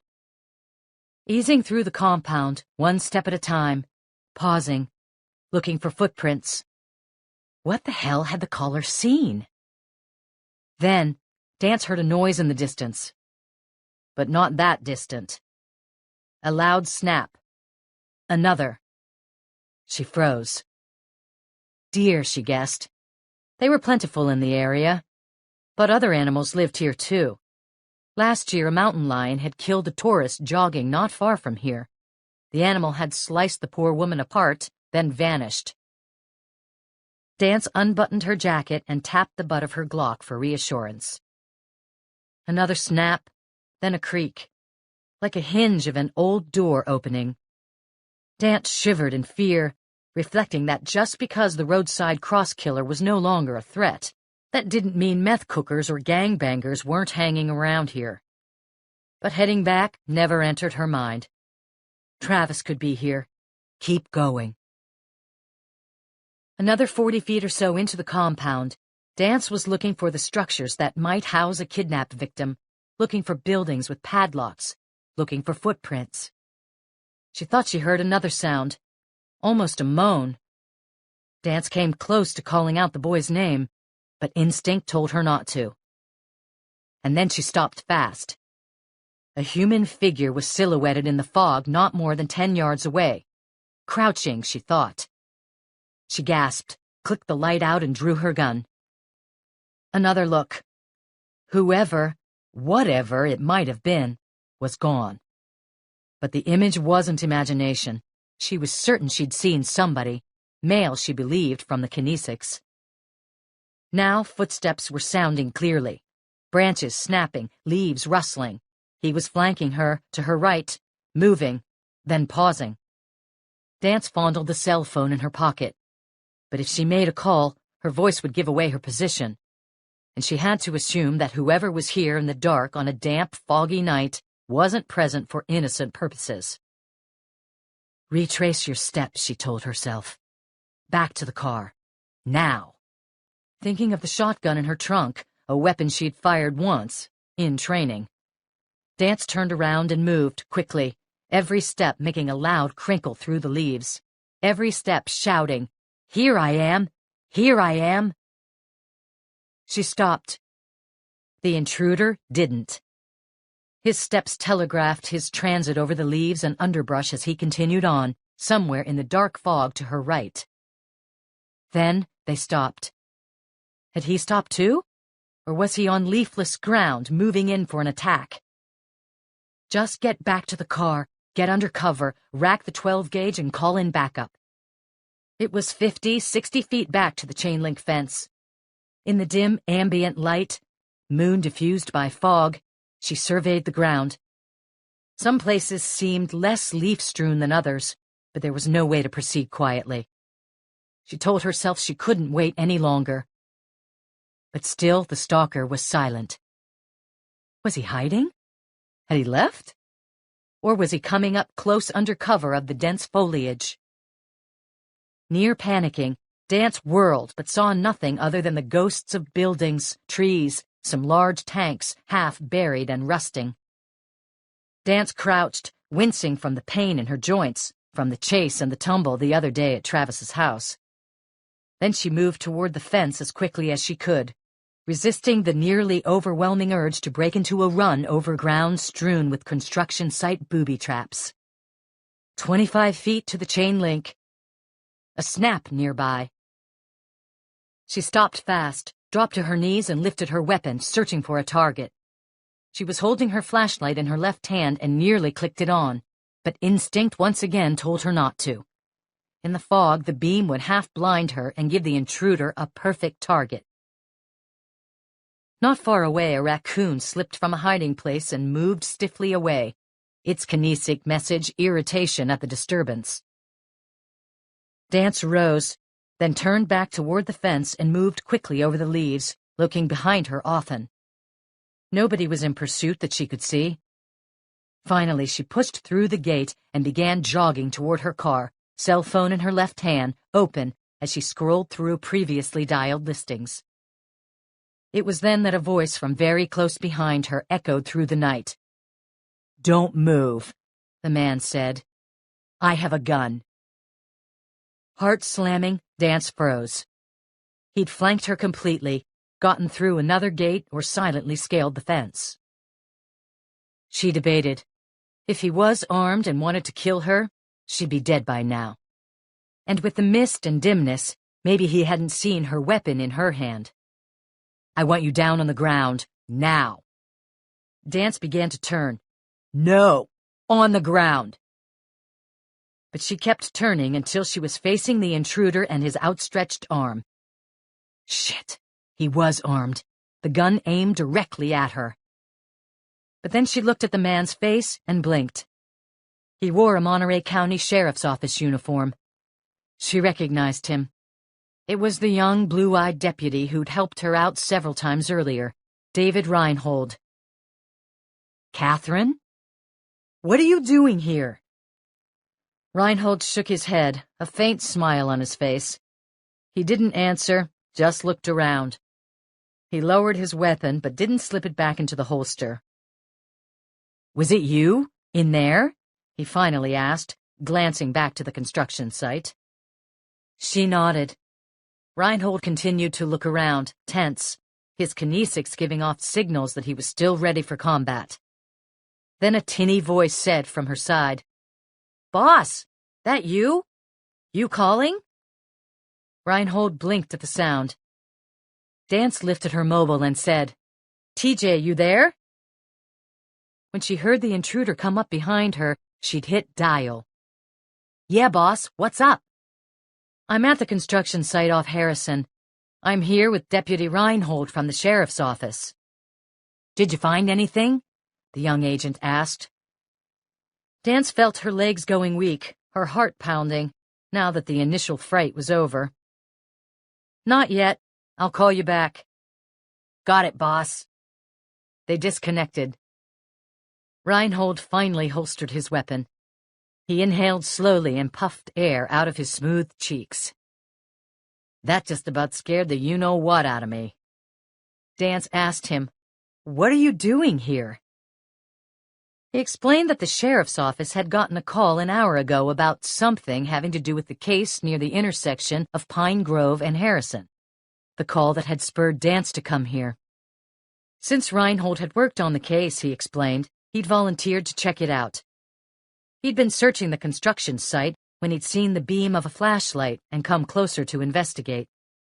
He hadn't recognized Dance in the fog and was worried that she might be a meth cooker or drug dealer.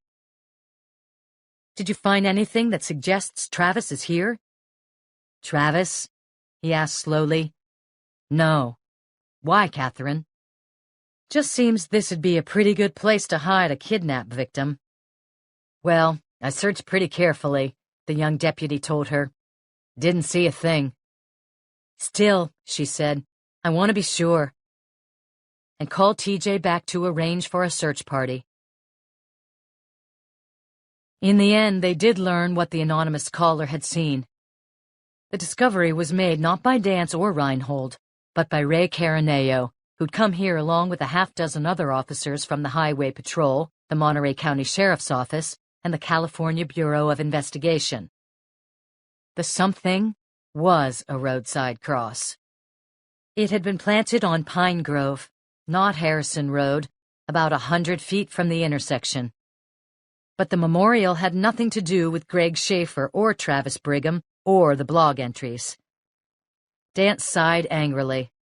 This cross was fancier than the others, carefully made, and the flowers below it were daisies and tulips, not roses. Another difference was that this one had a name on it. Two, in fact. Juan Millar, R.I.P., murdered by Edith Dance. Left by somebody from Life First. The anonymous caller, of course. Angrily, she plucked it from the ground and flung it into the compound. With nothing to search and no evidence to examine, no witnesses to interview, Catherine Dance trudged back to her car and returned home, wondering just how fitful her sleep would be, if indeed she could sleep at all. Friday. At 8:20 a.m., Dance steered the Ford Crown Vic into the parking lot of the Monterey County Courthouse. She was eagerly anticipating the crime scene reports on Schaefer and any other information TJ and the sheriff's office had found about where the killer was keeping Travis. But in fact, her thoughts were largely elsewhere.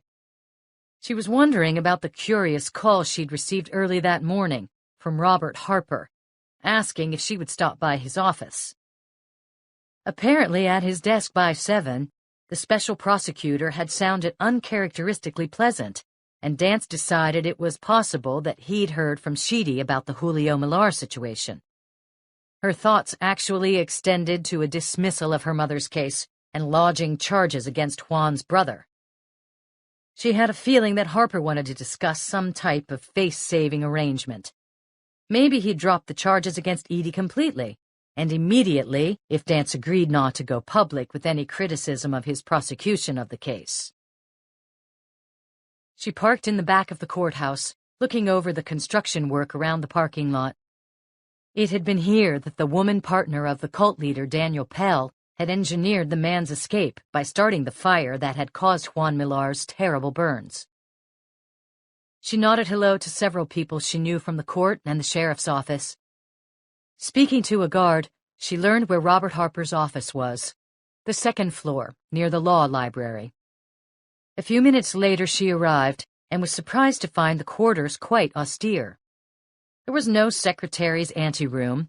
The special prosecutor's door opened directly onto the corridor across from a men's room. Harper was alone, sitting at a large desk, the room bare of decoration. There were 2 computers, rows of law books, and dozens of neat stacks of papers on both a gray metal desk and a round table near the single window. The blinds were down, though he would have a striking view of lettuce fields and the mountains east. Harper was in a pressed white shirt and narrow red tie. His slacks were dark, and his suit jacket hung neatly on a hanger on a coat rack in the corner of the office. "Agent Dance, thanks for coming in." He subtly inverted the sheet of paper he'd been reading and closed the lid of his attaché case. Inside, she'd caught a glimpse of an old law book, or maybe a Bible. He rose briefly and shook her hand, again keeping his distance. As she sat, his closely set eyes examined the table beside her to see if there was anything that she ought not to observe. He seemed satisfied that all secrets were safe. He took in, very briefly, her navy blue suit, tailored jacket and pleated skirt, and white blouse. She'd worn her interrogation clothes today. Her glasses were the black ones. Predator specs. She'd be happy to reach an accommodation if it got her mother off, but she wasn't going to be intimidated. "You've spoken to Julio Millar?" she asked. "Who?" "Juan's brother." "Oh, well, I have a while ago. Why are you asking?" Dance felt her heart begin pounding faster. She noted a stress reaction. Her leg moved slightly, Harper, on the other hand, was motionless. I think Juan begged his brother to kill him. Julio faked a name on the hospital sign-in sheet and did what his brother wanted. I thought that's what you wanted to talk to me about. Oh, Harper said, nodding. George Sheedy called about that just a bit ago. I guess he didn't get a chance to call you and tell you. Tell me what? With a hand tipped in perfectly filed nails, Harper lifted a folder from the corner of his desk and opened it up. On the night his brother died, Julio Millar was in the hospital, but I confirmed that he was meeting with 2 members of the Monterey Bay Hospital security staff. It was in connection with a suit against the California Bureau of Investigation for negligence in sending his brother to guard a patient that you knew, or should have known, was too dangerous for a man of Juan's experience to handle. He was also considering suing you personally on a discrimination charge for singling out a minority officer for a dangerous assignment, and for exacerbating his brother's condition by interrogating him. At the exact time of Juan's death, Julio was in the presence of those guards. He put a fake name in the check-in log because he was afraid you'd find out about the suit and try to intimidate him and his family. Dance's heart clenched to hear these words delivered so evenly. Her breathing was rapid. Harper was as calm as if he were reading from a book of poetry. Julio Millard has been cleared, Agent Dance. The smallest of frowns. He was one of my first suspects. Do you think I wouldn't have considered him? She fell silent and sat back. In an instant, all hope had been destroyed. Then, to Harper, the matter was concluded. No. Why I asked you here? He found another document. Will you stipulate that this is an email you wrote? The addresses match, but there are no names on it. I can trace it back to you, but it'll take some time. As a courtesy, could you tell me if it's yours? She glanced at the sheet. It was a photocopy of an email she'd written to her husband when he was away on a business trip at an FBI seminar in Los Angeles several years ago. How's everything going down there? You get to Chinatown like you were thinking? Wes got a perfect on the English test. He wore the gold star on his forehead until it fell off and had to buy some more. Mags decided to donate all her Hello Kitty stuff to charity. Yes, all of it. Yay! Sad news from Mom. Willie, their cat, finally had to be put down. Kidney failure. Mom wouldn't hear of the vet doing it. She did it herself, an injection. She seemed happier afterward. She hates suffering, would rather lose an animal than see it suffer. She told me how hard it was to see Uncle Joe at the end, with the cancer. Nobody should have to go through that, she said. A shame there was no assisted suicide law. Well, on a happier note, got the website back online, and Martine and I uploaded a dozen songs from that Native American group down in Inez. Go online if you can. They're great. Oh, and went shopping at Victoria's Secret. Think you'll like what I got. I'll do some modeling. Come home soon. Her face burned in shock and rage. Where did you get this? She snapped. A computer at your mother's house, under a warrant. Dance recalled. It was my old computer. I gave it to her. It was in her possession, within the scope of the warrant. You can't introduce that. She waved at the email printout. Why not? He frowned. It's irrelevant. Her mind jumped around. And it's a privileged communication between husband and wife. Of course it's relevant. It goes to your mother's state of mind in committing mercy killing. And as for the privilege, since neither you nor your husband are subjects of the prosecution, any communications should be fully admissible. In any case, the judge will decide. He seemed surprised she hadn't realized this. Is this yours? You'll have to depose me before I respond to anything you ask. All right. He seemed only faintly disappointed at her failure to cooperate. Now, I should tell you that I consider it a conflict of interest for you to be involved in this investigation. And using Special Agent Consuelo Ramirez to do legwork for you doesn't vitiate that conflict. How had he found that out? This case emphatically does not fall within the jurisdiction of the CBI, and if you continue to pursue it, I'll lodge an ethics complaint against you with the Attorney General's office. She's my mother. I'm sure you're emotional about the situation, but it's an active investigation and soon to be an active prosecution. Any interference from you is unacceptable. Shaking with rage, Dance rose and started for the door. Harper seemed to have an afterthought. One thing, Agent Dance. Before I move to admit that email of yours into evidence, I want you to know that I'll redact the information about buying that lingerie, or whatever it was at Victoria's Secret. That I do consider irrelevant. Then the prosecutor slid toward him the document he'd been reviewing when she arrived, turned it over, and began reading once again. In her office, Catherine Dance was staring at the entwined tree trunks outside her window, still angry with Harper. She was thinking again about what would happen if she was forced to testify against her mother. If she didn't, she'd be held in contempt, a crime.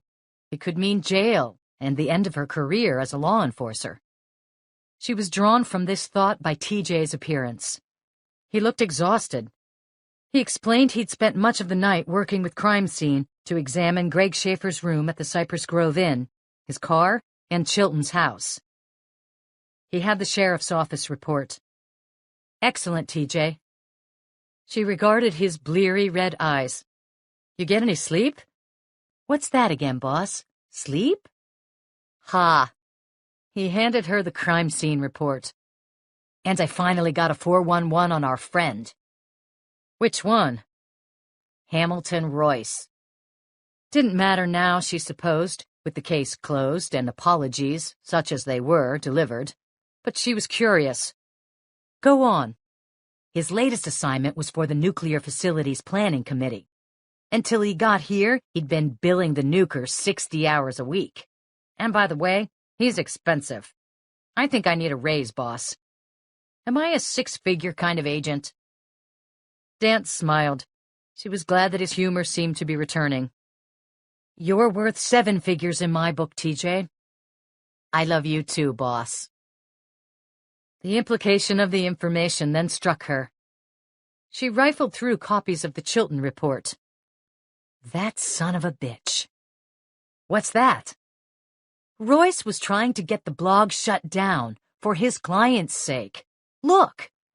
She tapped the printout. Power to the people. Posted by Chilton. Representative Brandon Clevenger. Ever heard of his name? Probably not. And the state representative looking after some fine folks in Northern California would rather keep a low profile. No such luck. Representative Clevenger is the head of the state's Nuclear Facilities Planning Committee, which means the bomb. Oops, excuse me, the buck. Stops with him on the issue of those little gadgets called reactors. And you want to know something interesting about them? No. Go away, greenies. Go whine elsewhere. I have no problem with nuclear energy. We need it to achieve energy independence from certain interests overseas whom I've written about at great length. But what I do object to is this. Nuclear power loses its advantage if the price for the plants and the energy expended in the construction outweigh the advantages.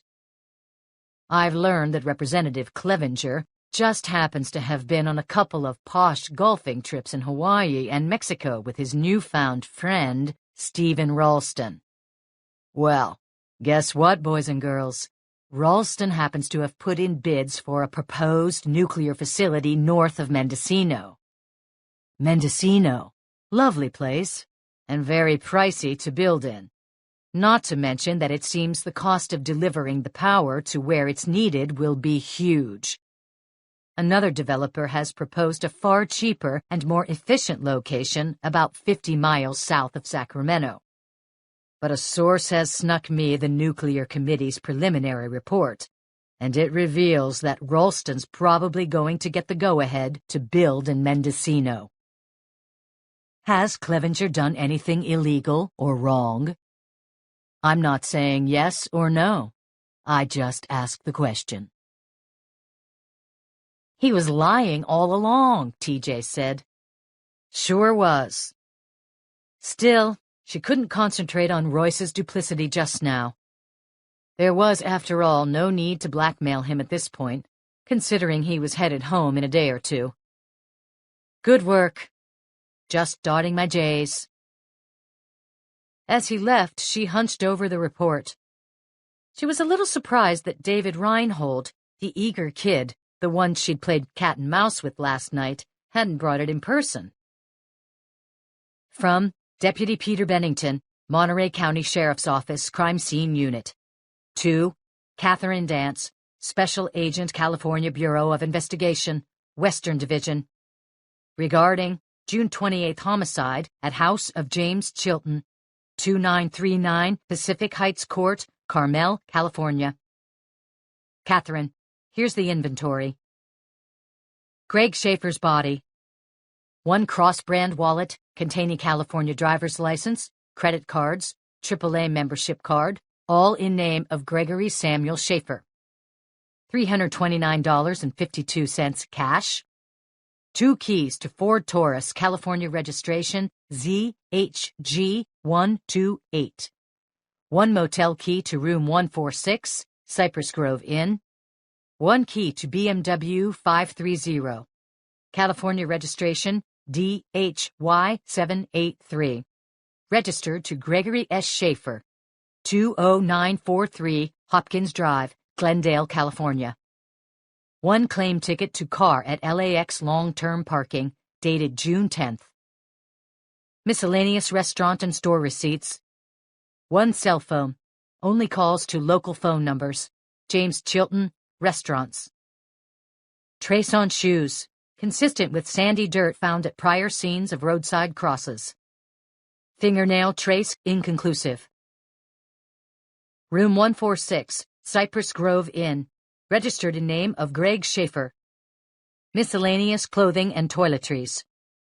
1 1-liter bottle Diet Coke. 2 bottles Robert Mondavi Central Coast Chardonnay wine.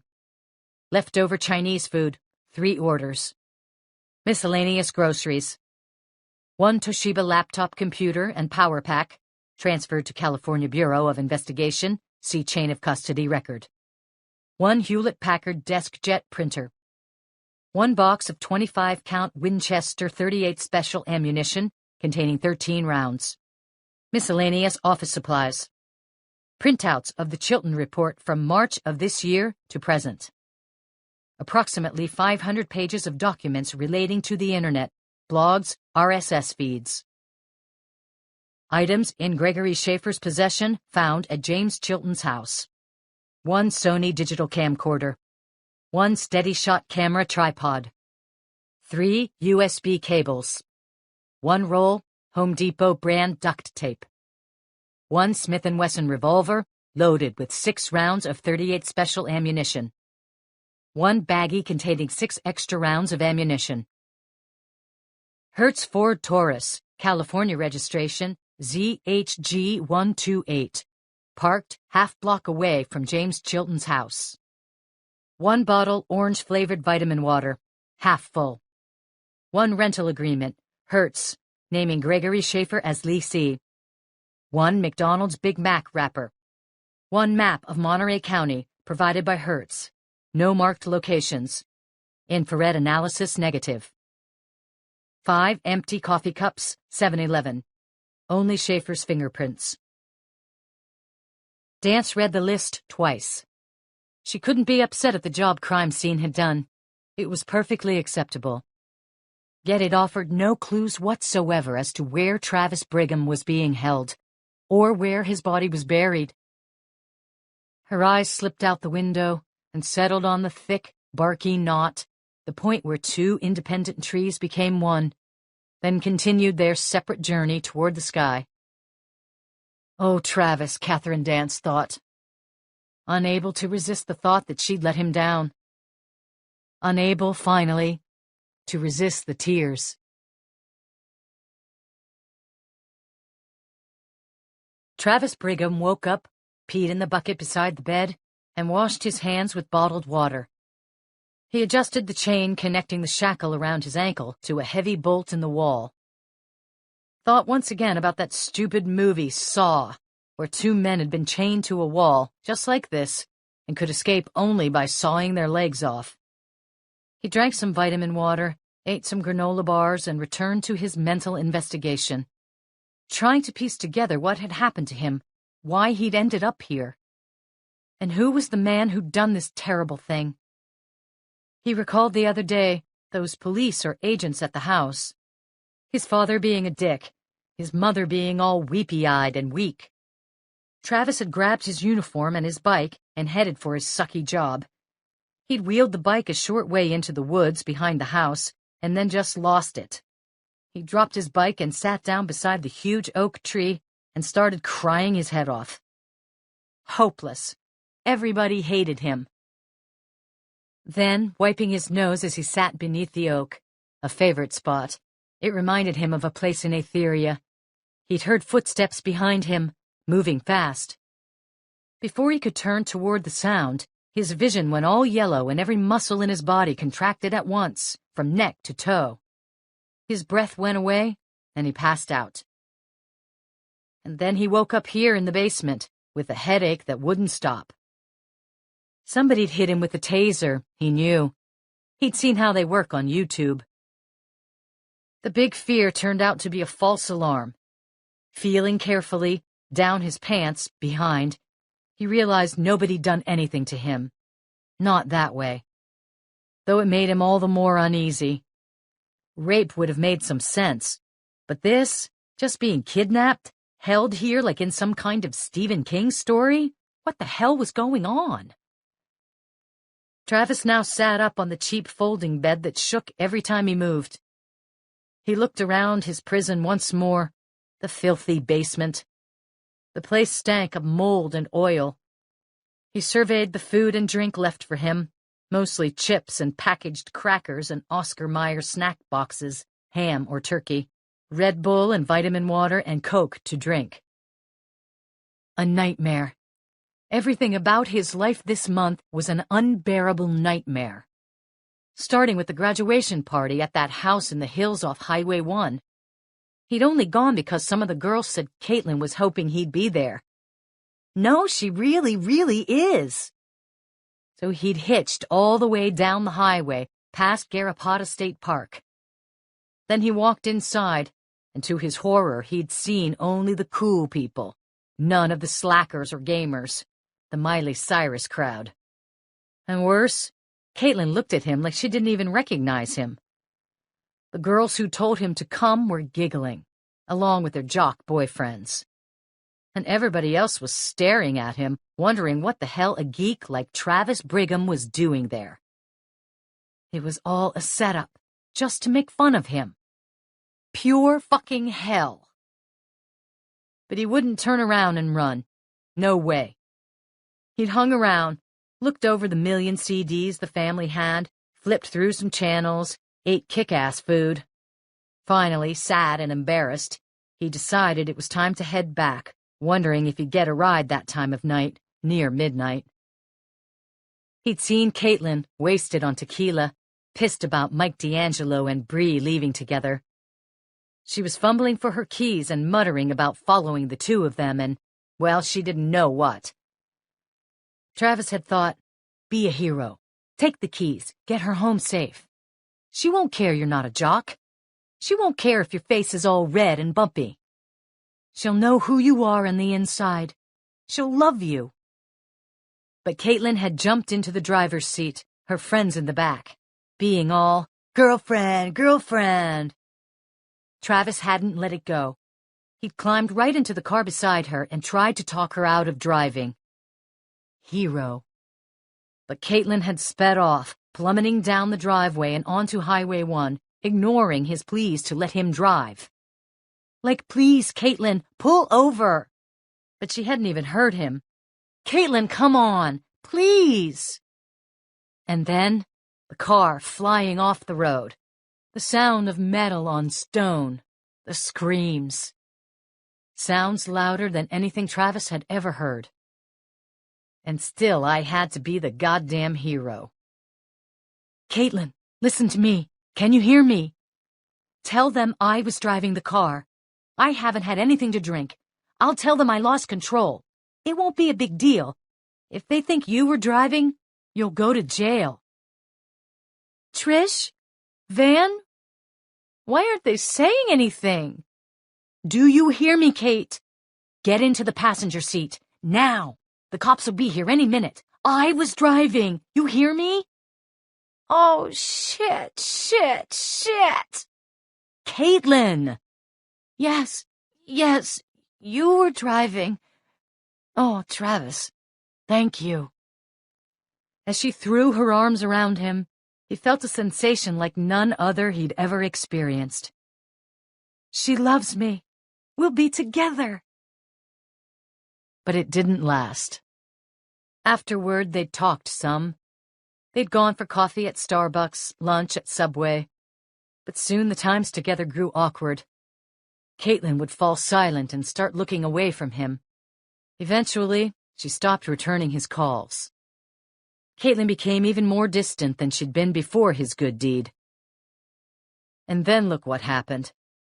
Everybody on the peninsula, no, everybody in the world, started hating him. Hate to break it to you, but the driver is a total freak and a loser. But even then, Travis couldn't give up hope. The night Tammy Foster got attacked, Monday, he'd been thinking about Caitlin and couldn't sleep, so he went to her house to see if she was all right, though mostly thinking in his fantasy, maybe she'd be hanging out in the backyard or on her front porch. She'd see him and say, "Oh, Travis, I'm sorry I've been so distant. I'm just getting over Trish and Van, but I do love you." But the house had been dark. He'd bicycled back home at 2 a.m. The next day, the police had shown up and asked him where he'd been that night. He'd instinctively lied and said he was at the game shed, which of course they'd found out he hadn't been, and now they'd definitely think he was the one behind the attack on Tammy. Everybody hating me. Travis now recalled waking up here after he'd been tasered, the big man standing over him. Who was he? One of the fathers of the girls killed in the accident? Travis had asked, but the man had only pointed out the bucket to use for a toilet, the food, and water, and had warned, "My associates and I are going to be checking on you, Travis. You stay quiet at all times. If you don't..." He showed the boy a soldering iron. "Okay." Crying, Travis had blurted, "Who are you? What did I do?" The man plugged the soldering iron into the wall socket. "No, I'm sorry. I'll be quiet, I promise." The man unplugged the iron and then clumped up the stairs. The basement door had closed. More footsteps and the front door had slammed. A car started, and Travis was left alone. He remembered the following days as a blur, filled with increasing hallucinations or dreams. To stave off boredom and madness, he played Dimension Quest in his mind. Now, Travis gasped, hearing the front door opening upstairs. Thumps of footsteps. His captor was back. Travis hugged himself and tried not to cry. Be quiet. You know the rules. Thinking of the taser. Thinking of the soldering iron. He stared at the ceiling, his captor's floor, as the man roamed through the house. 5 minutes later, the steps moved in a certain pattern. Travis tensed. He knew what that sound meant. He was coming down here. And yeah, a few seconds later the lock on the basement door snapped. Footsteps on the creaky stairs, descending. Travis now shrank back on the bed as he saw his captor come closer. The man normally would have with him an empty bucket and would take the full one upstairs. But today, he carried only a paper bag. This terrified Travis. What was inside? The soldering iron? Something worse? Standing over him, he He studied Travis closely. "How do you feel?" "Like shit, you asshole. What do you think?" But he said, "Okay." "You're weak?" "I guess." "But you've been eating." A nod. "Don't ask him why he's doing this. You want to, but don't. It's like the biggest mosquito bite in the world. You have to scratch it, but don't. He's got the soldering iron." "You can walk?" "I guess." "Good. Because I'm giving you a chance to leave." Leave? Yes, please. I want to go home. Tears popped into Travis's eyes. "But you have to earn your freedom." Earn it? I'll do anything. What? "Don't answer too quickly," the man said ominously. "You might choose not to." No, I'll... Shh. You can choose not to do what I'm going to ask. But if you don't, you'll stay here until you starve to death. And there'll be other consequences. Your parents and brother will die too. There's somebody outside their house right now." Is my brother okay? Travis asked in a frantic whisper. "He's fine. For now." Don't hurt them. You can't hurt them. "I can hurt them, and I will. Oh, believe me, Travis, I will." What do you want me to do? The man looked him over carefully. "I want you to kill somebody." A joke? But the kidnapper wasn't smiling. What do you mean? Travis whispered. "Kill somebody. Just like in that game you play, Dimension Quest." Why? "That doesn't matter, not to you. All you need to know is that if you don't do what I'm asking, you'll starve to death here, and my associate will kill your family. Simple as that. Now's your chance. Yes or no?" But I don't know how to kill anybody. The man reached into the paper bag and took out a pistol wrapped in a baggie. He dropped it on the bed. Wait, that's my father's. Where did you get it? From his truck. You said my family's fine. They are, Travis. I didn't hurt him. I stole it a couple of days ago when they were asleep. Can you shoot it? He nodded. In fact, he'd never fired a real gun, but he'd played shooting games in arcades, and he watched TV. Anybody who watched The Wire or The Sopranos knew enough about guns to use one. He muttered, "But if I do what you want, you'll just kill me, and then my family." "No, I won't. It's better for me if you're alive. You kill who I tell you to, drop the gun and run. Go wherever you want. Then I'll call my friend and tell him to leave your family alone." There was a lot about this that didn't make sense, but Travis's mind was numb. He was afraid to say yes. He was afraid to say no. Travis thought of his brother, then his mother. An image of his father smiling even came to mind. Smiling when he looked at Sammy, never at Travis. But it was a smile nonetheless, and seemed to make Sammy happy. That was the important thing. Travis, did you bring the M's? Sammy. Travis Brigham blinked tears from his eyes and whispered, "Okay, I'll do it."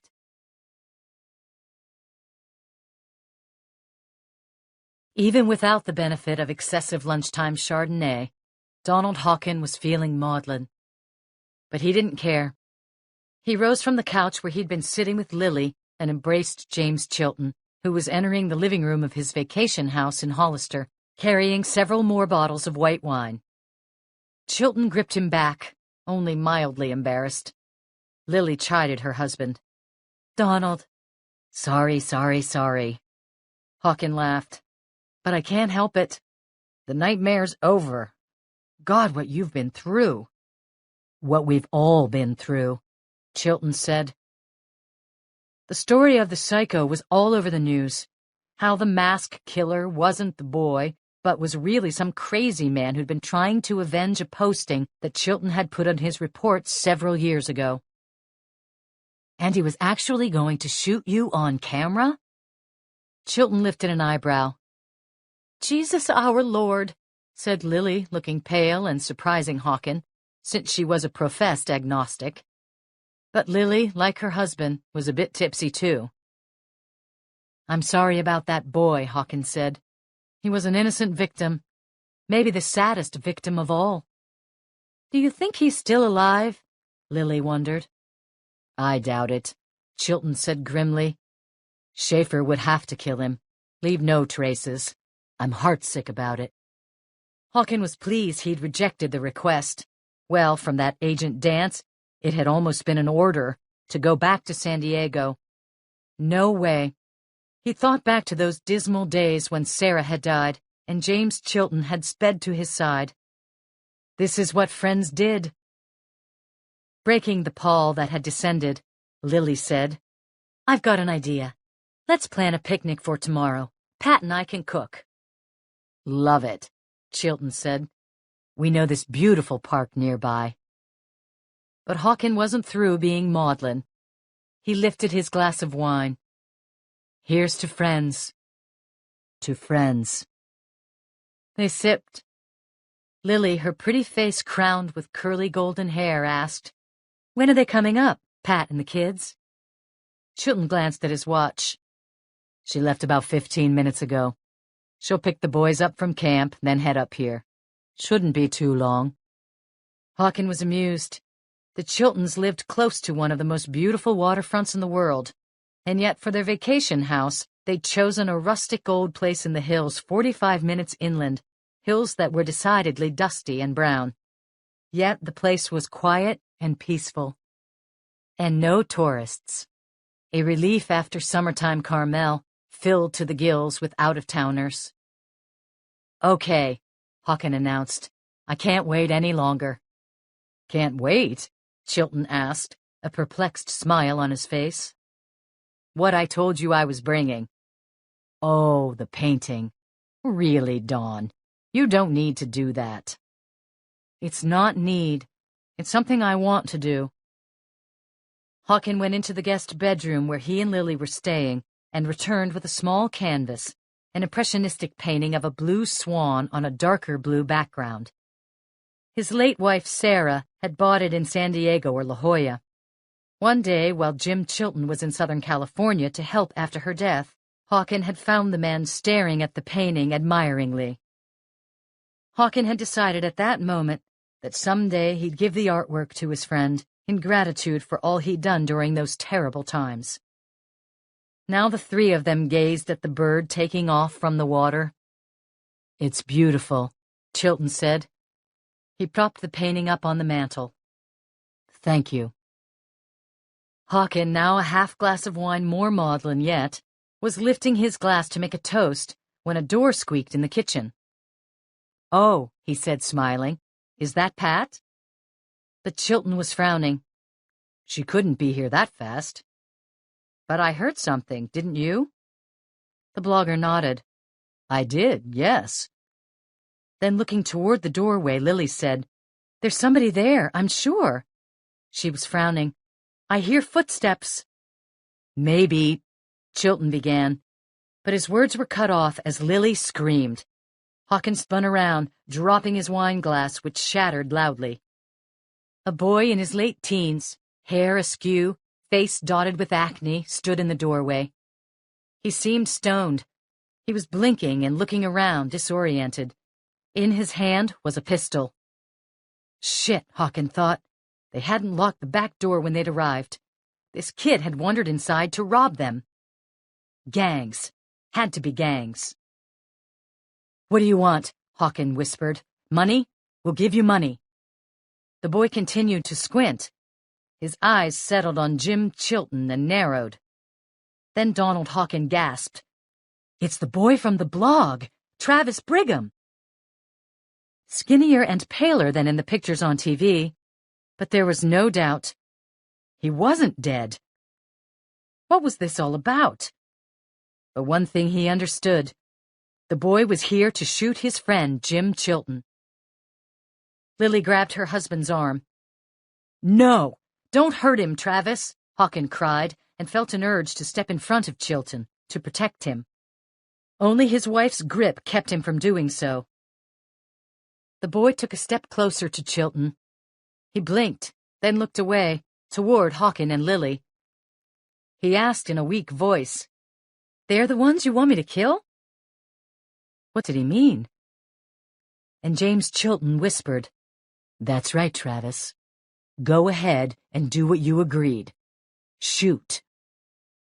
Squinting against the raw light that stung his eyes like salt, Travis Brigham stared at the couple.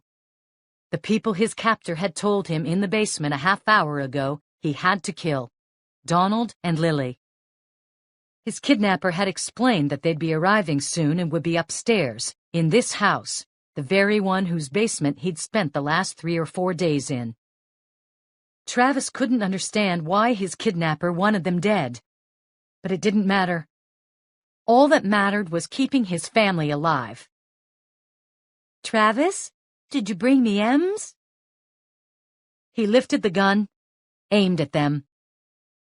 As the couple blurted the words he hardly heard, he tried to hold the weapon steady. This took all his effort. After days of being chained to a bed, he was weak as a bird. Even the climb up the stairs had been a chore. The gun was weaving. "No, please, no!" someone cried, the man or the woman. He couldn't tell. He was confused, disoriented by the glaring light. It stung his eyes. Travis aimed at the man and woman, but still, he kept wondering, who are they, Donald and Lily?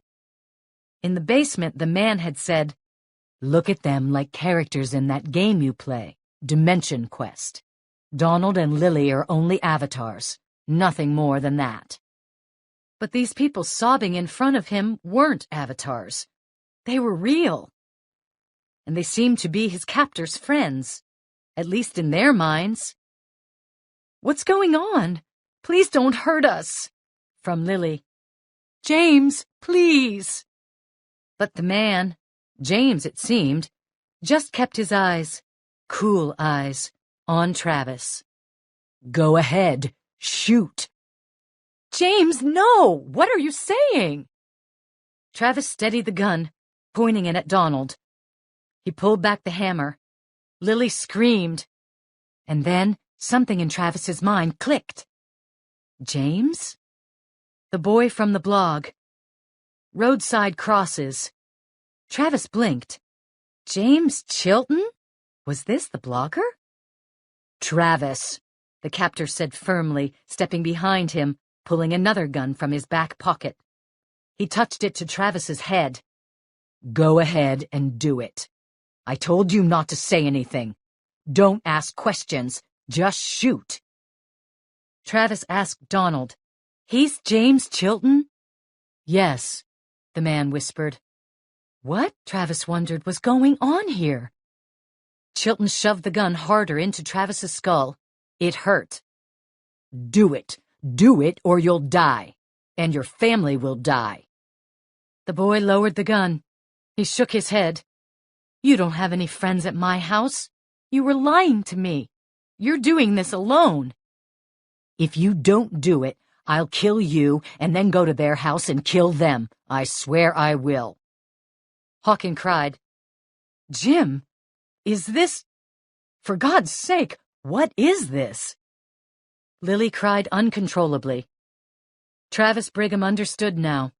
Shoot them or not, he was dead. His family would be all right. Chilton had no interest in them. But he was dead. A faint laugh eased from his throat, and he felt tears sting eyes already stinging from the sunlight. He thought of Caitlin, her beautiful eyes and smile. Thought of his mother.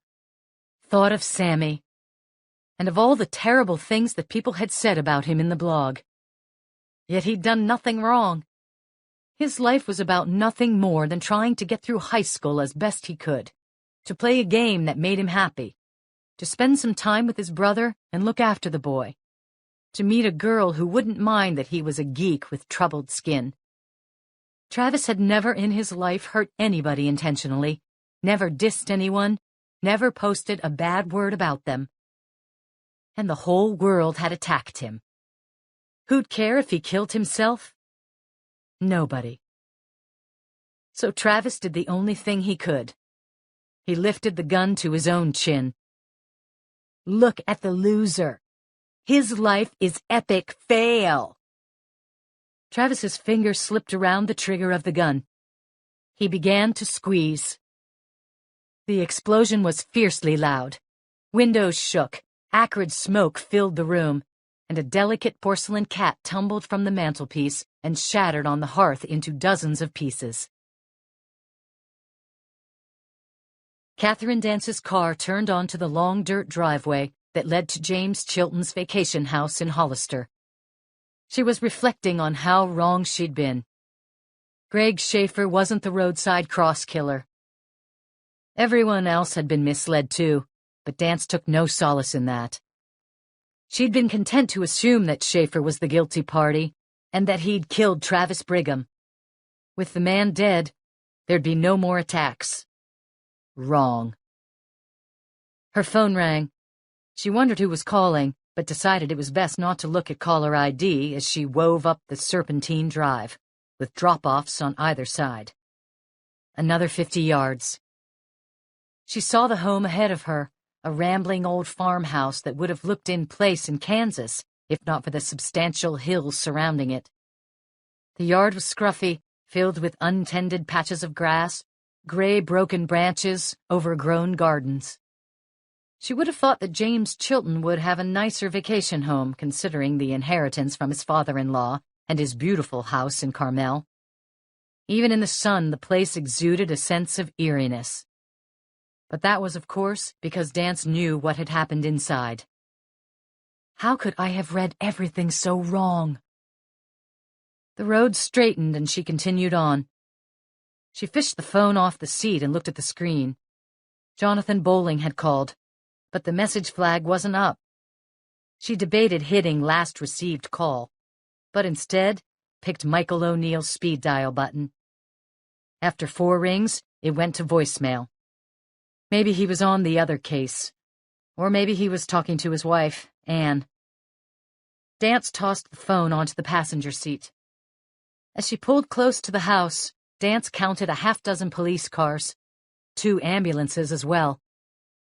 The San Benito County Sheriff, whom she'd worked with regularly, saw her and motioned her forward. Several officers stepped aside, and she drove over the uneven grass to where the sheriff was standing. She saw where Travis Brigham lay on a gurney, his face covered. Dance slammed the gear shift into park and climbed out, then walked quickly toward the boy. She noted his bare feet, the welts on his ankles, his pale skin. "Travis," she whispered. The boy jerked, as if she'd awakened him from a deep sleep. He lifted the damp cloth and ice pack off his bruised face. He blinked and focused his eyes on her. "Oh, Officer... I can't remember your name." "Dance." "Sorry." He sounded genuinely contrite at the social slip. "Not a problem at all." Catherine Dance hugged the boy hard. The boy would be fine, the medic explained. His worst injury from the ordeal, in fact the only serious one, was from hitting his forehead on the mantel in the living room of Chilton's house when the San Benito County SWAT team stormed the place. They had been conducting furtive surveillance as they awaited Dance's arrival, when the commander had seen through the window that the boy had entered the living room with a gun. James Chilton, too, had pulled a weapon. For some reason, it then appeared that Travis was going to take his own life. The commander had ordered his officers in. They launched flash-bang grenades into the room, which detonated with stunning explosions, knocking Chilton to the floor and the boy into the mantelpiece. The officers raced inside and relieved them of their weapons. They cuffed Chilton and dragged him outside, then escorted Donald Hawken and his wife to safety and gotten Travis to the paramedics. "Where's Chilton?" Dance asked. "He's over there," the sheriff said, nodding to one of the county deputy's cars in which the blogger sat, handcuffed, his head down. She'd get to him later. Dance glanced at Chilton's Nissan Quest. The doors and tailgate were open, and crime scene had removed the contents. Most notable were the last roadside cross and bouquet of red roses, now tinged with brown. Chilton would have been planning to leave them nearby after he'd killed the Hawkins. Travis's bike also rested near the tailgate, and in a clear evidence bag was the gray hoodie that Chilton had stolen and worn to impersonate the boy, and that he'd picked fibers off to leave at the scenes. Dance asked the paramedic, "And the Hawkins? How are they?" "Shaken up, as you can imagine. A bit bruised, hitting the deck when we moved in. But they'll be fine. They're on the porch." "You doing okay?" Dance asked Travis. "I guess," he answered. She realized what a foolish question it was. Of course he wasn't okay. He'd been kidnapped by James Chilton and been ordered to murder Donald Hawken and his wife. Apparently, rather than going through with that task, he'd chosen to die. "Your parents will be here soon," she told him. "Yeah?" The boy seemed cautious at this news. "They were real worried about you." He nodded, but she read skepticism in his face. "Your mother was crying. She was so happy when I told her." That was true. Dance had no idea what the father's reaction had been. A deputy brought the boy a soft drink. "Thank you." He drank the Coke thirstily. For his days in captivity, he wasn't doing too badly. A medic had looked over the raw chafing on his leg. It wouldn't need treatment other than a bandage and antibiotic cream. The injury was from the shackles, she realized, and a wave of fury coursed through her. She glared at Chilton, who was being transferred from the San Benito to a Monterey County car. But the blogger's eyes remained downcast. "What's your sport?" the coke-toting cop asked the boy, trying to make conversation and put Travis at ease. "Like, I game mostly." "That's what I mean," the young crew-cut officer said, taking the skewed response to be a result of the boy's temporary hearing loss from the flash bangs. More loudly, he asked, "What's your fave? Soccer, football, basketball?" The boy blinked at the young man in the blue outfit. "Yeah, I play all those some." "Way to go." The trooper didn't realize that the sports equipment involved only a Wii or a game controller, and that the playing field was 18 inches diagonally. "But start out slow. Bet your muscles have atrophied. Find a trainer." "Okay." A rattling old Nissan, the red finish baked matte, pulled up, rocking along the dirt driveway. It parked, and the Brighams climbed out. Sonia, tearful, lumbered over the grass and hugged her son hard. "Mom!" His father, too, approached. He stopped beside them, unsmiling, looking the boy up and down. "You're thin, pale, you know what I mean? You hurting anywhere?" "He'll be okay," the paramedic said. "How's Sammy?" Travis asked. "He's at Graham's," Sonia said. "He's in a state, but all right." "You found him? You saved him?" The father, still unsmiling, was speaking to Dance. "We all did, yes."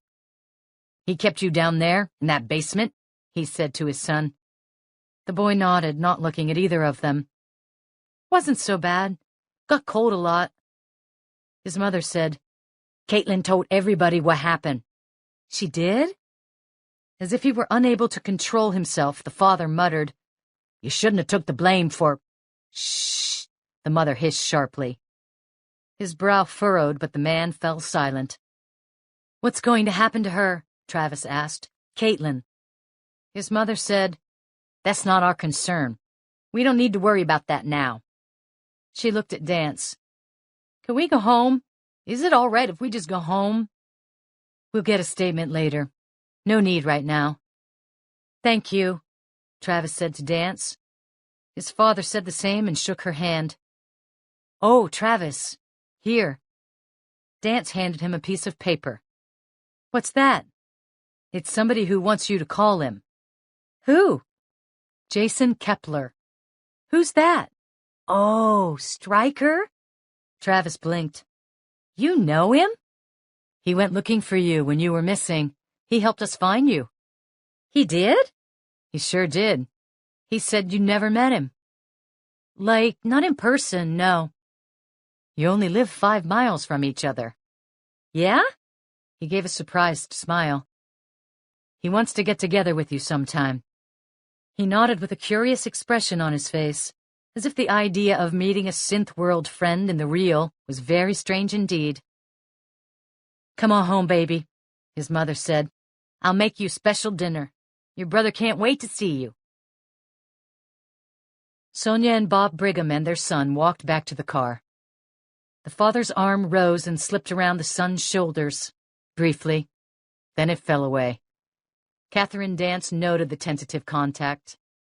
She believed not in divine salvation, but in the proposition that we poor mortals are fully capable of saving ourselves, if conditions and inclinations are right. And the evidence of this potential is found in the smallest of gestures, like the uncertain resting of a large hand on a bony shoulder. Gestures, more honest than words. "Travis?" she called. He turned. "Maybe I'll see you sometime. In Etheria." He held his arm over his chest, palm outward, which she supposed was a salute among inhabitants of his guild. Catherine Dance resisted the temptation to reciprocate. Dance walked across the yard to Donald and Lily Hawken, her Aldo's shoes gathering dust and plant flecks. Crisp grasshoppers fled from her transit. The couple sat on the front porch steps of Chilton's vacation house. Hawken's face was harrowing to see. The betrayal had clearly affected him to his core. "Jim did this?" he whispered. "I'm afraid so." Another thought shook him. My God, what if the children had been here? Would he have... He couldn't complete the sentence. His wife stared at the dusty yard, wiping sweat off her brow. Hollister's a long way from the ocean and summer air, trapped by the knobby hills, heated up fiercely by midday. Dance said, "Actually, it was his second attempt to kill you." "Second?" Lily whispered. "You mean at the house?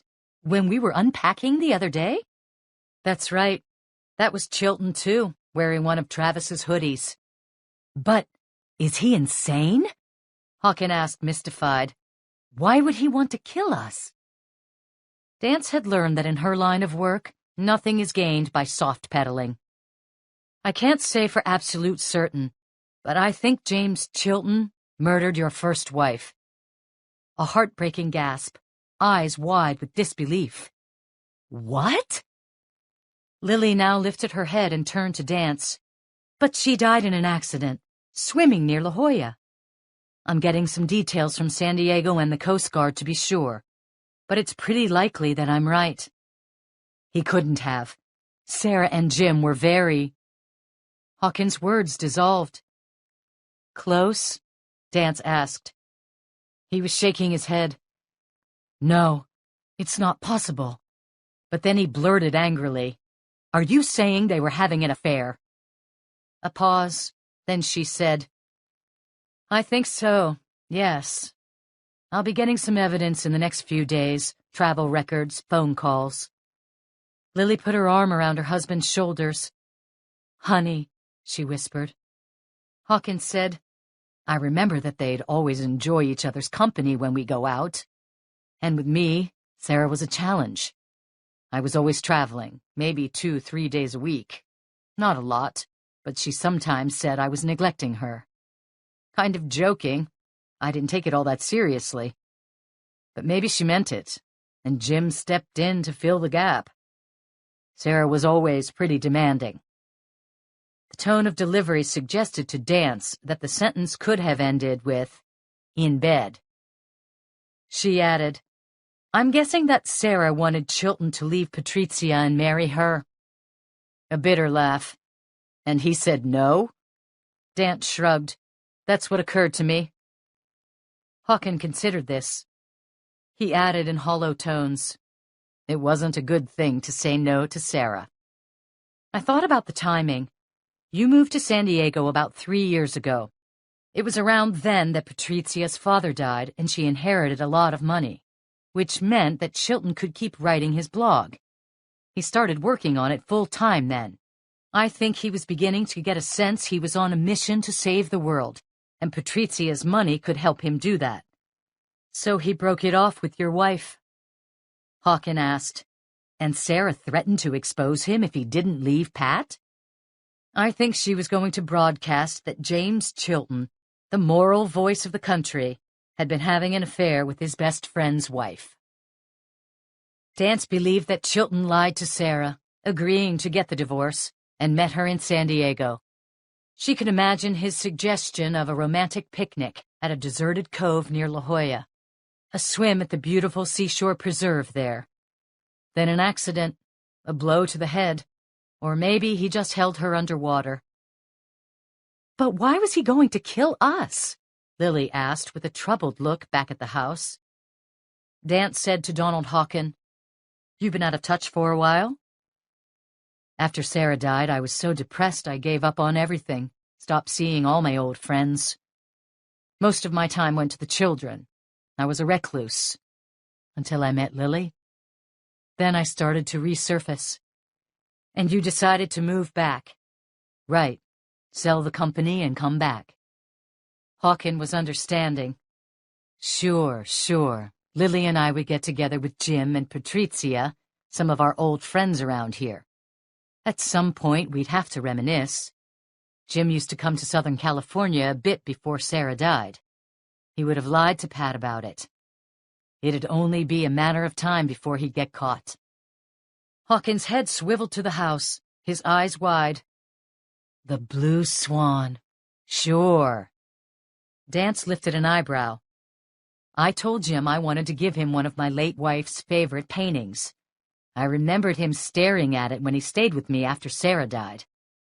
A scoffing laugh. "I'll bet it was Jim's. He probably bought it years ago, and one day when Sarah was over at his place, she told him she wanted it. Maybe he told Patrizia he sold it to somebody. If she saw the painting now, she'd wonder how Sarah had gotten it."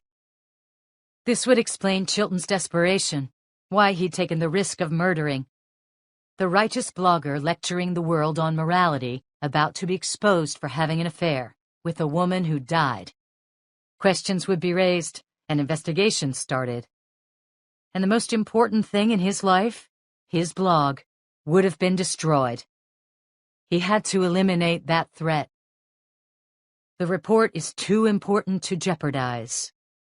Lily asked, "But that man at the house, Schaefer? The statement that James was going to read, it mentioned Travis." "I'm sure Schaefer's plans didn't originally involve Travis. He'd wanted to kill Chilton for some time, probably since his brother's death. But when he heard about the roadside crosses attacks, he rewrote the statement to include Travis's name, so no one would suspect Schaefer himself." Hawken asked, "How did you figure out Jim was the one, not Schaefer?" "Mostly," she'd explained, "because of what wasn't in the crime scene reports TJ had just delivered to her." "What wasn't there?" Hawken asked. "First," she explained, "there wasn't any cross to announce the murder of Chilton. The killer had left crosses in public places before the other attacks, but nobody could find the last cross.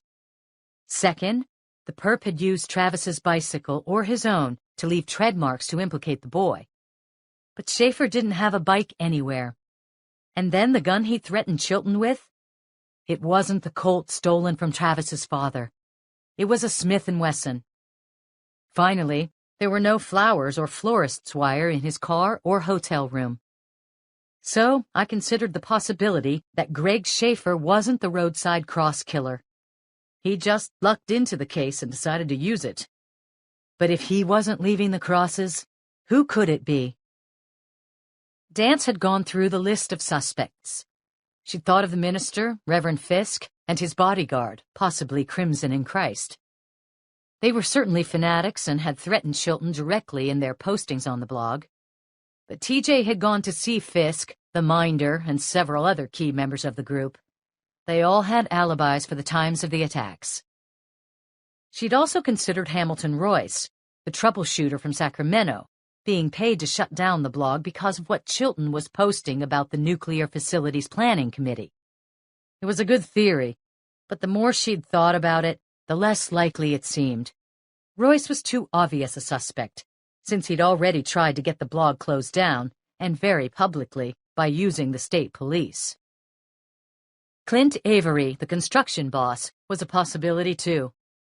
But she'd learned that Avery's mysterious meetings after Dance had left his company were with a lawyer specializing in equal employment law, and two men who ran a day labor service.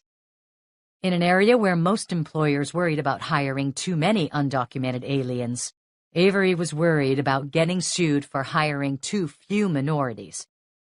He was uneasy with Dance, it seemed, because he was afraid she was really there investigating a civil rights complaint that he was discriminating against Latinos. Dance had also fleetingly considered Travis's father as the perp, actually wondering if there was some psychological connection between the Branches and Roses and Bob Brigham's job as a landscaper. She'd even considered that the perp might be Sammy, troubled, but maybe a savant, cunning, and possibly filled with resentment against his older brother. But even though the family had its problems, those were pretty much the same problems all families had. And both father and son were accounted for during some of the attacks.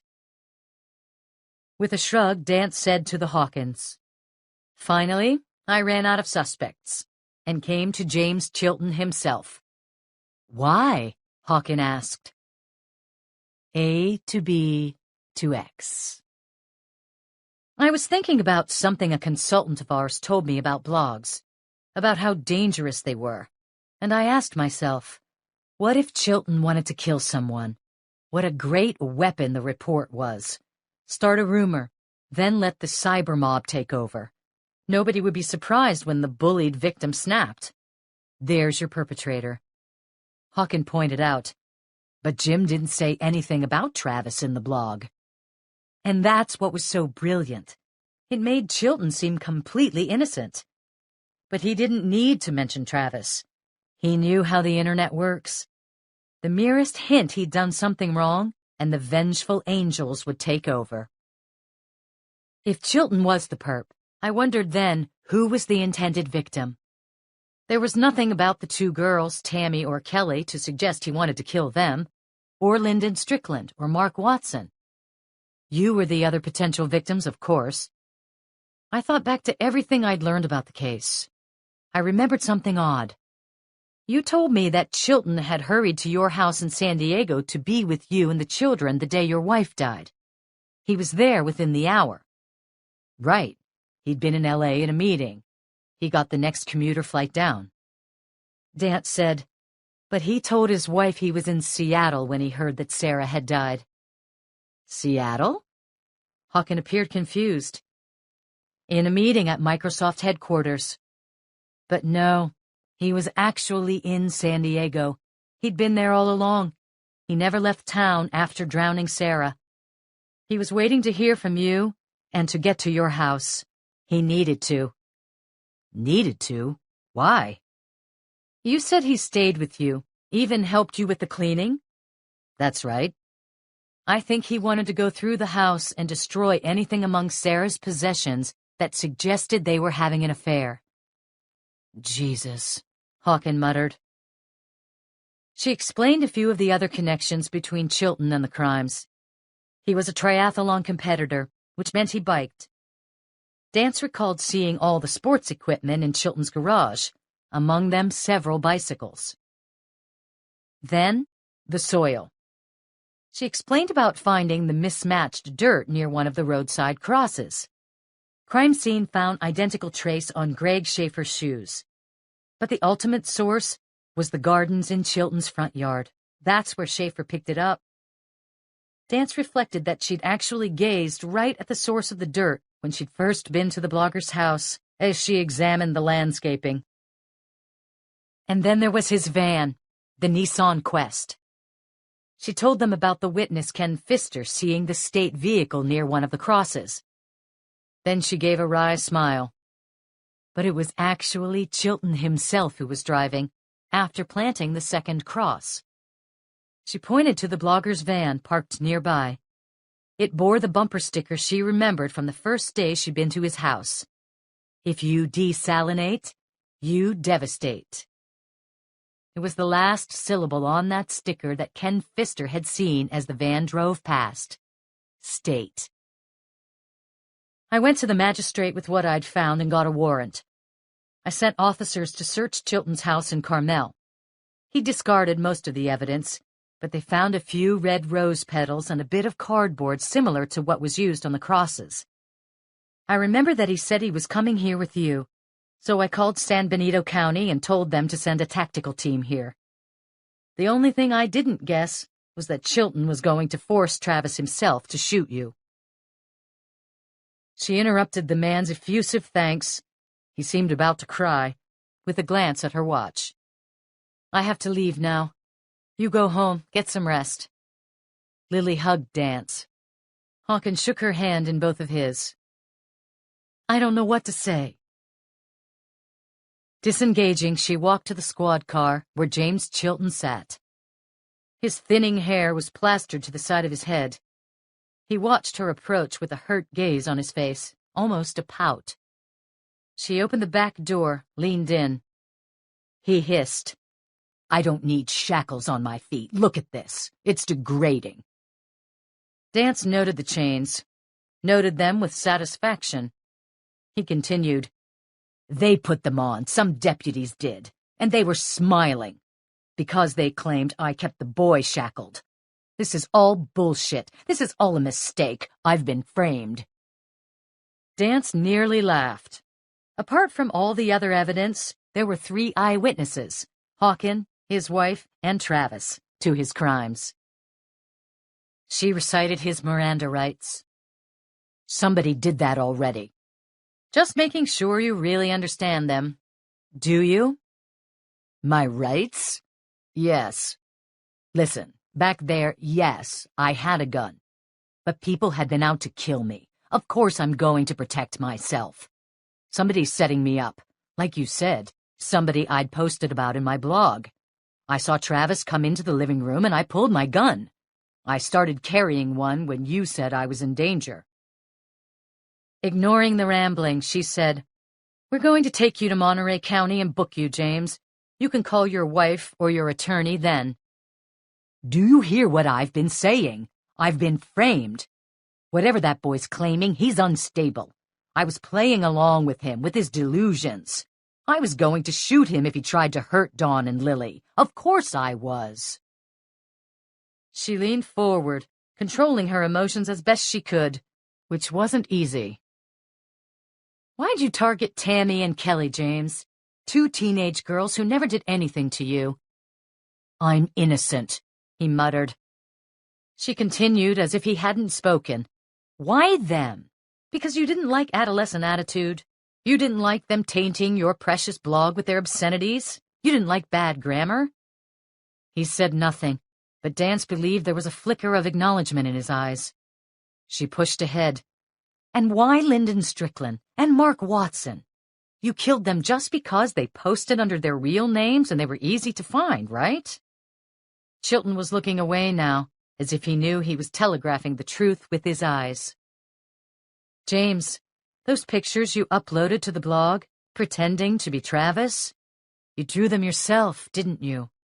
I remember from your bio in the report that you were a graphic designer and art director in college.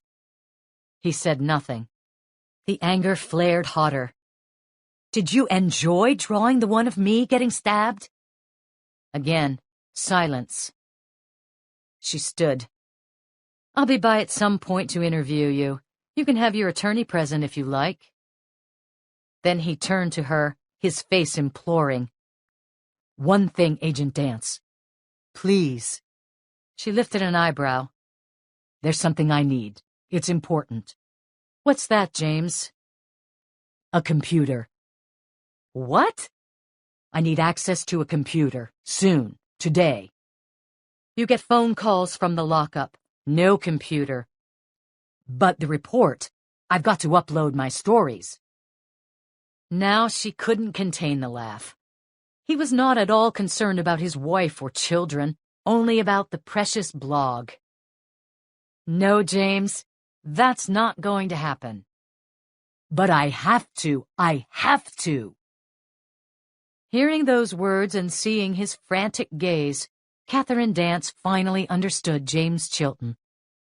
The readers were nothing to him. He'd easily murdered 2 of them and was fully prepared to kill more. The truth was nothing to him. He'd lied over and over again. No. The answer was simple. Like the players in Dimension Quest, like so many people lost in the synth world, James Chilton was an addict. Addicted to his messianic mission. Addicted to the seductive power of spreading the word, his word, to the minds and hearts of people throughout the world. The more who read his musings, his rants, his praise, the more exquisite the high. She leaned down, close to his face. James, I will do everything possible to make sure that whatever prison you go to, you will never be able to get online ever again. Never in your life. His face turned livid, and he began screaming. You can't do that! You can't take my blog away! My readers need me! The country needs me! You can't!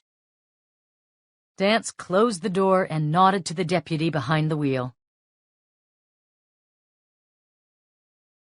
The flashing lights, on personal business, were against regulations, but Dance didn't care. The emergency accessories were a wise idea, given that she was speeding at twice the limit down Highway 68 back to Salinas from Hollister. Edie Dance was being arraigned in 20 minutes, and she was going to be there, front and center. She was wondering when her mother's trial would happen, who would testify, what exactly would the evidence show. Again she thought, dismayed, will I be called to the stand? What would happen if Edie was convicted? Dance knew California prisons. The population was largely illiterate, violent, their minds ruined by drugs or alcohol, or simply damaged from birth. Her mother's heart would wither in a place like that. The punishment would be the death penalty, after all. Capital punishment for the soul. And she was furious with herself for writing that email to Bill, the one commenting on her mother's decision to put down one of her ailing pets. Years ago, an offhand comment, out of proportion to the devastating effect it could have on her mother's fate. Which put her in mind of the Chilton report. All of those postings about Travis Brigham. All wrong, completely wrong. Yet they would be in existence, on servers and in the hearts of individual computers, forever. People might see them 5 or 10 or 20 years from now, or 100, and never know the truth. Dance was shaken out of her troubling meditation by the buzz of her phone. It was a text message from her father. I'm at the hospital with your mother. Get here as soon as you can. Dance gasped. What was this about? The arraignment was supposed to be starting in 15 minutes. If Edie Dance was in the hospital, it was only for one reason. She was ill or injured. Dance immediately punched her father's mobile number, but it went right to voicemail. Of course, he'd shut it off in the hospital. Had she been attacked? Or had she tried to kill herself? Dance shoved the accelerator down and drove faster, her mind tumbling out of control now, thinking that if her mother had tried to kill herself, it was because she knew Robert Harper had a solid case against her, and that it would be futile to fight it. So her mother had committed murder. Dance recalled the damning comment, revealing Edie's knowledge of the ICU corridors at the time Juan Millar died. There were some nurses down on that wing, but that was all. His family was gone, and there were no visitors. She sped past Salinas, Laguna Seca, and the airport. 20 minutes later, she was pulling into the circular drive of the hospital. The car skidded to a violent stop, breaching the handicapped space. Dance leapt out and sprinted to the main entrance door and wedged through before the automatic panels had fully opened. At the admission station, an alarmed receptionist looked up and said, "Catherine, are you—" "Where's my mother?" the agent gasped. "She's downstairs and—" Dance was already pushing through the doorway and downward. Downstairs meant only one thing, the intensive care unit. Ironically, the very place where Juan Millar had died. If Edie was there, at least she was alive. On the bottom floor, she shoved through the door, hurrying toward ICU when she happened to glance into the cafeteria. Breathing hard, Dance pulled up fast, a stitch in her side. She looked through the open doorway and saw 4 people sitting at a table, coffee in front of them. They were the director of the hospital, the security chief Henry Bascom, Dance's father, and Edie Dance. They were engaged in a discussion and were looking over documents on the table before them. Stewart glanced up and smiled, gesturing with an index finger, meaning, Dance guessed, they'd only be a moment or two. Her mother glanced her way and then, expression neutral, returned her attention to the hospital director. "Hi," a man's voice said from behind her. She turned, blinking in surprise, to see Michael O'Neill. "Michael, what's going on?" Dance asked breathlessly. With furrowed brows, he asked, "Didn't you get the message?" "Just the text from Dad that they were here." "I didn't want to bother you in the middle of an operation. I spoke to Overby and gave him the details. He was supposed to call when you were finished." "Oh. Well, this was one glitch she couldn't lay at the feet of her thoughtless boss. She'd been in such a hurry to get to the arraignment, she'd never told him they'd wrapped the Chilton takedown." "I heard Hollister went okay." "Yeah, everybody's fine. Chilton's in custody. Travis has got a banged head, that's it." But the roadside cross case was far from her mind. She stared into the cafeteria. "What's going on, Michael?" "The charges against your mother have been dropped," he said. "What?" O'Neill hesitated, looking almost sheepish, and then said, "I didn't tell you, Catherine. I couldn't." "Tell me what?" "The case I've been working on." "The other case." "It had nothing to do with the container situation. That's still on hold. I took on your mother's case as an independent investigation. I told the sheriff I was going to do it, pretty much insisted. He agreed. Stopping Harper now was our only chance. If he'd gotten a conviction, well, you know the odds of getting a verdict overturned on appeal." "You never said anything." "That was the plan. I could run it, but I couldn't mention anything to you. I had to be able to testify that you knew nothing about what I was doing. Conflict of interest otherwise. Even your parents didn't know. I talked to them about the case, but only informally. They never suspected." "Michael." Dance again felt rare tears sting. She gripped his arm, and their eyes met, brown on green. He said, frowning, "I knew she wasn't guilty. Edie taking somebody's life? Crazy." He grinned. "You notice I've been talking to you in text messages a lot lately? Emails?" "Right. Because I couldn't lie to you in person. I knew you'd spot it in a minute." She laughed, recalling how vague he'd been about the container case. "But who killed Juan?" "Daniel Pell." "Pell?" she whispered in astonishment. O'Neill explained, though, that it wasn't Pell himself who'd killed Juan Millar, but one of the women connected with him, the partner that Dance had been thinking of yesterday as she'd driven her children to see their grandparents. "She knew the threat you presented, Catherine. She wanted desperately to stop you." "Why did you think of her?" "Process of elimination," O'Neill explained. "I knew your mother couldn't have done it. I knew Julio Millar hadn't. He was accounted for the whole time. His parents weren't there, and there were no other fellow officers present. So I asked, who'd have a motive to blame your mother for the death? Pell came to mind. You were running the manhunt to find him and getting closer. Your mother's arrest would distract you, if not force you off the case altogether. He couldn't do it himself, so he used his partner." He explained that the woman had slipped into the hospital by pretending to be applying for a job as a nurse. "The job applications," Dance said, nodding, recalling what Connie's investigation had found.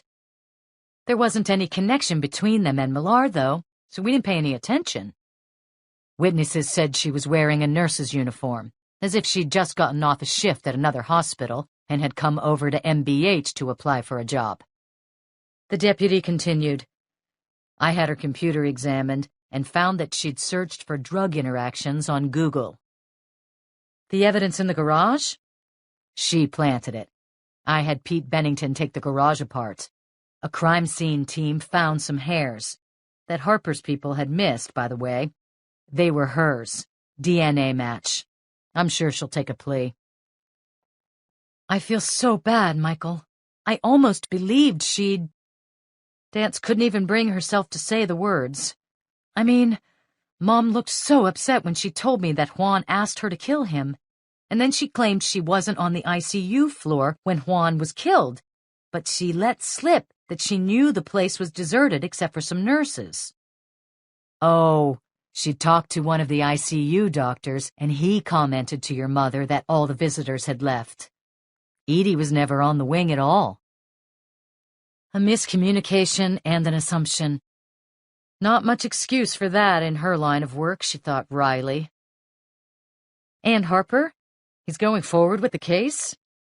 Nope. He's packing up and going home to Sacramento. He's handed off to Sandy. What? Dance was shocked. O'Neill laughed, noting her expression. Yep. Not much interested in justice. Only interested in a high-profile conviction. The mother of a government agent. Oh, Michael. She squeezed his arm again, and he put his hand on hers, then was looking away. She was struck by his countenance. What was she seeing? A vulnerability? A hollowness? O'Neill started to say something, and then didn't.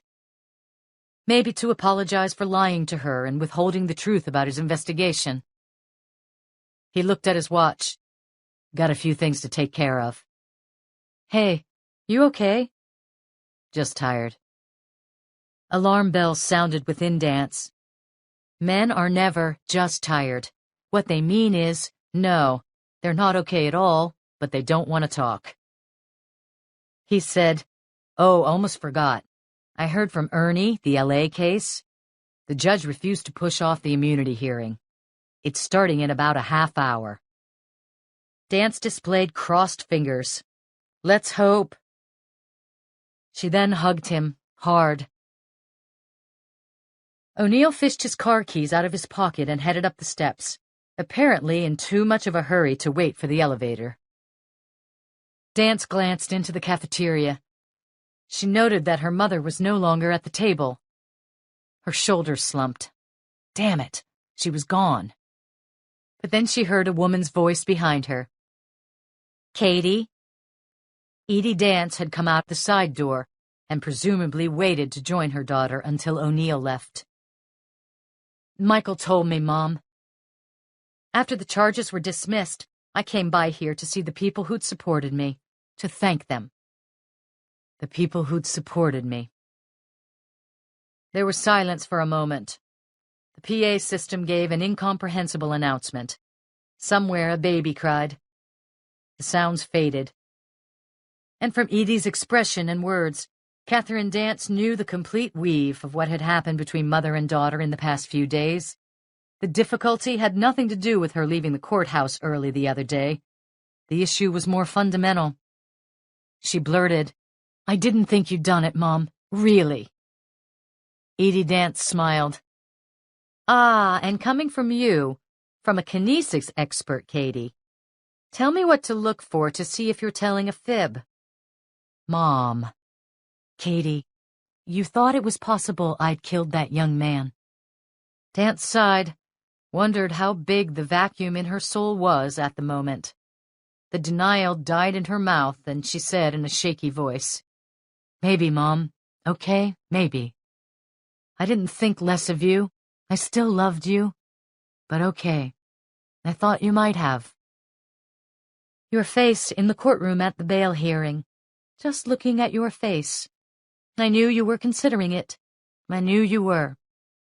I'm so sorry, Dance whispered. Then Edie Dance did something completely uncharacteristic. She took her daughter by the shoulders, firmly, more firmly than Dance believed she'd ever been held by the woman, even as a child. Don't you dare say that. Her words were harsh. Dance blinked and began to speak. Shh. Katie, listen. I was up all night after the bail hearing, thinking about what I'd seen in your eyes, what you suspected about me. I was up all night, hurt, furious. But then, finally, I understood something, and I felt so proud. A warm smile softened the round contours of the woman's face. So proud. Dance was confused. Her mother continued, You know, Katie, a parent never knows if they get it right. I'm sure you've wrestled with that. Oh, only about 10 times a day. You always hope, you pray, that you give your children the resources they need, the attitude, the courage. That's what it's all about, after all. Not fighting their battles, but getting them prepared to fight on their own, teaching them to make judgments, to think for themselves. The tears were streaming down Dance's cheeks. And when I saw you questioning what I might have done, looking at what had happened, I knew that I'd gotten it 100% right. I raised you not to be blind. You know, prejudice blinds people. Hate blinds people. But loyalty and love blind people too. You look past everything for the truth. Her mother laughed. Of course, you got it wrong, but I can't fault you for that. The women embraced and Edie Dance said, Now, you're still on duty. Go on back to the office. I'm still mad at you, but I'll get over it in a day or two. We'll go shopping and then have dinner at Casanova. Oh, and Katie, you're picking up the check.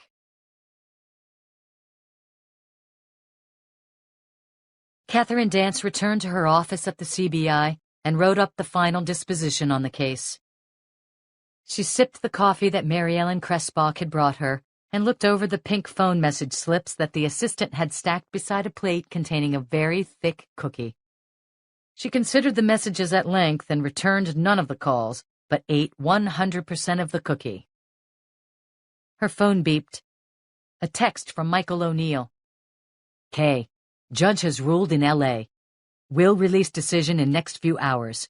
Keep your fingers crossed. Lot going on today, but we'll talk to you soon. M. Please, please, please. A final sip of coffee, and Dance printed out the report for Overby and took it down to his office. Here's the disposition, Charles. Ah, good. The man added. That was a surprise. The direction the case took. He read the report fast. She noticed a gym bag, tennis racket, and small suitcase behind his desk. It was late afternoon on a summer Friday, and he was probably leaving directly from the office for his weekend place. She detected a certain chilliness in his posture, attributable undoubtedly to her flying off the handle with Hamilton Royce. And so she was looking forward to what was coming next. Sitting opposite her boss, she said, There's one final thing, Charles. It's about Royce. What's that? He looked up, began smoothing her memo as if wiping off dust. She explained what TJ had uncovered about Royce's mission. To stop the blog not to save victims, but to derail Chilton's expose about the state representatives being wined and dined by the nuclear plant developer. He used us, Charles. Ah. Overby continued to fiddle with some papers. He bills his time to the Nuclear Facilities Planning Committee, which is headed by the representative Chilton was writing about in the Power to the People thread of the blog. I see. Royce. I want to send a memo to the AG. It's probably not a crime what Royce did, but it's definitely unethical. Using me, using us? It'll cost him his job. More fiddling. Overby was considering this. Are you okay with me doing that? She asked this because it was clear he wasn't. I'm not sure. She laughed. Why not? He went through my desk. Mary Ellen saw him. He used state police for his own agenda. Overby's eyes dipped to the papers on his desk. They were as ordered as could be. Well, it'll take up our time and resources, and it could be awkward for us. Awkward? Bring us into that interagency crap. I hate that. This was hardly an argument. Life in state government is all about interagency crap. At the end of a chewy silence, Overby seemed to come up with a thought. His eyebrow lifted a bit. Besides, I think you might not have time to pursue it. I'll fit it in, Charles. Well, the thing is, there's this. He found a file on his credenza and extracted a stapled document several pages long. What's that? Matter of fact, the second eyebrow joined in. It's from the AG's office. He pushed the papers forward across the desk. It seems there was a complaint made against you. Me? Apparently, you made some racist remarks to a county employee. Charles, that's crazy. Ah, well, it went all the way to Sacramento. Who complained? Sharanda Evans, County Social Services. I've never met her. It's a mistake. She was at Monterey Bay Hospital when your mother was arrested. She was looking after your children. The woman who'd collected Wes and Maggie from the hospital play area. Charles, she wasn't looking after them. She was taking them into custody. She didn't even try to call me. She claims you uttered racist comments. Jesus Christ, Charles. I said she was incompetent. That's all. She didn't interpret it that way.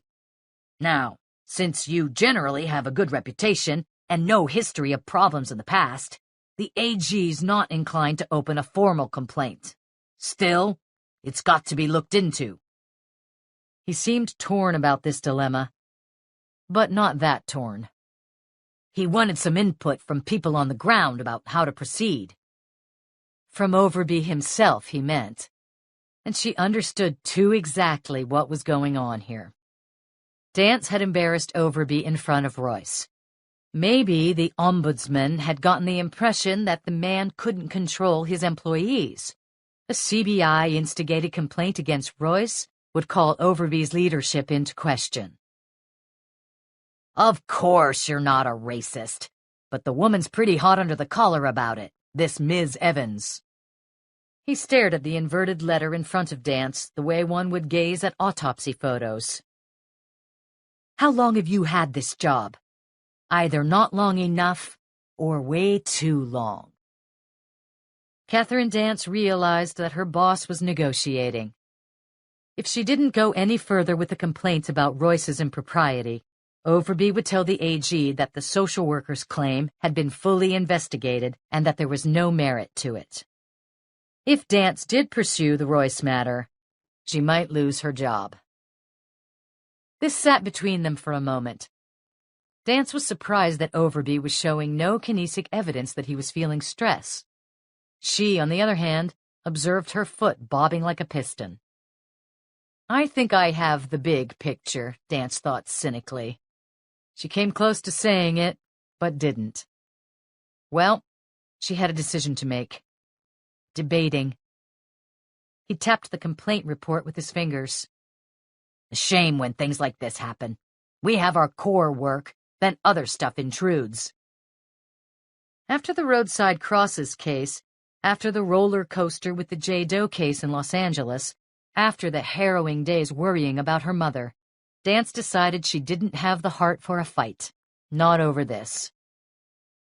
If you think a complaint against Royce would be too distracting, Charles, I'll respect that, of course. It's probably best. Let's get back to work. That's what we need to do. And this we'll just put away, too. He took the complaint and slipped it into the file. How blatant can we be, Charles? He smiled. No more distractions. Back to work, Dance echoed. Okay, I see it's late. Have a good weekend. And thanks for wrapping the case, Catherine. Good night, Charles. Dance rose and left the office. She wondered if he felt as unclean as she did. She doubted it very, very much. Dance returned to the gals' wing and was just at her office door when a voice behind her called, "Catherine?" She turned to see somebody she didn't recognize at first. Then it struck her. It was David Reinhold, the young deputy from the sheriff's office. He wasn't in uniform, but was wearing jeans, a polo shirt, and jacket. He smiled and glanced down. Off duty. He approached her and stopped a few feet away. Hey, I heard about the roadside cross case. Kind of a surprise, she said. His hands were jammed into his pockets. He seemed nervous. I'll say. That boy'll be okay, though. He'll be fine. And Chilton? Did he confess? No, but he doesn't need to. We've got him on witnesses and PE. Cold. She nodded toward her office, lifting an eyebrow, inviting him inside. I have some things to take care of. I stopped by earlier and you were out. A curious thing to say. And she noted that he seemed even more nervous now. His body language was giving off high amperage of stress. I just wanted to say, I've really enjoyed working with you. Appreciate your help. You're a very special person, Reinhold stammered. Uh-oh, where was this going? Reinhold was avoiding her eyes. He cleared his throat. I know you don't really know me very well. He's at least a decade younger than I am, she thought. He's a kid. Dance was struggling to keep from smiling or looking too maternal. She wondered where he was going to invite her on a date. Anyway, what I'm trying to say is... But he said nothing, just pulled an envelope from his pocket and handed it to her. What I'm trying to say is that I hope you'll consider my application to join the CBI, Reinhold added. Most older people in police work aren't very good mentors. I know you'd be different. I'd appreciate the chance to learn from you. Struggling not to laugh, Dance said, Well, David, thanks. I don't think we're hiring right at the moment, but I promise you when we do, I'll make sure to get this to the top of the list. Really? He beamed. You bet.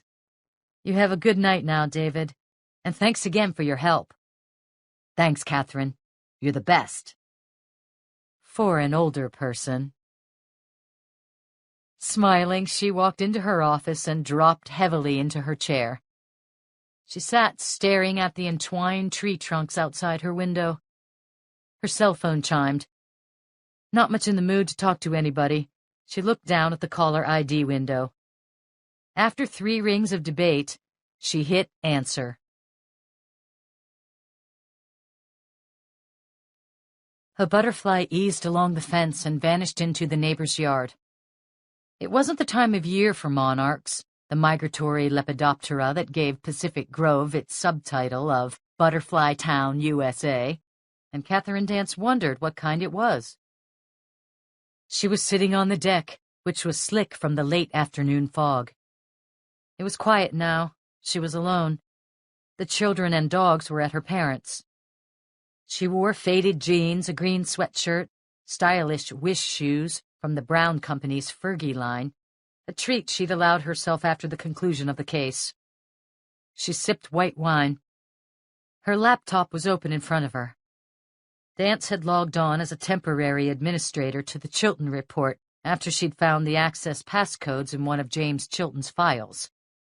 She consulted the book she'd been reading from, finished typing the text, and uploaded it. www.thechiltonreport.com/html/final.html. Dance read the results, gave a faint smile, then logged off. She heard heavy footsteps on the stairs leading up from the side of the house and turned to see Michael O'Neill. Hey, he smiled.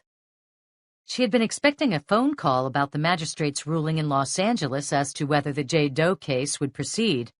He'd seemed so preoccupied at the hospital, she hadn't expected him to show up here in person. No matter, Michael O'Neill was always welcome.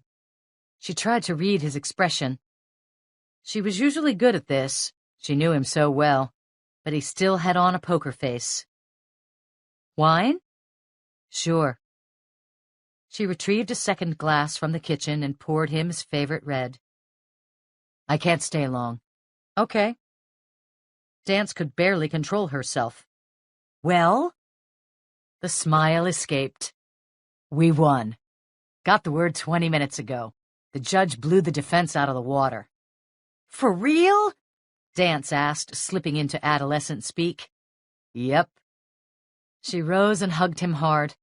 His arms slid around her back and pressed her to his solid chest. They stepped apart and clinked glasses.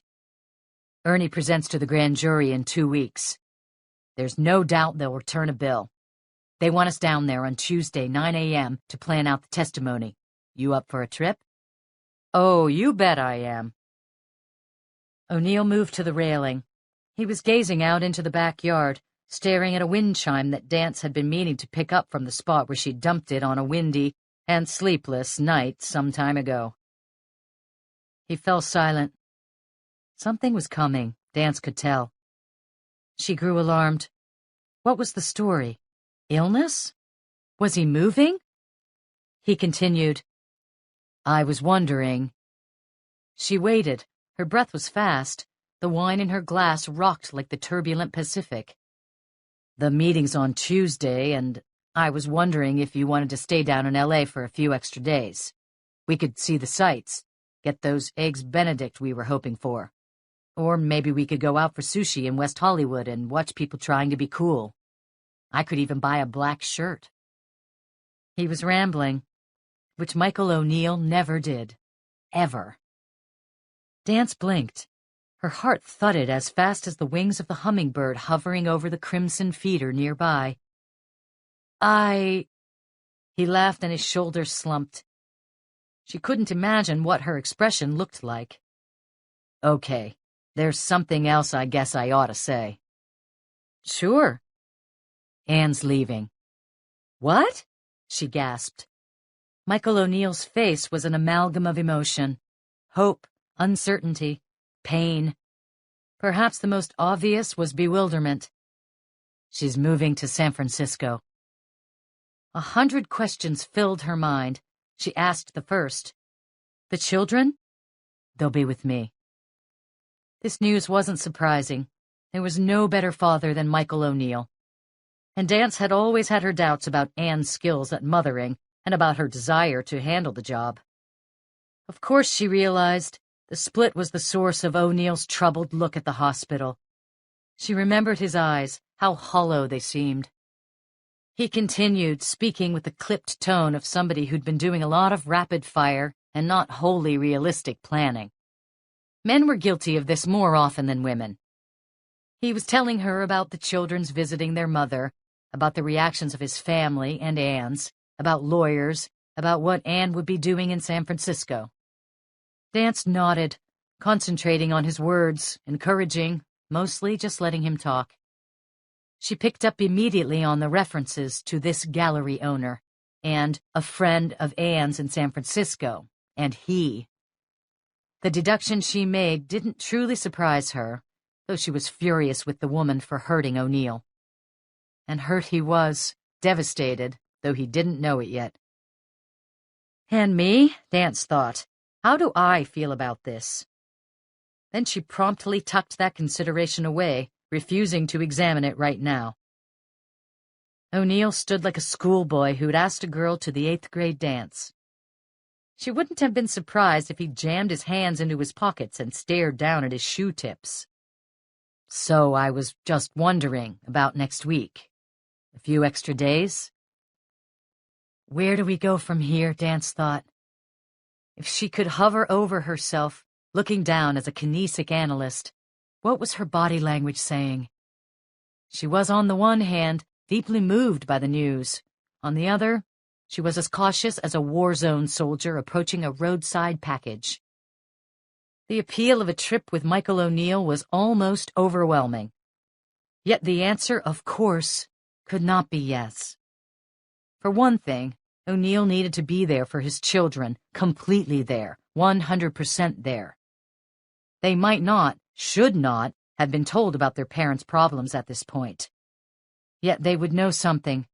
Children's intuition is a primary force of nature. But there was another reason for Dance and O'Neill not to share personal time in Los Angeles. And coincidentally, it appeared just now. "Hello?" called a man's voice from the side yard. Dance held Michael O'Neill's eye, gave a tight smile, and called, "Up here, in the back." More footsteps on the stairs, and Jonathan Bowling joined them. He gave a smile to O'Neill, and the two men shook hands. Like Dance, he was in jeans. His knit shirt was black under a Land's End windbreaker. He wore hiking boots. "I'm a little early." "Not a problem." O'Neill was smart, and more, he was savvy. Dance could see that he understood instantly. His first reaction was dismay that he'd put her in a difficult position. His eyes offered a sincere apology, and hers insisted that none was necessary. O'Neill was amused, too, and gave Dance a smile not unlike the one they'd shared when last year they'd heard on the car radio the Sondheim song, "Send in the Clowns," about potential lovers who just can't seem to get together. Timing, they both knew, was everything. Dance said evenly, "Jonathan and I are going to Napa for the weekend. Just a little get-together at my parents' place. I always like to bring along somebody to run interference." Bowling was downplaying the getaway. The professor was smart, too. He'd seen Dance and O'Neill together and understood that he'd walked into the middle of something now. "It's beautiful up there," O'Neill said. Dance remembered that he and Anne had spent their honeymoon at an inn near the Cake Bread Vineyard up in wine country. "Could we just shoot these ironies dead, please?" Dance thought. And she realized that her face was burning with a girlish blush. O'Neill asked, "Wes is at your mom and dad's?" "Yep." "I'll call him. I'm going to cast off at 8 tomorrow." She loved him for keeping the fishing date with the boy, even though Dance would be out of town and O'Neill had plenty to cope with. "Thanks. He's really looking forward to it. I'm getting a copy of the decision from L.A. I'll email it to you." She said, "I want to talk, Michael. Call me." "Sure." O'Neill would understand that she meant talking about him and Anne and the impending separation, not the J. Doe case. And Dance understood that he wouldn't call, not while she was away with Bowling. He was that kind of person. Dance felt a fast urge, a hungry urge, to hug the deputy again, put her arms around him, and she was about to. But for a man who remained unskilled at kinesic analysis, O'Neill instantly picked up on her intention. He turned and walked to the stairs. "Gotta collect the kids. Pizza night. Bye, John. And hey, thanks for all your help. We couldn't have done it without you." "You owe me a tin badge," Bowling said with a grin, and asked Dance if he could carry anything out to the car. She pointed out the shopping bag full of soda, water, snacks, and CDs for the drive north. Dance found herself clutching her wine glass to her chest as she watched O'Neill start down the deck stairs. She wondered if he'd turn back. He did, briefly. They shared yet another smile, and then he was gone.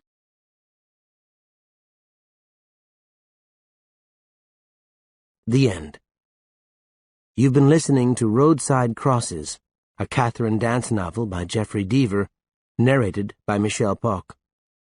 We conclude this book with the following author's note, originally included at the beginning of the print edition of this book. One theme of this novel is the blurring of the line between the synthetic world, the online life, and the real world. Accordingly, if you happen to come across a website address in the pages that follow, you might wish to type it into your browser and go where it takes you. You won't need what's in those websites to enjoy the novel, but you may just find a few extra clues that will help you unravel the mystery. You might also simply be interested, or disturbed, by what you find there.